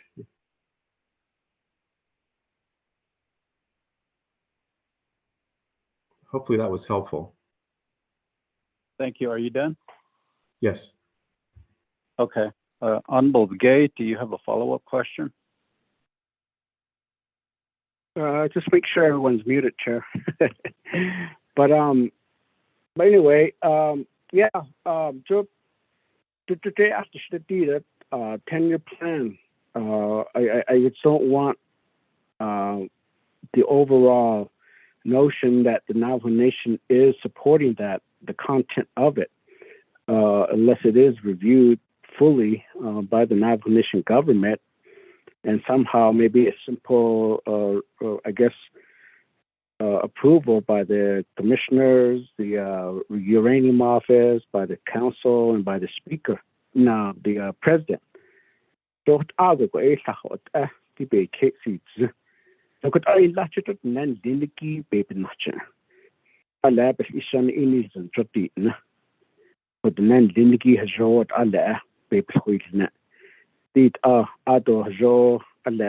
Ilia Kototo Jola baby Casey Zigo be des Nishkoko. Dilahit all quite been and Shikit out of Jo not Kias was Kito out of Jo Aliak Akotani. Nikita in Nisha, Nita Shahit 8 and left chapter house. Open Nashikoshi 8 DDD. If it's been referenced, believe that because even though this is a work session, but anything that we make exchange of communication, we are literally somehow doing some form of a government-to-government communication here on behalf of our Navajo people. Unless if it's just being perceived that we're just making a report to a group of individuals at the Navajo Nation, then I have a problem with that. I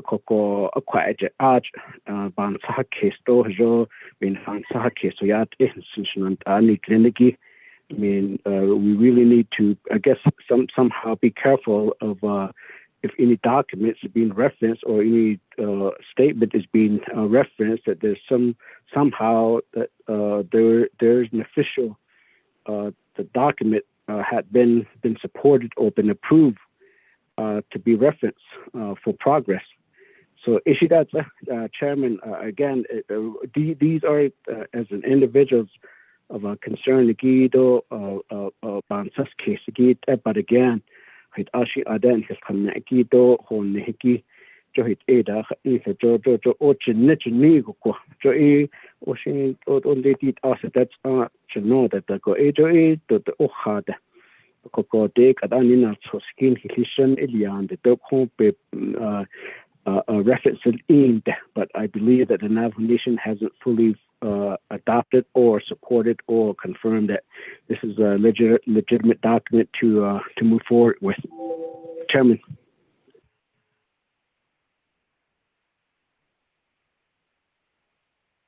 Thank you.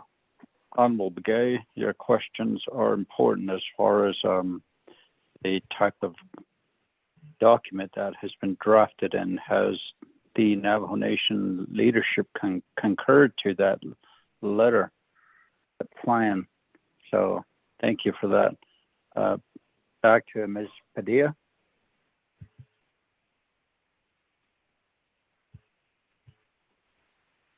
Are there any other questions? Because I've concluded the presentation. Question. Chairman Nez, this is Sean Hogan from US EPA Region 9. And I just felt like I should respond further to Honorable Begay's comments. Go ahead. Simply because, thank you. The 10-year plan, we did make, I think, a very diligent effort to ensure that it was being reviewed, and we did government-to-government consultation throughout the process. And so, just kind of an overview of what we did is, while the document was being drafted and being prepared, we were sharing it with Navajo Nation EPA, our counterparts, as well as with Navajo Nation AML. And then, when we had a more final document, we held a government-to-government consultation meeting with the Office of the President and Vice President. That was in January of 2020. And that entailed, a presentation of US EPA's parts of the plan, primarily. It was a 2-hour meeting, including a presentation.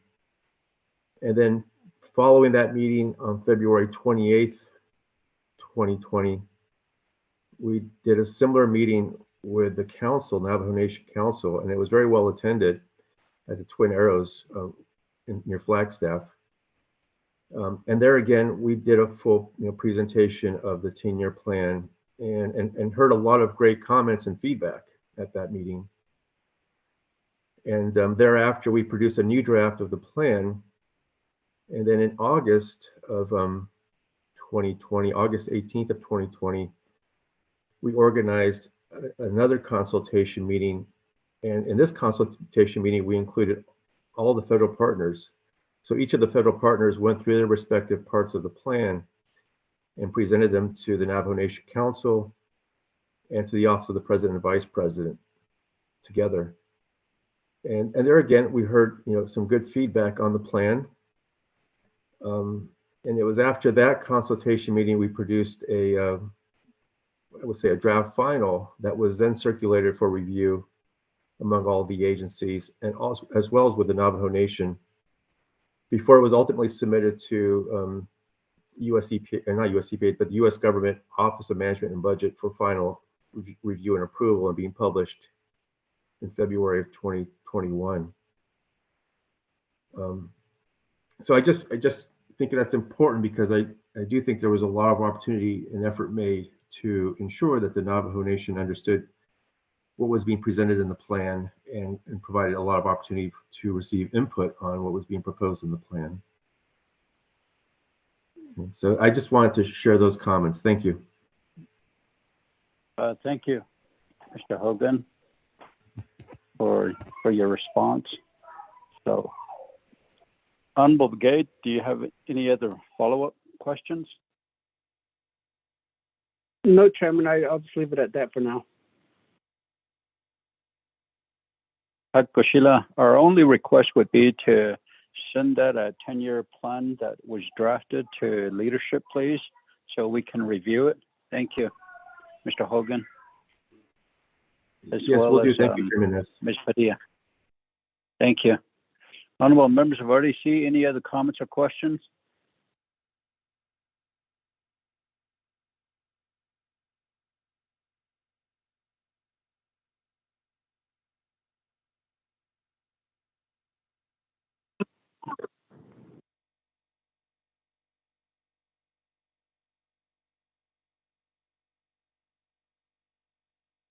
Chairman. Yes. Honorable Vice Chair Walker, go ahead. Chairman, all committee members. Although ikil ndahoy naigi to nishikhan naigi to got enana letters though ashida chin is digi sabati ato chun si yelti edo ayat eseko nahandar shigido sito the Fishmas and the bandit clinic ko quet dana to jida wanzaho ita wilna nishikhanne ko do use nas the when nigi kaya has anigi ado to adon chi adonan se ado ka hot eki be na hot iki che the christian sa de ko quite it dance the been done sound but it been done shigi in just had neko nahan shigi dot the Washington dito ko nishiko des response and the committee ni clinic da abe haditsi to be yatil kyo sanza holji at abahazanente juda abeha tichugo yat so yeah, this is an committee members or Mr. Chairman.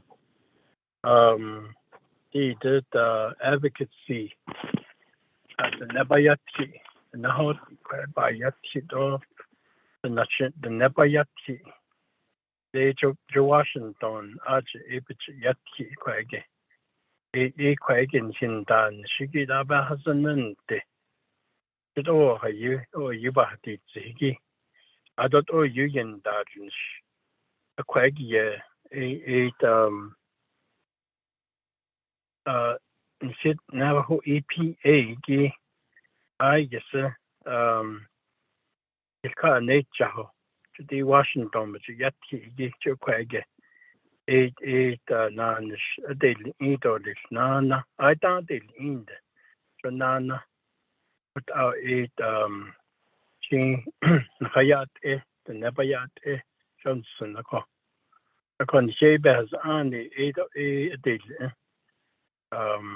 has been has ani yaja has andan sagi in dan nana the nahas tweet president or vice president itache benan John leko yelani ite a quite has anko has ani adni ile has ani she na dil ni so 80 ibenjik na hanegi Jean benda nisto at skin ko beta inisto le choti no hatitsi ko ile has ani she quit out paliaco ibik hodoli John Sovan's case ado yadni hit so ido in danish quite to so ashing hat ashing and has the don he yarliki quite treato in odi beso it's andante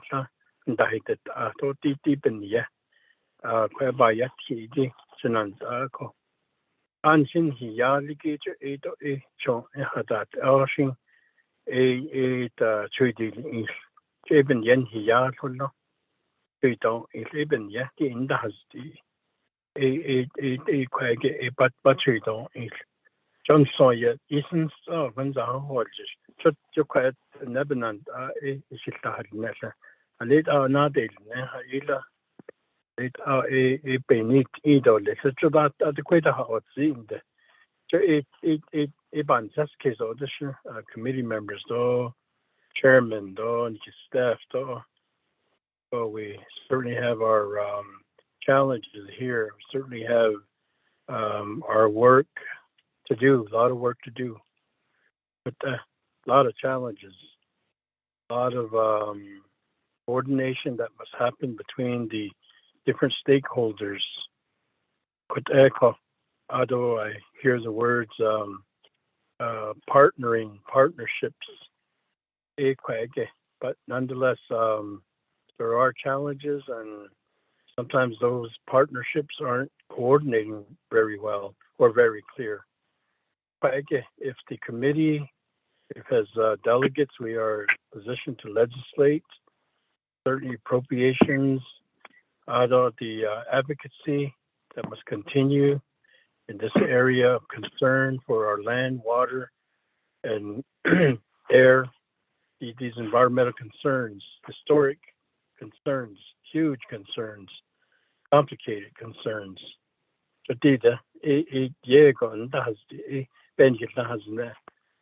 chairman though, committee members, so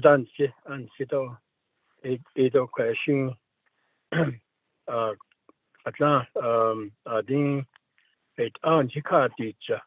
no Johnson a later nana play a later nana just lay only in the lady it or your and John hit the halit after a deal was none only he like is a lahagi either a pen and the shit yeah only a be cut the jaggy quite yeah it about this Shananta chairman though committee members oh yeah what about just case of a dana other Jada Nana John Nana preaching and the budget hot Edo white paper no on the gray water reuse of gray water white paper Balia meet Edon Hitchin Holia go Chokoyat Eso de Sto Skiltago Jaben in Hata a deal Neso 8 and Senago Sunanta. Oh, what are you? Yeah, Sabe this.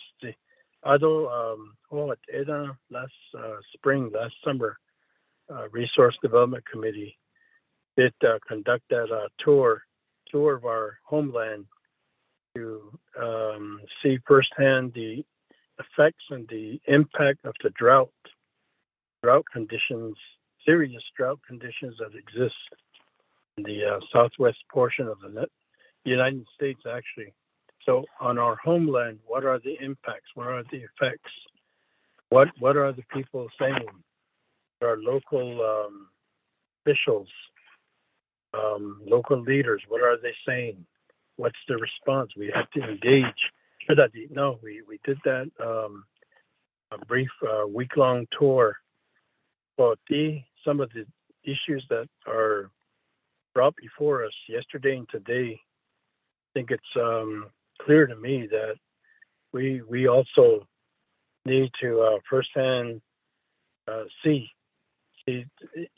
observe, make these observations, and see firsthand the effects of the issues that were brought before us today by Navajo EPA, US EPA, BIA.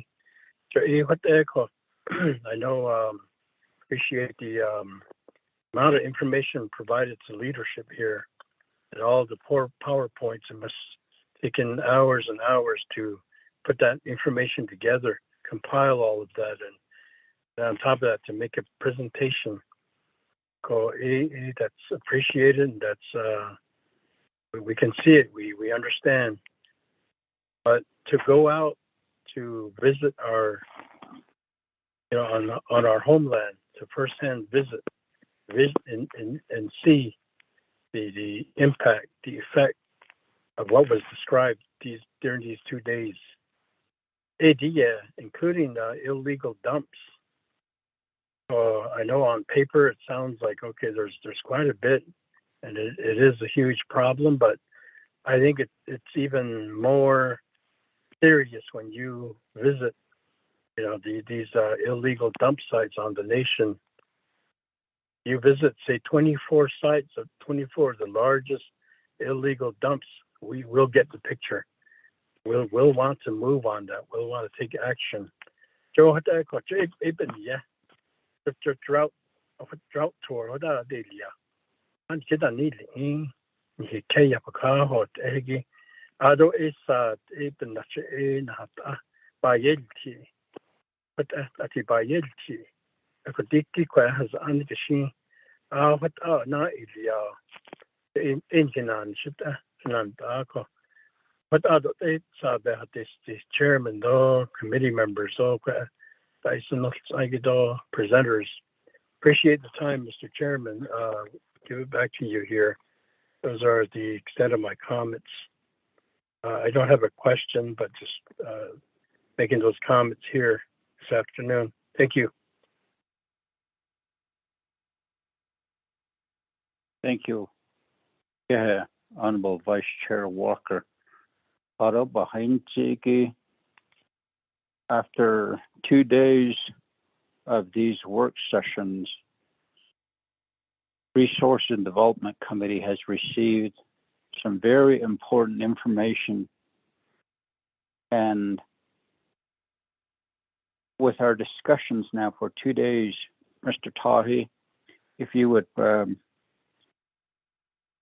probably have a follow-up meeting as to what actions leadership, not any clinic, need to take action. What do we need to do here? Having all this information, there's a request for legislations, there's a request for funding. We need to have a follow-up meeting and go over and make sure that we align everything with what we have been asked from leadership, whether it's a policy change that we have heard about this morning as well, and support as well as funding. This 2 days of work session has pretty much given us a review of the importance of what we do as leaders to remedy what has been happening on the Navajo Nation in reference to abandoned mine lands, duties and responsibilities that we all have, not only as leadership, but from Navajo Nation's EPA office as well as U.S. EPA. And today we heard from the U.S. Nuclear Regulatory Commission as well as the Department of Energy on DRUM program. So I believe that Mr. Tahi has sent out this PowerPoint to us just a short while ago.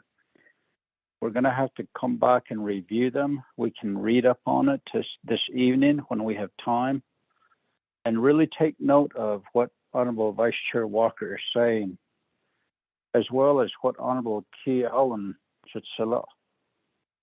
always says. Once we hang up, what next? We don't want to just talk about things. We want to follow up. We want to take action. We want to do something, whether it's dropping a legislation to be a part of a solution to clean up the uranium mines that have been abandoned, or assist with the Navajo Nation's AML office. Whatever is needed, we just need to continue gathering information from our own departments as well. Moving forward, What la yahan hitcha or jig at a hoodie, nilo hot a deal was sato.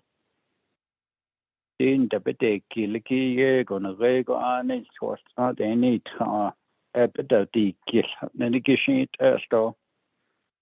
so we're all in on this together and we're strategizing, finding ways to have this cleanup happen on the Navajo Nation. And not only that, there was other areas, illegal dumping that happens every day. Wait, all I has on is the list, but the got the negation and so I had to behind and I don't want to eat kid or Hunzaho or kid. What are the impacts that we pretty much are ready now to move forward and request some legislations. So perhaps we will have another update because we are requesting a field hearing from the federal government on the Navajo Nation, as well as a site tour. Let's look at it ourselves with our own eyes. What it looks like out there. We may not visit every site, but let's just select certain sites, maybe 5 sites throughout the nation in one day, and just drive and look at them with our partnership here on the Navajo Nation AML office.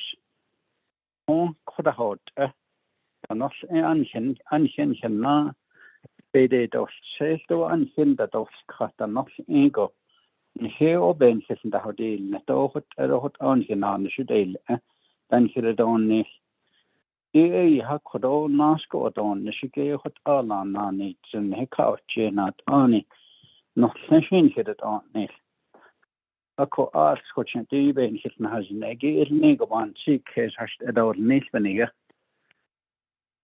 Ako what Ella go here, Quanza Howell, kit the dashbahn night of kit data before we go to the last presentation. Any other comments or questions? Honorable Daniels, you have the floor.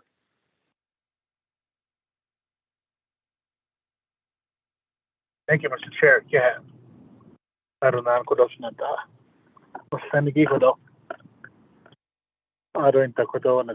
Navajo Nation EPA, U.S. EPA. Thank you for your presentation today. I've been listening. I'm traveling to my appointment here in Flagstaff. Yeah, good. Wow. What I see that. Those not edit. It's been years. It's been decades. 50s, right back in the 50s, 1950s. So that's like over 70 years ago. I don't know if those mines were left like that. I understand what this is. We lost loved ones due to uranium, radioactive. Of course, it's Vinky. My parents, my grandparents, both sides.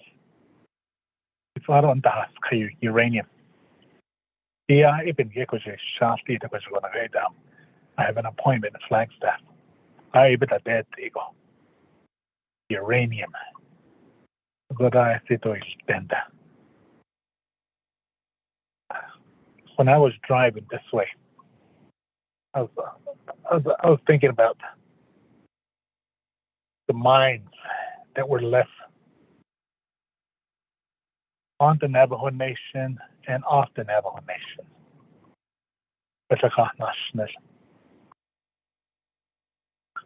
I'm pretty sure the outside off the Navajo Nation, these abandoned uranium mines, they're being addressed.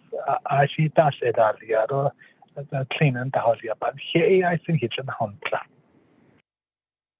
don't know what it is. then you just on plagi Navajo Nation Indian country. The other day we were talking about roads. Off the Navajo Nation, when you look around, these county roads, they're gravel. Arunan Hisha, county roads, dirt roads.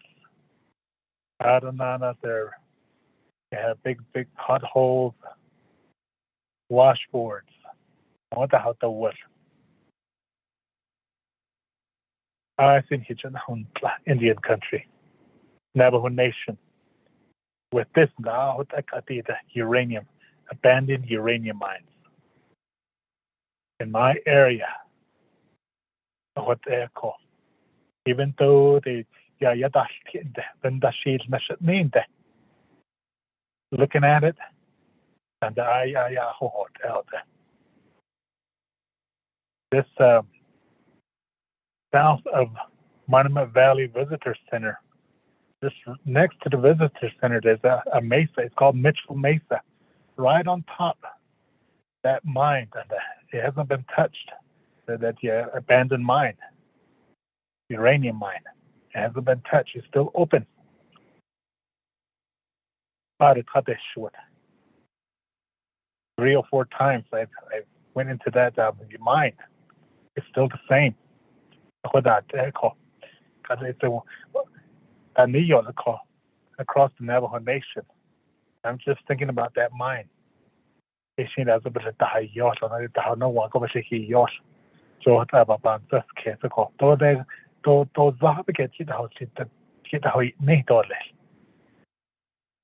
earlier I stated we lost loved ones to uranium. So it's ego shit at the one that because the horizon your mother is it's not the unique car there. So just because of uranium, we lost our parents, grandparents, loved ones. It's on the Keiko. The late aliens and the call. I'm just wondering how abandoned uranium mines off the Navajo Nation are being addressed. So that's been the space was about close to Bear Ears National Monument. West of Bear Ears, there's a place called Fry Canyon. I think that's Nashad. Oh, that's the National. I don't know to read Colorado. But here I see the kitchen hunt. I could not what about eat eagle she could on the great not so bad than how it is not all by years cute or not the thing. I totally agree with my chief with a delegate key on the gay. When I saw me for the other lebed ID, please could the amendments that it will have it free that was nation legislation that but that isn't better in next dollars or you want this cases or vendor for the get it how to $8. So we want to about this, Mr. Chair. Thank you. Thank you, Honorable Daniels. I think what ik is urban today cash at all needs that in. So and any other comments or questions?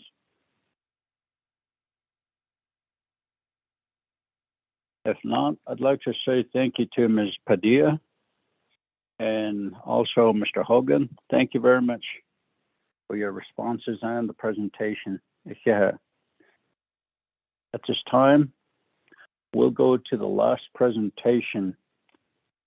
It'll be by Navajo Nation's Environmental Protection Agency, an overview on the abandoned uranium mine work on the Navajo Nation. We'll have Mr. Daryl Yazzie do that presentation. Mr. Yazzie, you have the floor.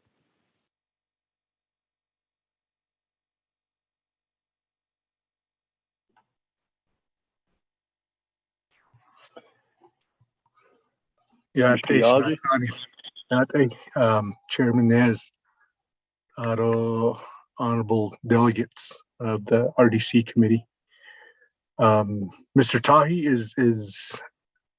do you have access to my presentation, Navajo Superfund presentation? While you're putting it up, let me go ahead and make a few opening statements. Say at dini do leis nana an zago ba bandate on shista hoil nekat. She ya Daryl Yazi da shijni haro do ne enslini bit anin shlo bit ani bashin kin le chini da shnal haro خود کنجی داشت چی؟ تبین تسکیروی آرایش یاهو شنالت خاطر. خودین خیلی خزانه گیبانده اینی یهگو بیت خدیه بی شیاهو آرو بانده اون بادا هویل نه. زاخ اشین خاشین زاج بادا هویل نه. دیدی شنالیه لوکیازی سینیور جولیان جو بیکه هدونی دی خول یهی آره دیله صحیح کنیا هد آرو دادش نش نو نال سوسی بین داز نل ساد اکو یا هل نو ایتنا بیسورات به هدولی شان لینال کدی بیه نال کدوی گول شین نو شین هد آیان سکنسو بیسو هدولی شینو نجنو شال چندو شجون ندو نیکل خز انگی به ناشو دینی کاتو شین هد آیات دست کنز نو ندو هد ایرلا لهونانتسا دیشتین رات آتی باندیده یهگو چناو ده آتی آرو سایپه خادیت سه لهو آیو بیکشی نهلو خادیت سه دوشینت اهدالو جانی جو باندا دیت این لدی نو آت ان نیل بهوزن دولیل جو هد آده یادونی خواهی سی دو باجل نوارو دو بانجت اون دو ناس دو کالا نیه کدو دینا باندیل نش Navajo Nation لانج سادگی هد الکیسن نل هارو خونه EPA an hinige mission statement dat die groene het is to kea in nago da hot kea gi apel keda honit nina planchira dat nan sei dat eat abul kha ba ho yan do le joy hot aben delnish in hinanish dele a kokodo RDC in hier oversight dan nog zo dit in hier staan dat die niet dat die no die het aan nishi deel on zo bada hoilne zo bada hodilne dat die no die gewoon presentation met deel ja ko tana aan zago ba kwesne ben deel nishi ko shin Toshin ADA Banahado Meta. We'll skip to some of the parts that we haven't discussed for our non-Navajo speaking attendees. Thank you all, the federal agencies that are here with us. We thank you for your participation, your reports. Understanding that we started off this morning with Navajo AML providing the opening presentations. And there was a statement that Mr. Yazzie made, and it spoke to identifying that Navajo Nation needs to be the lead on AUM efforts. And I think we support strongly that sentiment. Not because we don't feel that USCPA can't do it. We value the abilities that they possess. And in a lot of ways, we look to them for the guidance that we need to follow to do this work. And sometimes that process gets lost in translation.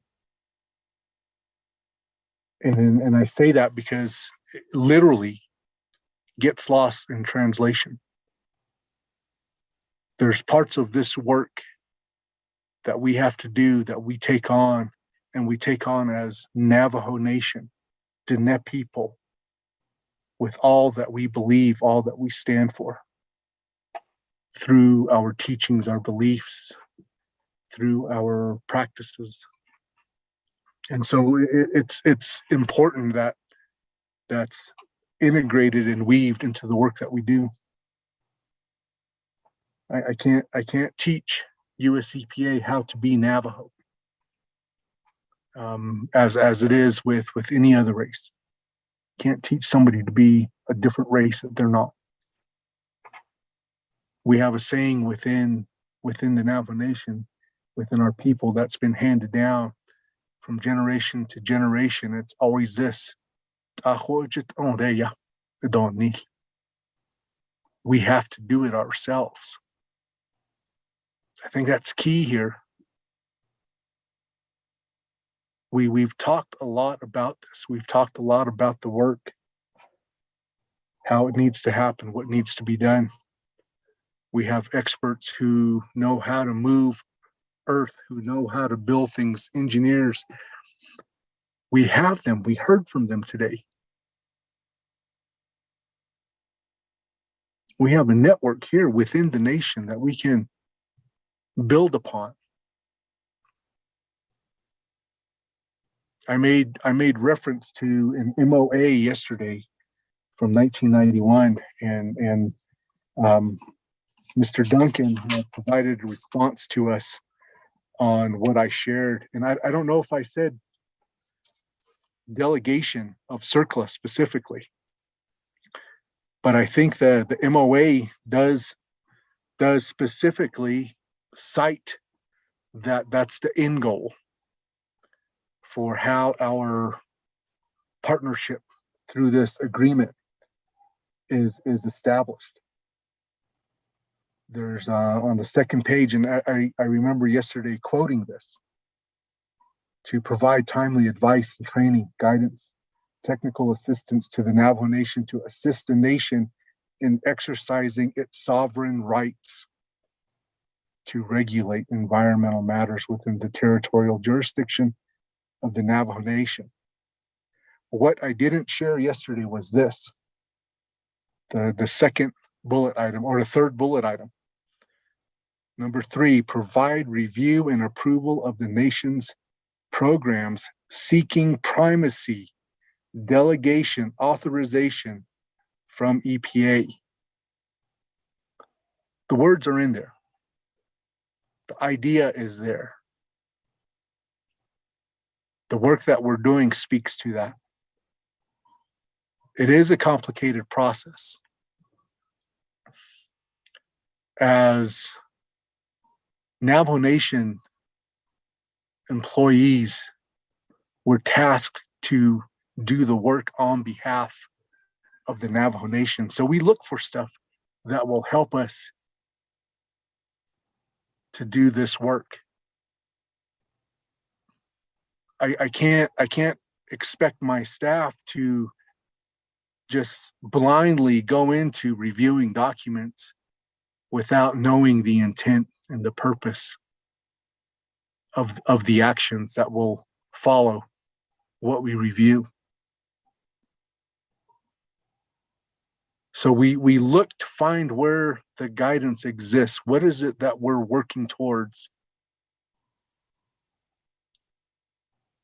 Through our review, through our our roles established in our cooperative agreements, specifically, as we review documents, we find where obstacles exist.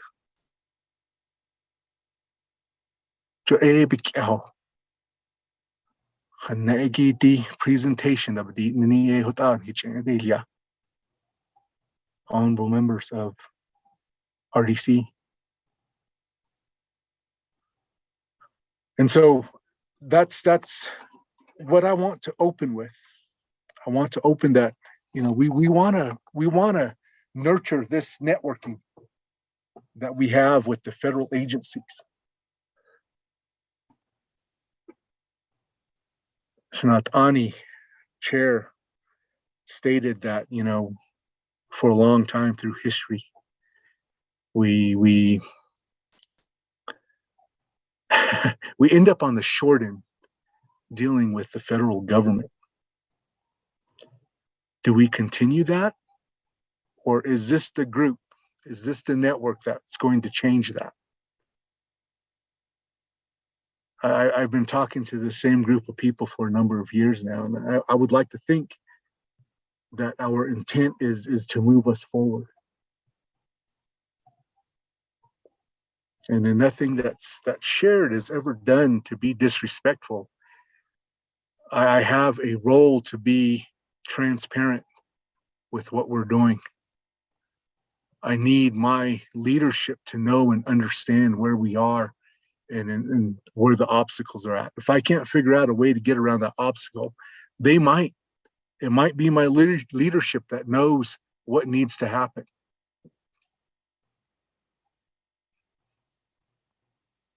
So we continue to move forward. I look forward to us working together. On that note, let's go to the next slide.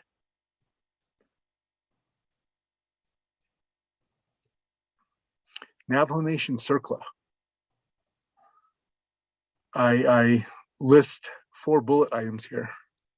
How we work and the goal, the enforcement of the MOA from 1991. Those are big for us here at Navajo Superfund. There was a question earlier about what Superfund means, the Comprehensive Environmental Response Compensation Liability Act. Yesterday, I had it on my presentation yesterday. I don't have it on this one today, but it was in big, bold, italicized letters that said,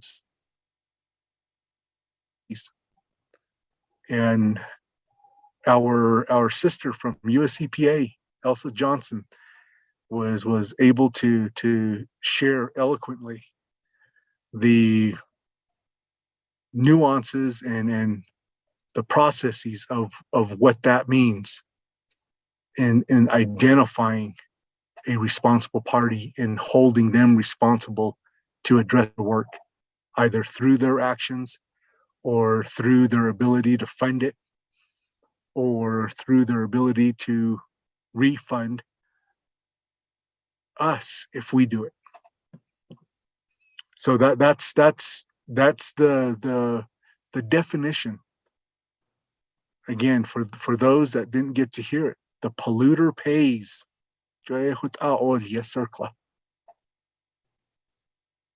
Next slide, please.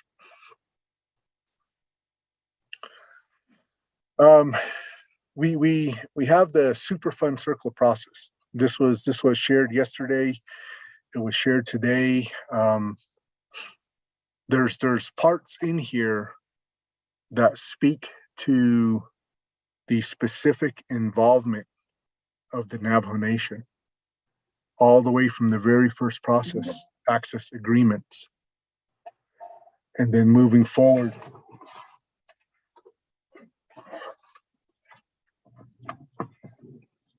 to identifying resources, surveys, signs and fences, site evaluation, sharing what we find with the community. Because it's through that process that we're able to identify anything that we may have overlooked. This is a comprehensive process.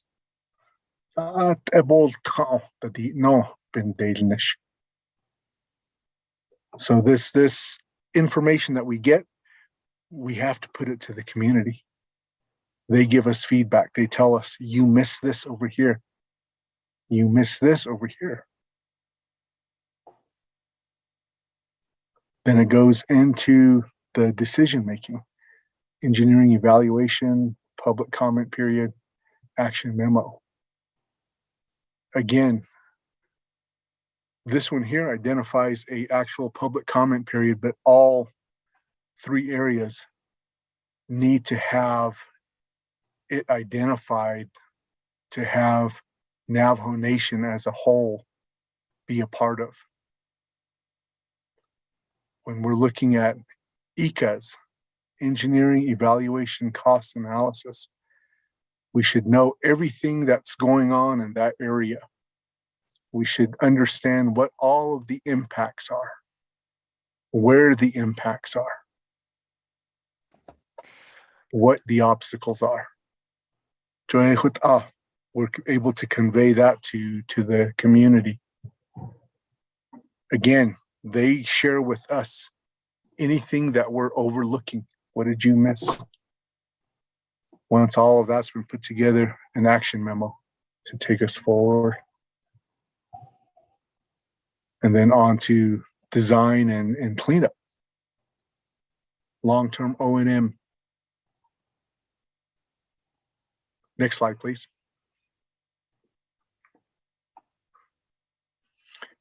This is what we do. I shared this yesterday. We work on contaminated structures, brownfields, Navajo AUMs, emergency response. Today's effort is focused on the Navajo AUMs.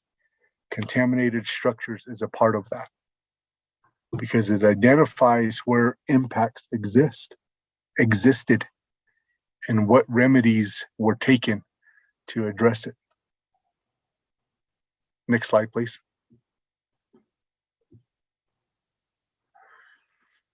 Again, just a breakdown of those efforts with Navajo contaminated structures, brownfields, and AUMs. Next slide, please.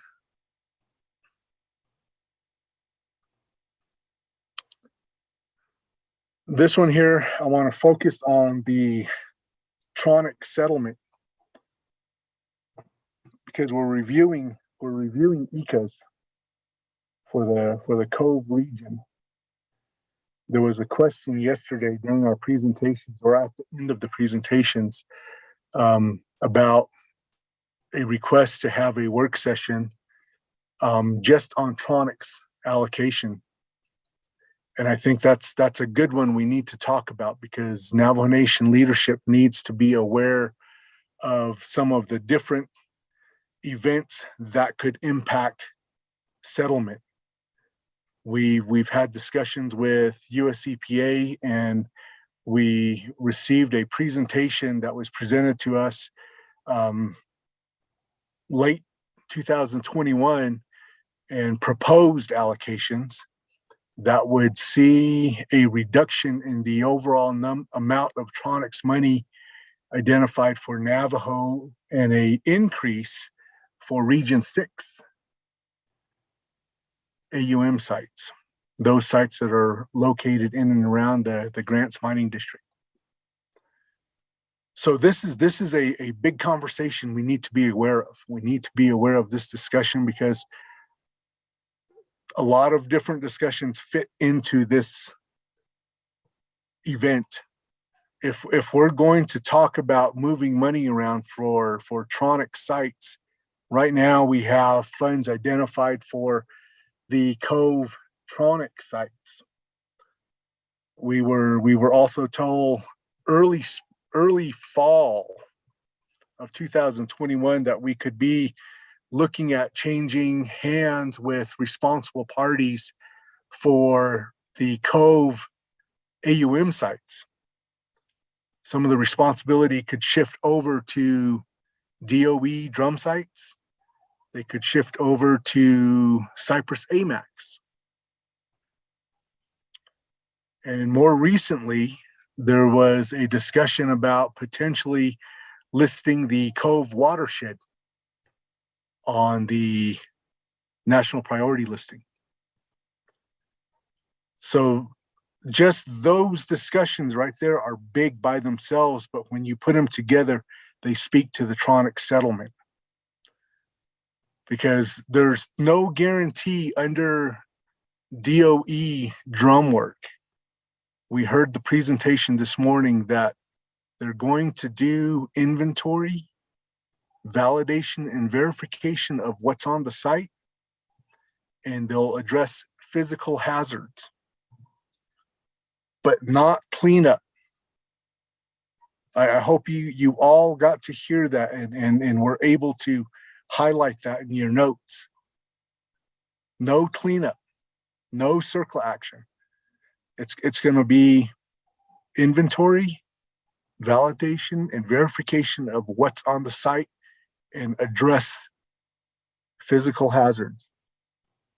First response activities to these sites with no commitment anywhere on identifying funding for cleanup of those sites. We need to be very aware of that, because for Tronic sites, if we already have funds identified for cleanup, should we push to maintain that we maintain that funding? It goes back to the discussion of, do we allow less money for our sites and more money for Region 6 sites?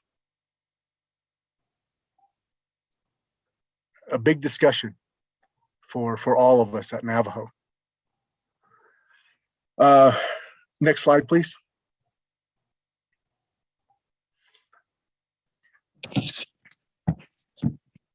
Next slide. We kind of covered some of this yesterday. Okay, again, Tronox,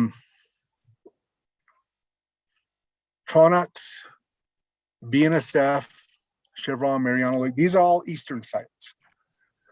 We made a point of talking about revisiting maybe some of the settlement languages from the Navajo Nation. Because right now, the way some of the language exists, the way they were negotiated, there's no emphasis on addressing water issues.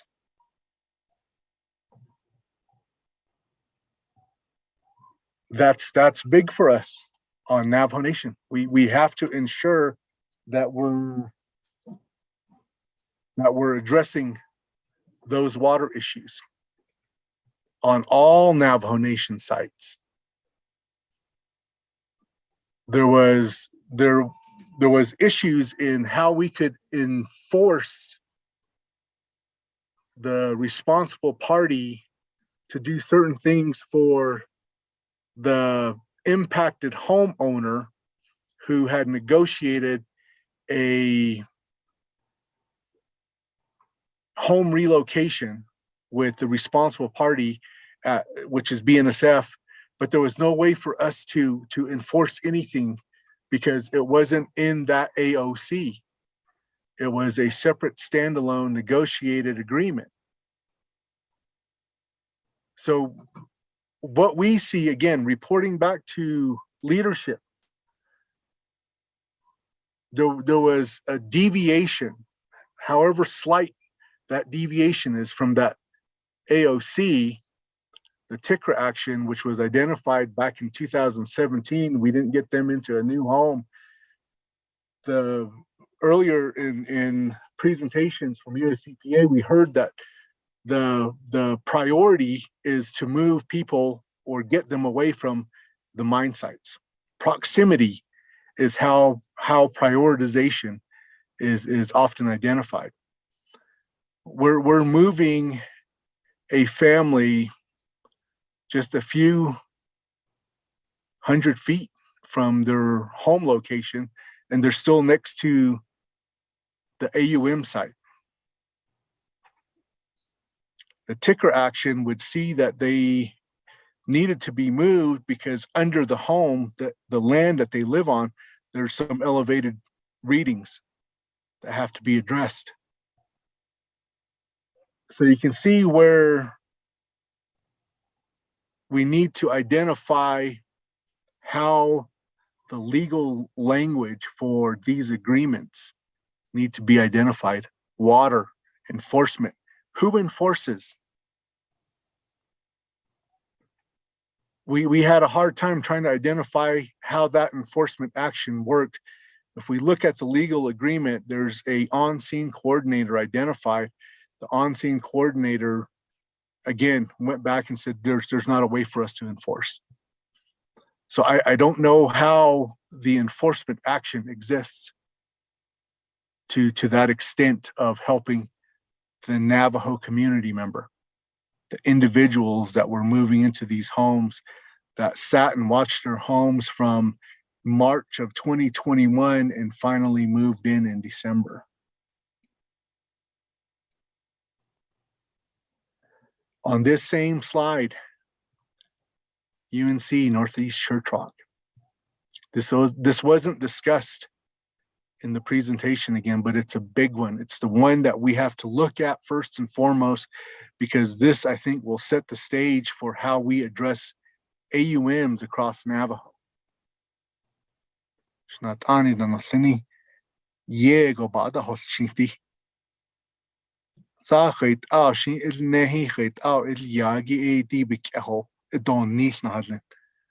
Across Navajo Nation. The draft EIS comment period yielded from our participation in engaging directly with the impacted communities, the members of the Pipeline Road community, as well as the Redwater Pond Road community, would indicate that NRC did not meet their obligations in getting the full impact of the draft EIS conveyed to all of the Navajo impacted community members in this area. And so the comment period ended. Navajo Superfund, we provided comments, we shared it with the community, we took the community comments, we shared what we could with ours. And the bottom line is made recommendations on how they could try to get the information out to the community, but it didn't happen. There were events that were identified to be done by Zoom, by phone calls, but these areas don't have cell service, don't have Wi-Fi. They don't have the services that we have the luxury of here in our offices. And so we need to identify that.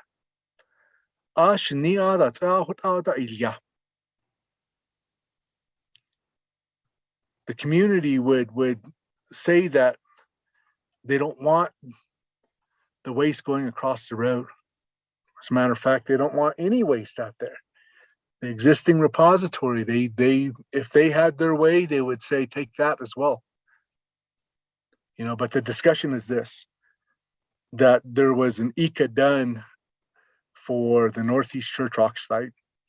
There was a option identified, which was this one that we went with in conveying the draft EIS, because it would require a license amendment for them to take the waste across the highway. The pushback then is you're not going to get anything for another 10 years.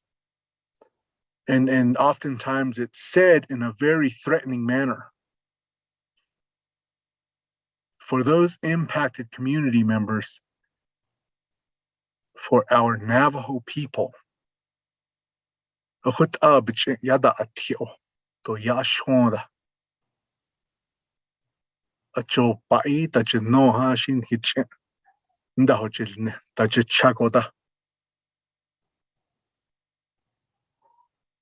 Pipeline Community Road has been requesting funding assistance to help them establish their community group to be able to advocate at a higher level. The Redwater Pond Road community has that support currently. And they have attorneys, they have people to speak for them, they have access to UNM. They're a very well organized group in the Pipeline Road community, which is not the same as the Redwater Pond Road. They're a different community. It's like saying Old Jato and Gouldings, you guys are the same community. Windy Rock and Sabonito, you're the same community. So there's some discrepancies that exist with that. If the government can't fund the pipeline road community, we'd like to see why. If there's something written, if there's statutes that exist that say they can't be funded, otherwise, I would say we continue to advocate for our family members that are impacted from the Pipeline Road community. Next slide, please.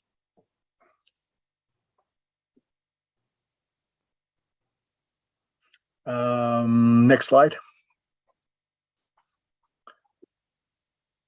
And let's go ahead and go to the next slide.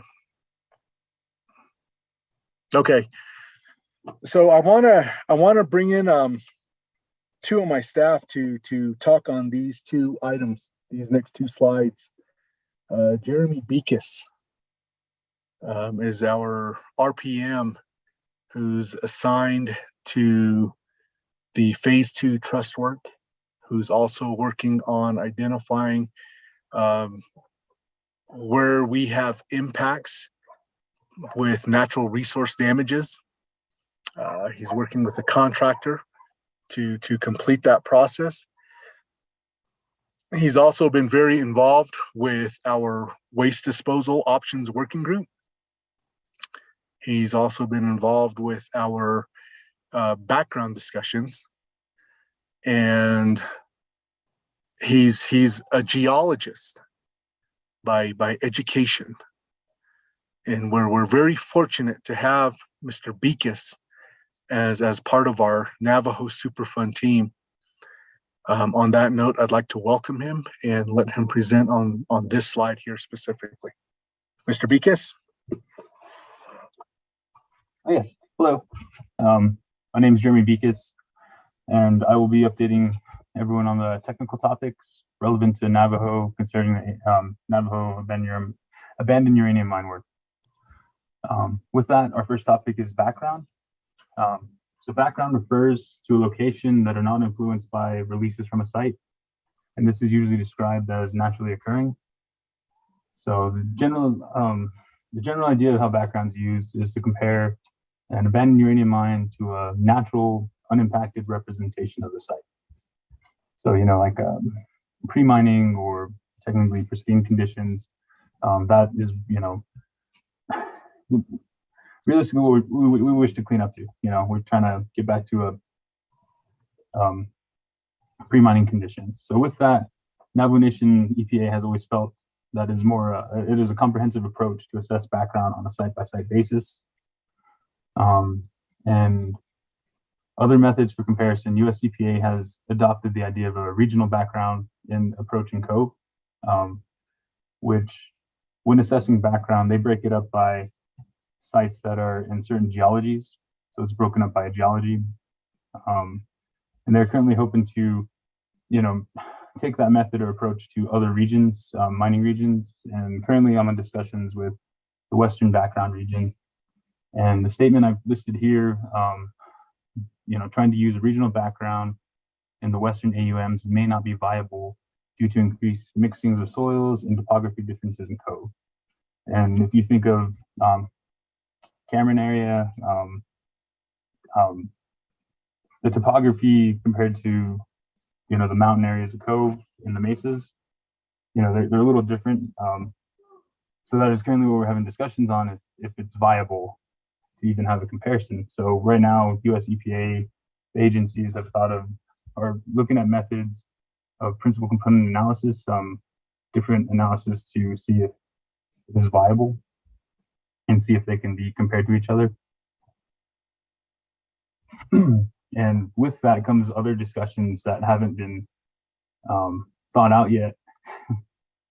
They have been written down, but I think there are bigger discussions that need to be broken in other than if it's viable, is if places who have unfunded sites, as they get assessed and they have their own background assessed, will those be included with, current background regions? Will that be incorporated in just a general method, process, work plan? There's a lot of questions that haven't been answered, but currently that's what we're moving towards or moving away from, depending on whether if it's viable that if regional background or groupings of backgrounds are better than site-by-site basis. So that's just kind of an update on that. Also, water assessments in the AUM regions. Navajo Nation, well, before I get into that, in the Southwest in general, water is a very important resource. And Navajo Nation EPA has identified that there's a data gap there. Within the removal site evaluations, surface water, when present, is sampled.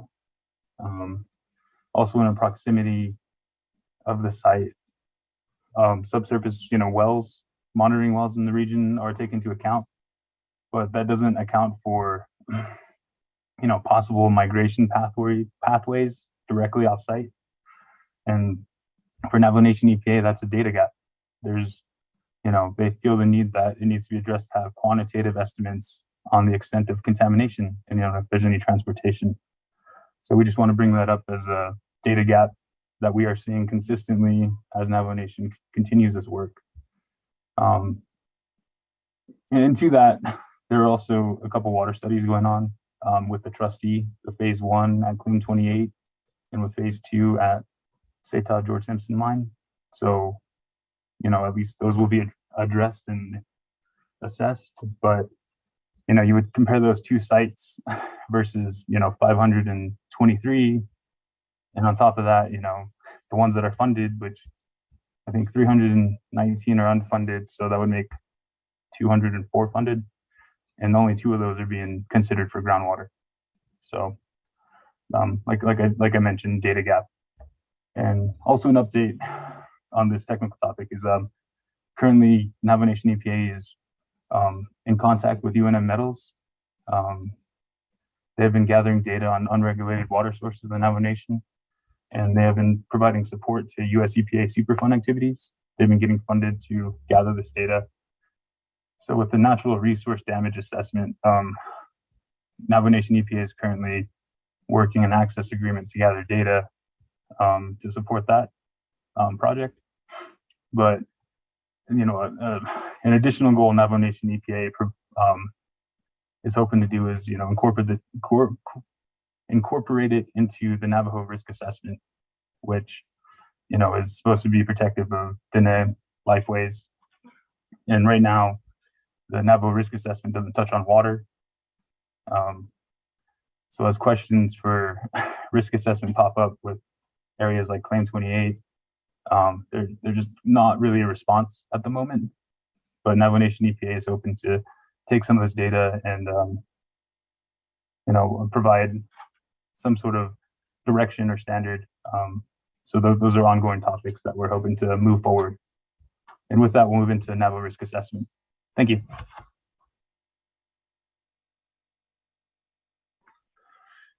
Thank you, Mr. Beekes. Can we go to the next slide, please? This slide, I have Mr. Danny Lee, who is our senior environmental engineer with the Navajo Superfund program. He will present on this slide. Danny is becoming a part of this program in a manner that we've not had in the past, with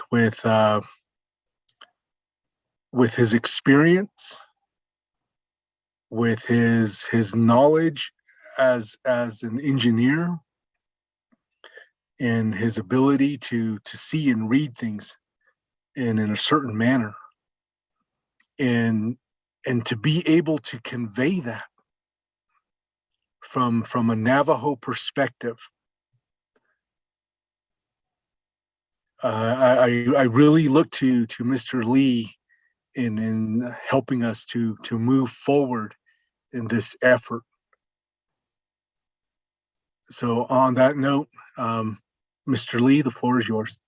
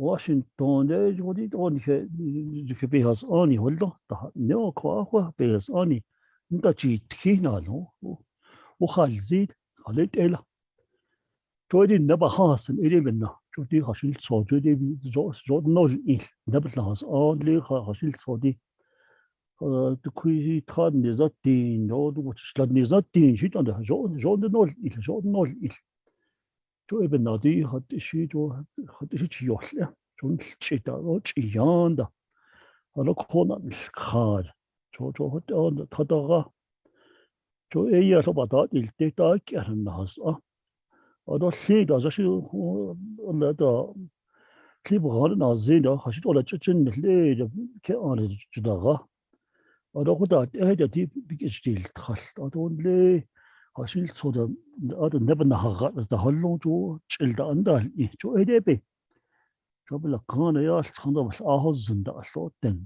جو 저도 어질 있는 바자가 되노 뒤뒤 추디 뒤뒤기다 오션신다츠 저도 내게 항상 기어도 내게 뒤 배마도 또다 뒤 배사도 니 호출 홀로 저호다 저호다 저 반사 키스도 코스 뒤시도 지연지요 아니다 저야 가나로 또 나갈랜다 저호다 야 컴퓨터 저기 하던데 하도 내가 نبي نقص الله هذول لا شيء بهاد أوتسي لا ما بيجد أوتكي هذول بنادو كل شيء جدا هيستا وبزب باين هذول شيء أوتال خان وين جولا ديتسا وهتن هالو هذول يونال صوص بيه زولو تدا أتون نيكي تم إدو بي جوب بيه زودا دو جوب كي يدا تكيتالو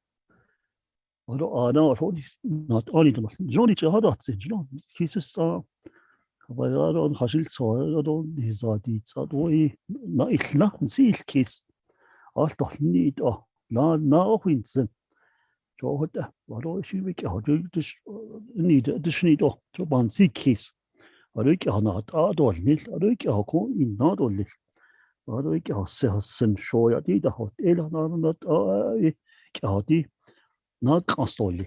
저 도시 야때 혼선아 만스스키서.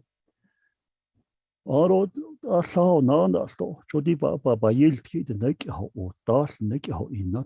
저 에디기도 하트시 번다. 라카나도 돈이기 디티다. 보라지 인선다. 코에인데 히타 에후데 베날 소스 일니 에아니 자카이닐 카도 비기 디티어바니다. 어디 관리 나다다 나 파르다네 같이 다 파르 그냥 좋은 질네 디다 저 파르 사자 파르 하려라 비슷일로 호테이sh 또 힌슬로 아 코라리 바디스 야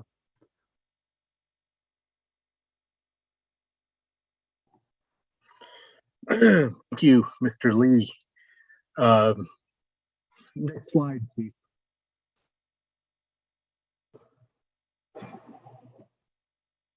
So I've listed out some discussion topics, and I think we've already talked about all of these. And I just want to close on this note. Transparency, clarity need to exist in this effort. It's difficult if we don't have that.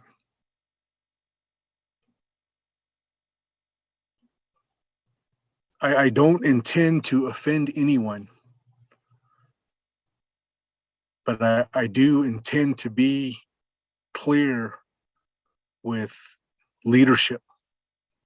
They look to me to help them identify what exists. From a Navajo entity, what are we looking at? What does this mean? How do we get from here to there? I want to again convey the importance of being aware of some of these discussions, because they all go hand in hand. What I have bulleted here, the Disposal Options Working Group. We can't have the expectation of thinking that we're talking about all viable options when a lot of the preliminary discussions would speak to pre-decisional intent, which cannot be. However, we plan to address the Cove AUM sites, we need to have a clear pathway, or we're going to end up with what Chair Nez indicated, more delays. We can't do that. These discussions have to be transparent and clear. We need to know the impacts of identifying the Cove watershed on the NPL. What does that mean? If you look at it and you try to understand it with the upstairs and downstairs delineation, whatever you do upstairs with the AUM sites, it has to be protective of what's downstairs with the watershed. We can't rush into options without looking at what the end product is going to be. Is the end product going to be a full cleanup, or are we looking to another step-by-step event where we look to do verification, validation, inventory, and addressing physical hazards? Because then that still leaves the waste material, the AUM site that needs to be cleaned up.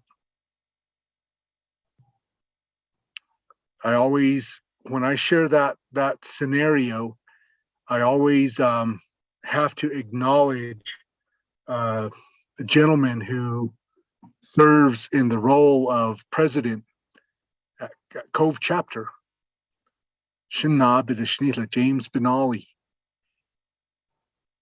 He would like to see an expedited process. He knows that there's an expedited process that exists. We need to figure out how we do that. To convey that a drum effort could give us another step-by-step event is not going to sit well with him. We need to be looking towards the comprehensive approach from my office, from the office of Will Duncan, and as we collectively work together to address these AUM efforts, that should be our collective goal. I shared yesterday that it's almost 80 years in some areas of Navajo that these impacts have been there. Shache, Honorable Delegate Kealan Begay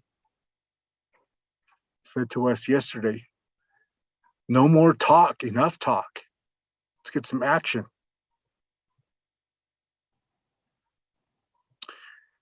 Thank you.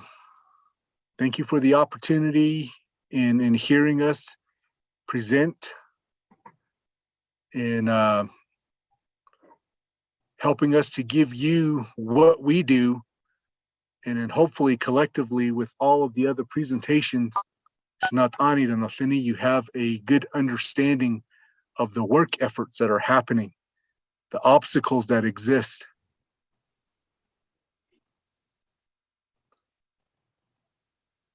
Next slide, please.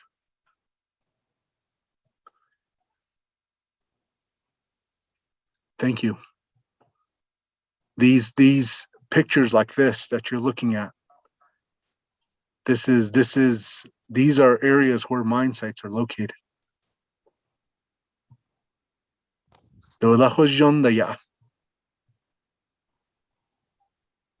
Let's take care of it. Yeah. Chair Nez, this is Belinda. I do want to add to Mr. Yazi's discussion. I have a couple of corrections here. Ms. Shirley, go ahead.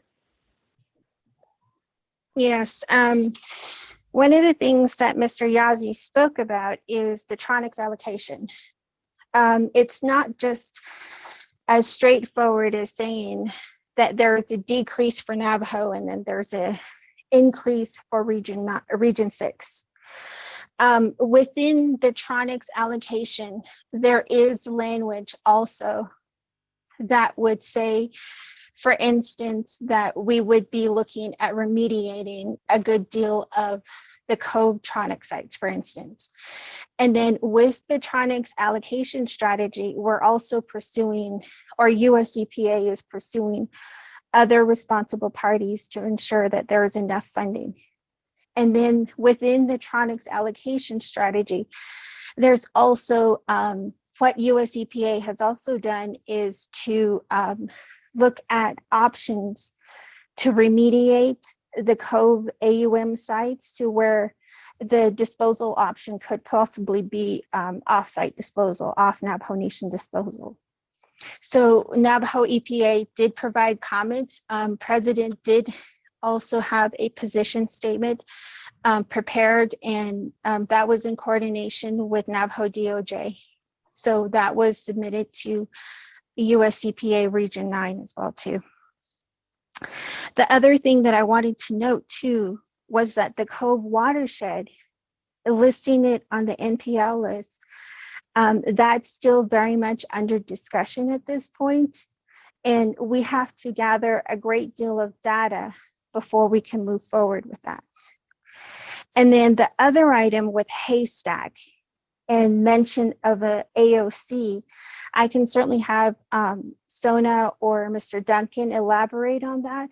But one of the things that was, how would you say, not an issue, but the family didn't want to move very far at all from the site.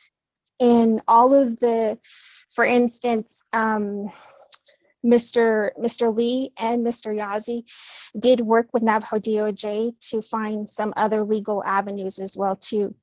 But at the time, Navajo DOJ did not have any real steps forward. We didn't have any jurisdiction, and the AOC that was established was outside of what US EPA could do and what we could do as well too.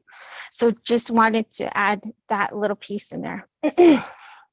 One of the other things that I wanted to mention, for instance, too, was Shanat Ani, Chair, I know you mentioned Addendum 2. So I'm not sure exactly why Director Whaley would say Navajo EPA has lead to put together Addendum 2. All of the trustee sites, there is a specific co-regulatory role. So Navajo EPA and US EPA, they do coordinate on establishing that Addendum 2. And then, and as far as the Department of Energy drum program, yes, as Mr. Glasscock has mentioned, there isn't remediation that's happening there. But one of the positives of having the drum program continue to do their work is that we will get a chance to inventory everything for starters. And the second good point of that is that they are also addressing all of the physical hazards. And the other part of that is if there is anything that needs to be immediately addressed, US EPA in coordination with Navajo EPA can address those serious threats and concerns. So those are some positives coming from the drum program. So just wanted to add that little piece to Mr. Yazzie's presentation. So thank you. There's a paper trail.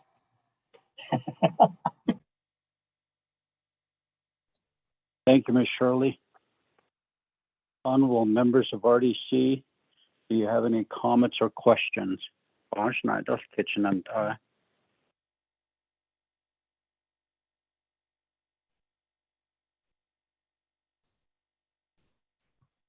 Atenya, I would like to say thank you to everyone that participated in this work session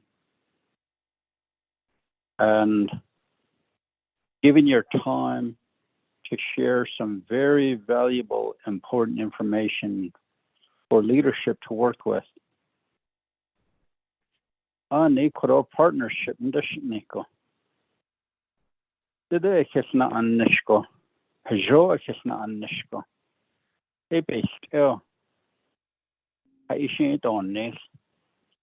It's through partnership that we understand and that we begin to work together to make improvements.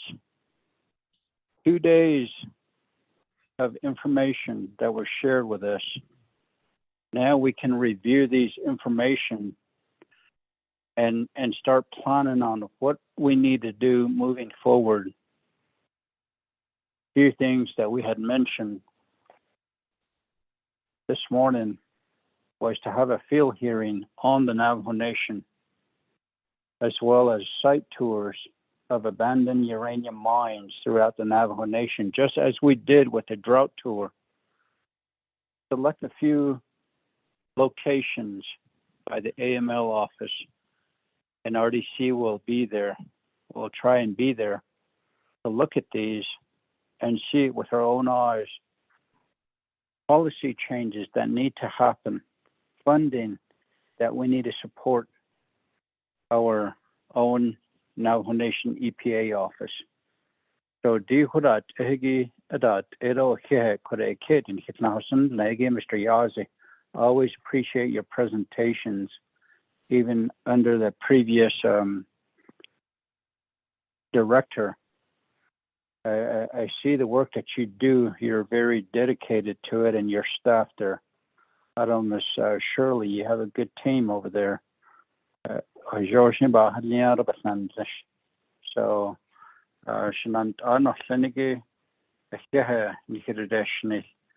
I believe, Mr. Duncan, you have the floor, sir.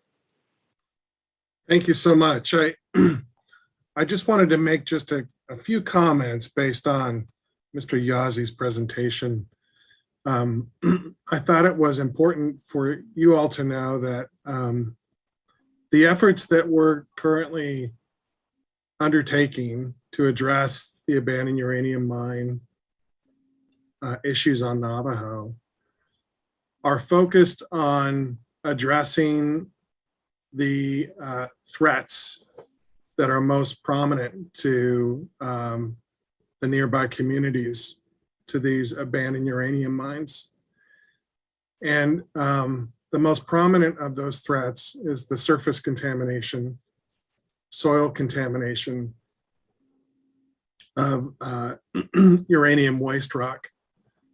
And although water is a vital resource and has not clearly been characterized as to how it's been impacted by mining, it is not an afterthought. It is really about focusing right now on those issues that pose the biggest threat to human health and the environment, which is the waste rock at these mines.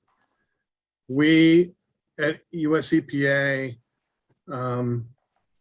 in discussions with Navajo, elected to focus primarily on addressing that waste stream first through the removal authorities of CERCLA in the hopes of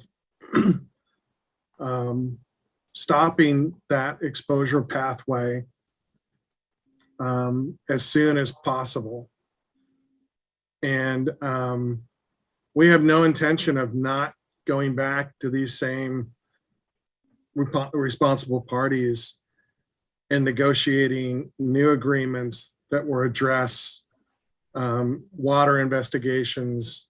And if there's correlation between mining and water contamination, to enforce that they take action to address those impacts.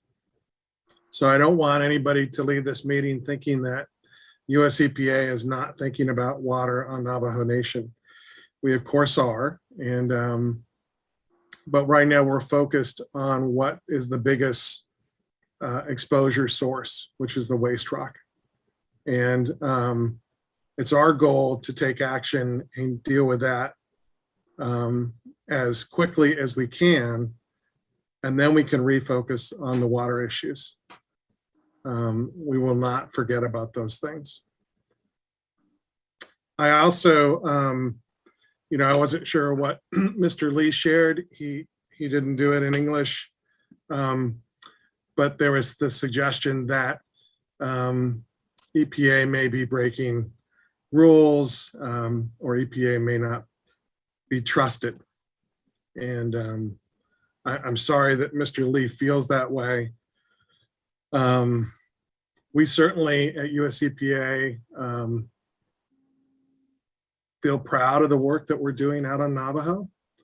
We feel that we're being transparent Yes. with all of our partners, and we're working hard to build that partnership and to be supportive of the Navajo Superfund program.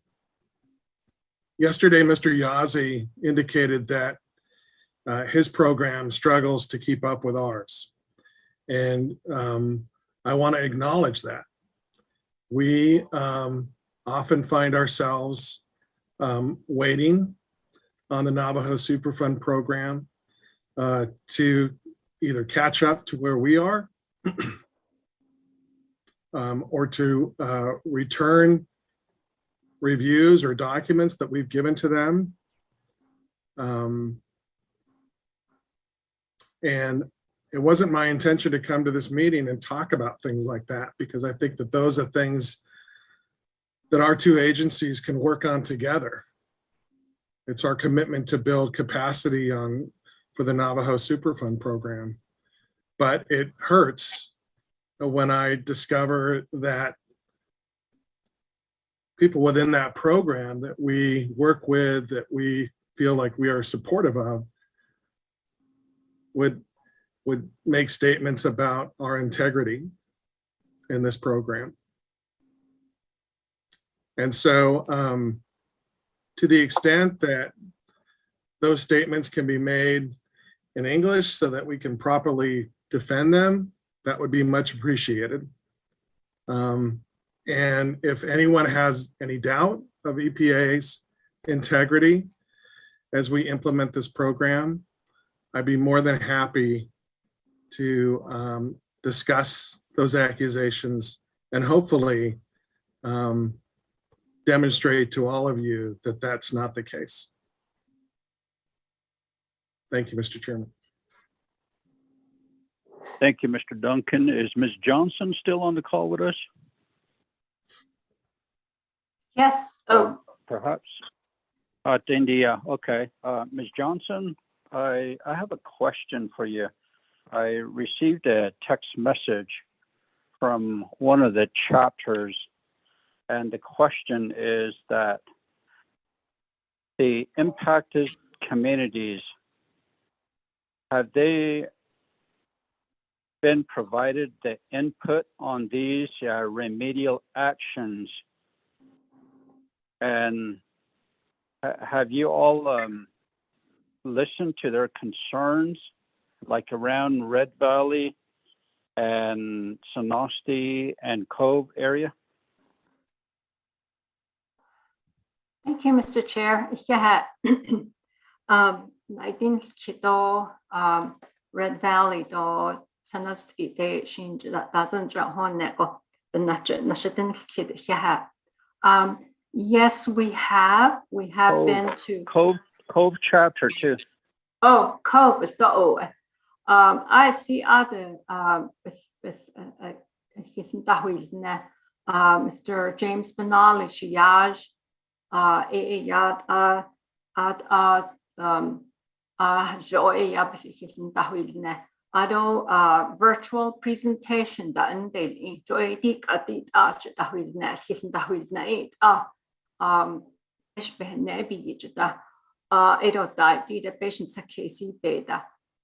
so we do virtual presentations and at Cove community, and we were there on site in for the day Cove Day School. Red Valley, we have been keeping in touch with them. We just haven't been going out in the field. That's the problem. We have 32 new sites that are coming up. They'll be starting investigation on next month. They're between the 32 sites are Cypress sites, Cypress AMAX.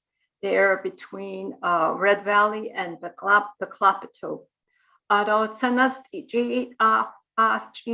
There's like maybe 5 sites, but however, they're not funded.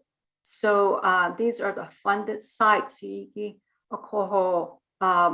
know the Gerald Begay, the grazing official at Red Valley,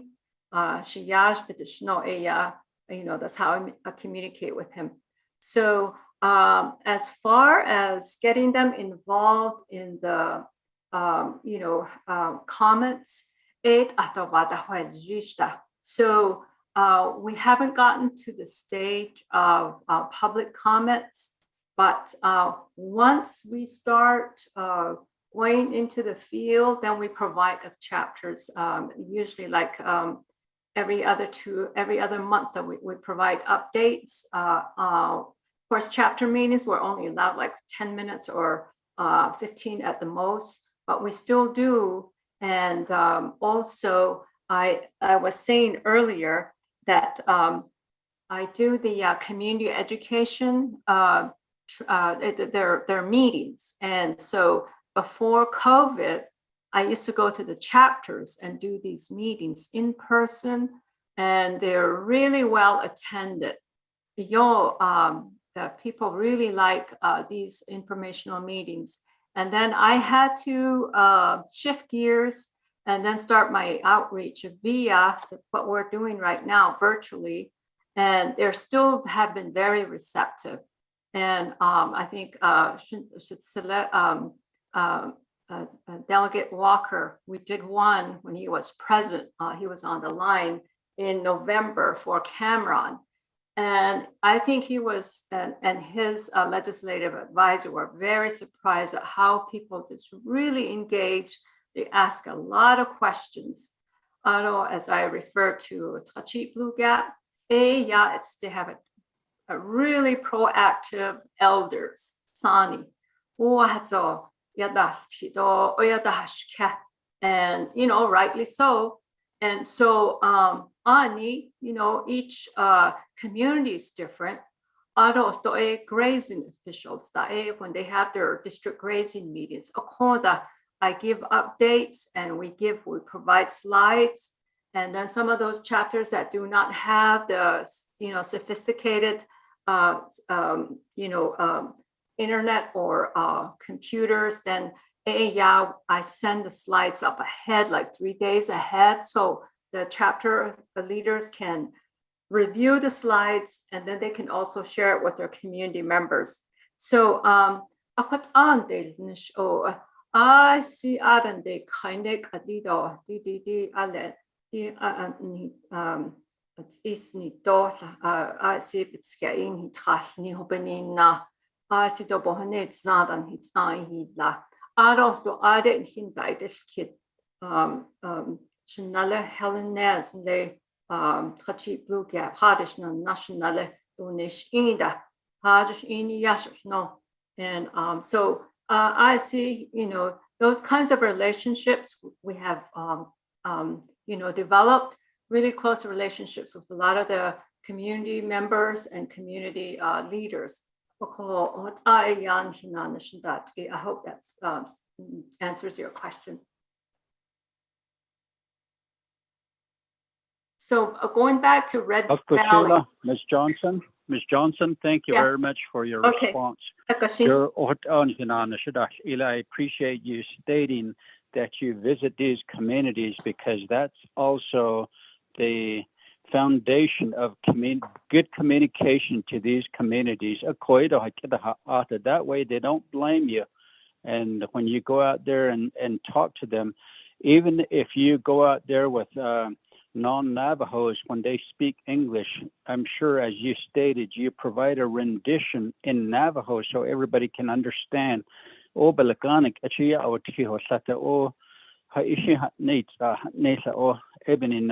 It's good that you're there to provide that interpretation in Navajo so everybody can receive these important information that they need to know, because these are communities that are affected by these abandoned uranium mines. And when you do listen,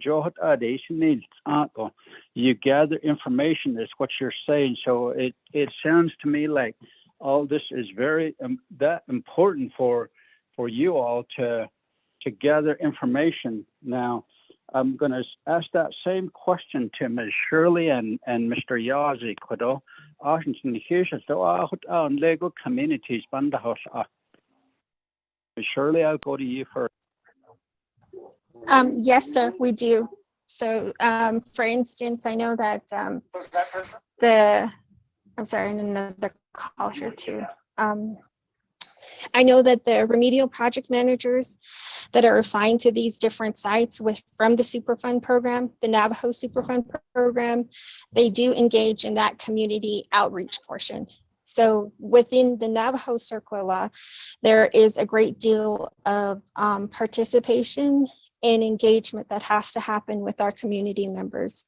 So, from our Navajo EPA Superfund program, we do go out to the communities, we do provide reports, and then we do other community engagement activities when needed, sir. So yes. Okay, thank you. Mr. Yazzie?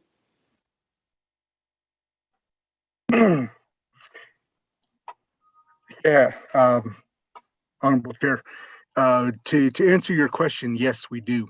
We are very engaged. Depending on the event, the discussions, just for example, we had the Northeast Church Rock, Redwater Pond Road community, the Pipeline Road community.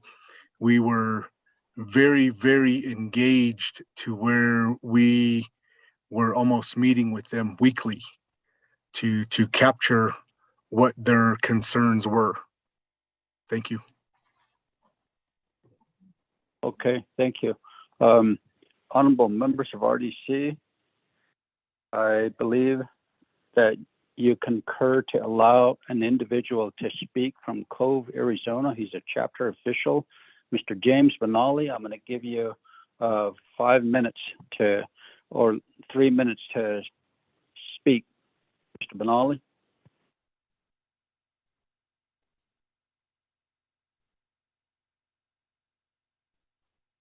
Mr. James Benally.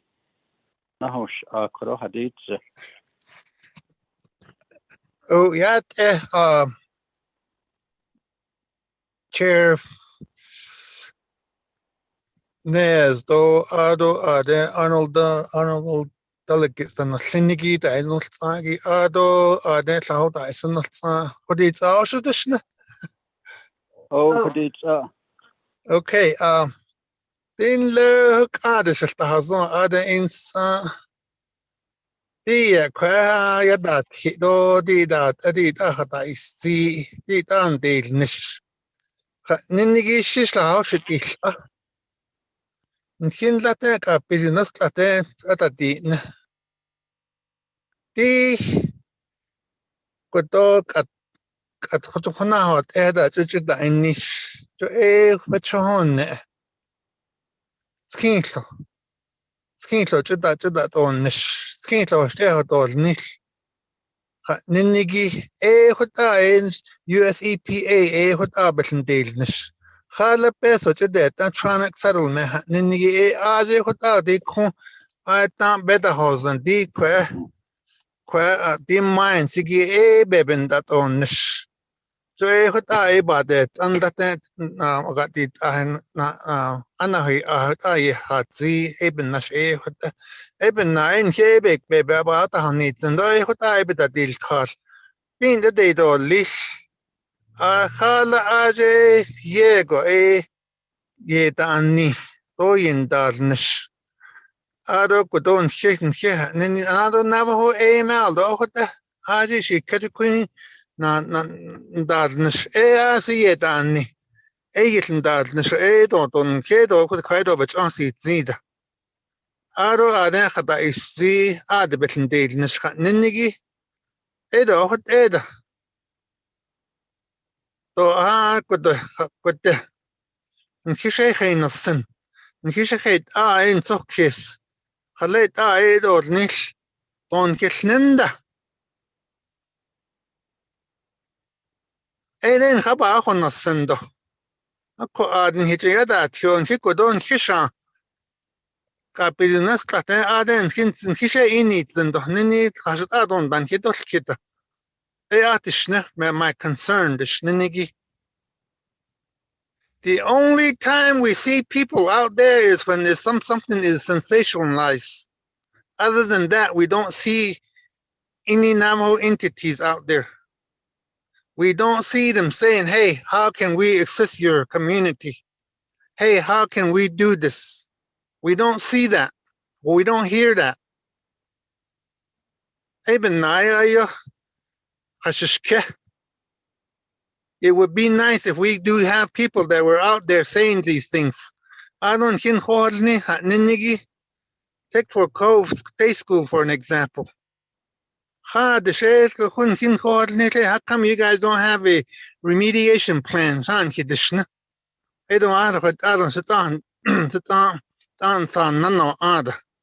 Navajo AML, they have a removal plan for any occurrences.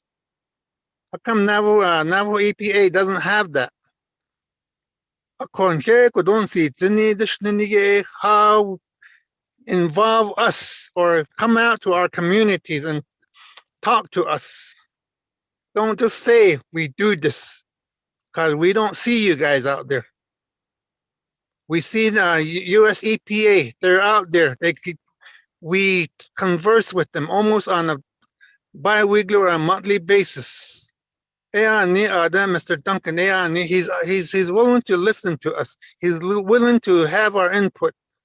And then Mr. Adosha Mabedishnini, Miss Johnson, Elsa.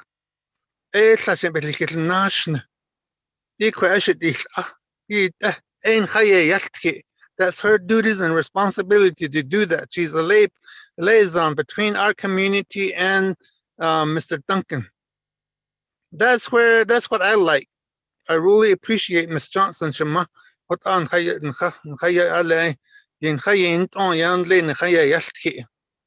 That is what we need. That's what we need from the Navajo tribal entities. Now we don't have that. We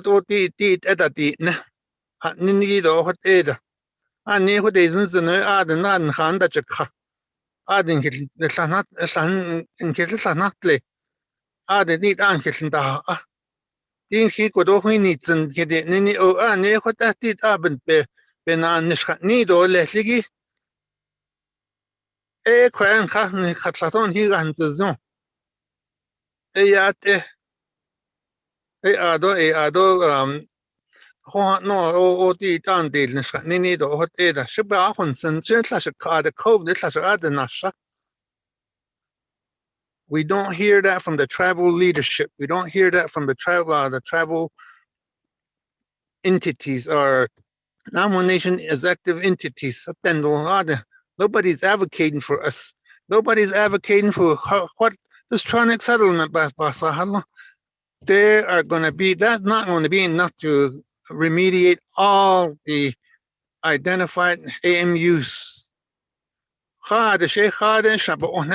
Where are we going to get that money? That's what I've been advocating for. And the other day I got some good news that yes, they are going to be included in the tronic settlement. But then that brings out another point, that even if they do include that, the money is not going to be sufficient to cover those mines. Now, where do we get the extra money to reclaim those mines? And that's what I've been advocating for all these years. And then the good news is that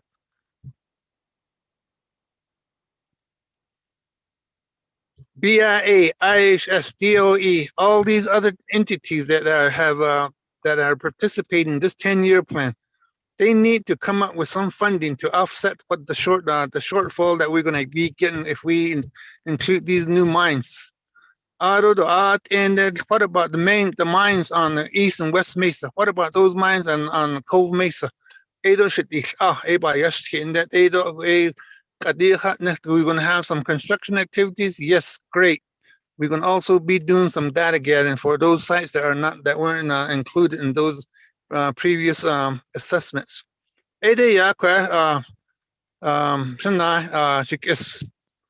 Chairman Nez,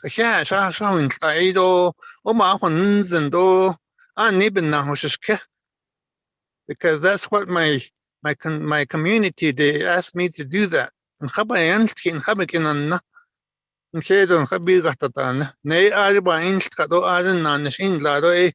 kudo na nishna handanelia. Eben na hodan kayanski. I take that to heart.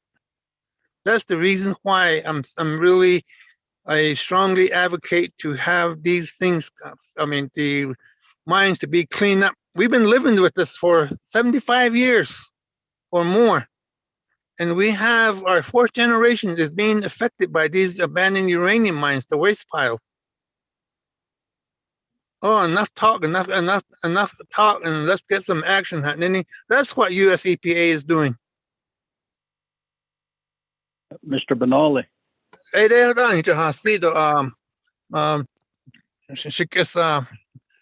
Chairman Ness. Oh, Mr. Benali. The Nahos, Gisha Texans in Ebony, I make had a deed zip and me. And now I should not is Neliki Bananlish Shikojes Untitled Chapter Banash Nashit. Oh, Nahayans Tita Snela. Ado Jones Wahud and Snela. A condemn the shade and snet that on a hatching to sit and snehoshen cares and snay and yeah, Shen care. I don't just care to care we hot and tint. A codio robber hen jiggy, Mr. Benali.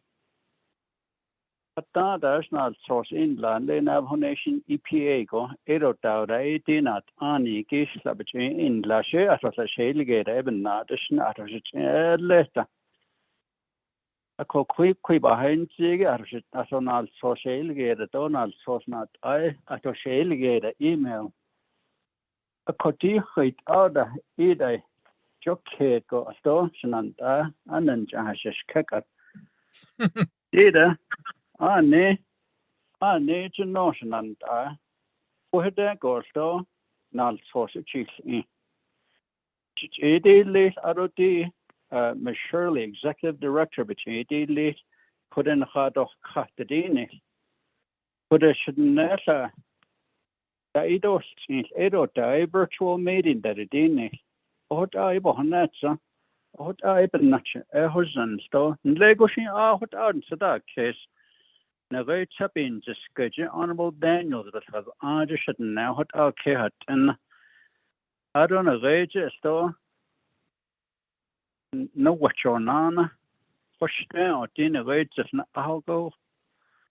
I should have forgotten now what ends and. But I had just should have influence and a could obey his hand go ahead on story on his bears and that's I see a question in on the stahol. As I did not be his the wheel now. I did 2 days is lean. A comest banally, oh, not source nature, but if not all could have and hit it off in a way.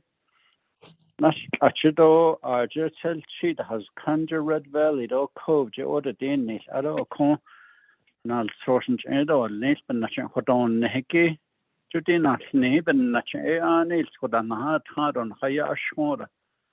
And the out order, that's neat, Lord, a shin so you, be rotten there. There has I got as none. It is what jihadist, none, Mr. Benali, oh, yeah, and I didn't on the shin, Seniki. I should have had a sort of Sunny Lingo. Oh, but Nabikia Chico. Okay. Shane's and Goity, a job is in Danish. Navajo Nation EPA there. Bananas, your son again, a radar, Oliver Hoyley had no. That's though, I should be on the sheet on Bahonese, a job is in Danish. I don't anonymous surely, Nana, so I had either. Aro le Quinton e ocho ko hot Mr. Benali or Aro, Nature Heinzi, Kashe, Coronas, none at all less. I'm not Senegin, honorable members of RDC. Do you have any other comments or questions? Chairman Nez, if I may, this is James again. I thought behind James emails the list or the EPA director, but email the list. But a shasa had all list in this editor virtual meeting. Abiga here. What I was gonna say was I'm gonna instead of doing that, I'll send you guys a resolution to that effect. Okay. Oh, there Koshila. And then I was it. So at the embrace Hondo Nato Adam Shirley. I'd like to give you the floor to do the closing statement from Navajo Nation's EPA. Thank you, sir. Thank you, President. Excuse me. Of course, President Nez, Vice President, and my oversight committee. Shinat ani no hini shaha. Hindi nito lesto. Ado balach kwegi shikain shishkuno sonigi isto shaha. And then to my federal partners, I do want to thank you for your participation in this discussion. And I also want to reach out to you again individually to receive some of again, the idea here is to cultivate our partnerships. And I am a firm believer in having to work together. I am a firm believer in that we should be ironing out some of these internal issues that we have. RDC can only do so much, but there are a lot of things that were brought up yesterday and today that can certainly be addressed between us as federal partners and within Navajo Nation as partners as well too. So again, I do want to provide you with that open door policy to my federal partners and to my Navajo Nation partners to say that if there are issues that we can certainly help you with, please let us know from Navajo EPA. And then again, I want to thank Mr. Yazi and Mr. Bikis and Mr. Lee for their part in this presentation today. And again, want to thank everybody else that's listening. And again, this is a big issue. And to say that it's just one thing or two things, and even the position statement that we plan to look at for in the future, it's going to require a lot of partnership. And it's going to require a lot of work in different areas. Every single site on the Navajo Nation poses challenges. It opposes a different approach too in some cases. So just wanted to put that out there. And again, wanted to stress that there has to be a partnership to move these things forward. Shanat Ani, I thank you so very much for your time and your involvement and and again, I do want to say so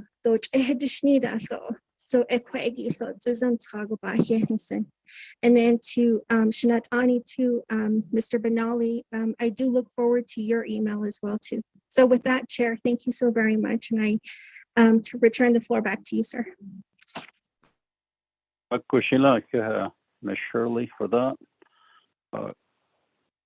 RDC does appreciate your staff there, not only there, but also from AML, Mr. Yazi and Mr. Daisy. I see you for sharing your information. Your presentation is very important to us that we do take some actions as far as field hearings and site tours. And also from the Department of Energy. Thank you very much, Mr. Glasscock, your staff, as well as in US EPA, Mr. Duncan, your staff, Ms. Johnson. You did a good job in providing your interpretation there. So, from the US Nuclear Regulatory Commission, thank you very much for your time, as well as from the Bureau of Indian Affairs and our own Navajo Nation EPA office. I share you how Mr. Tahi is going to compile all this information for leadership and take a good look at it and have a follow-up meeting as to what we're going to do next as far as making changes or creating legislations for this. As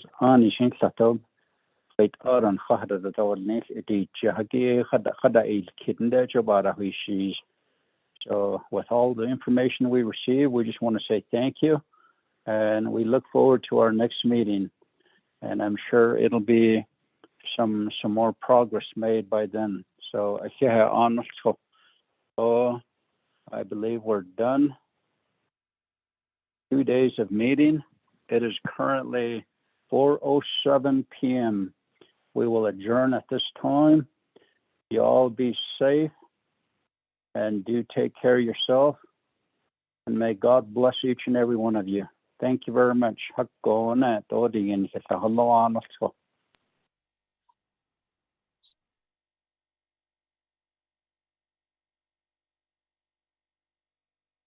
Bye.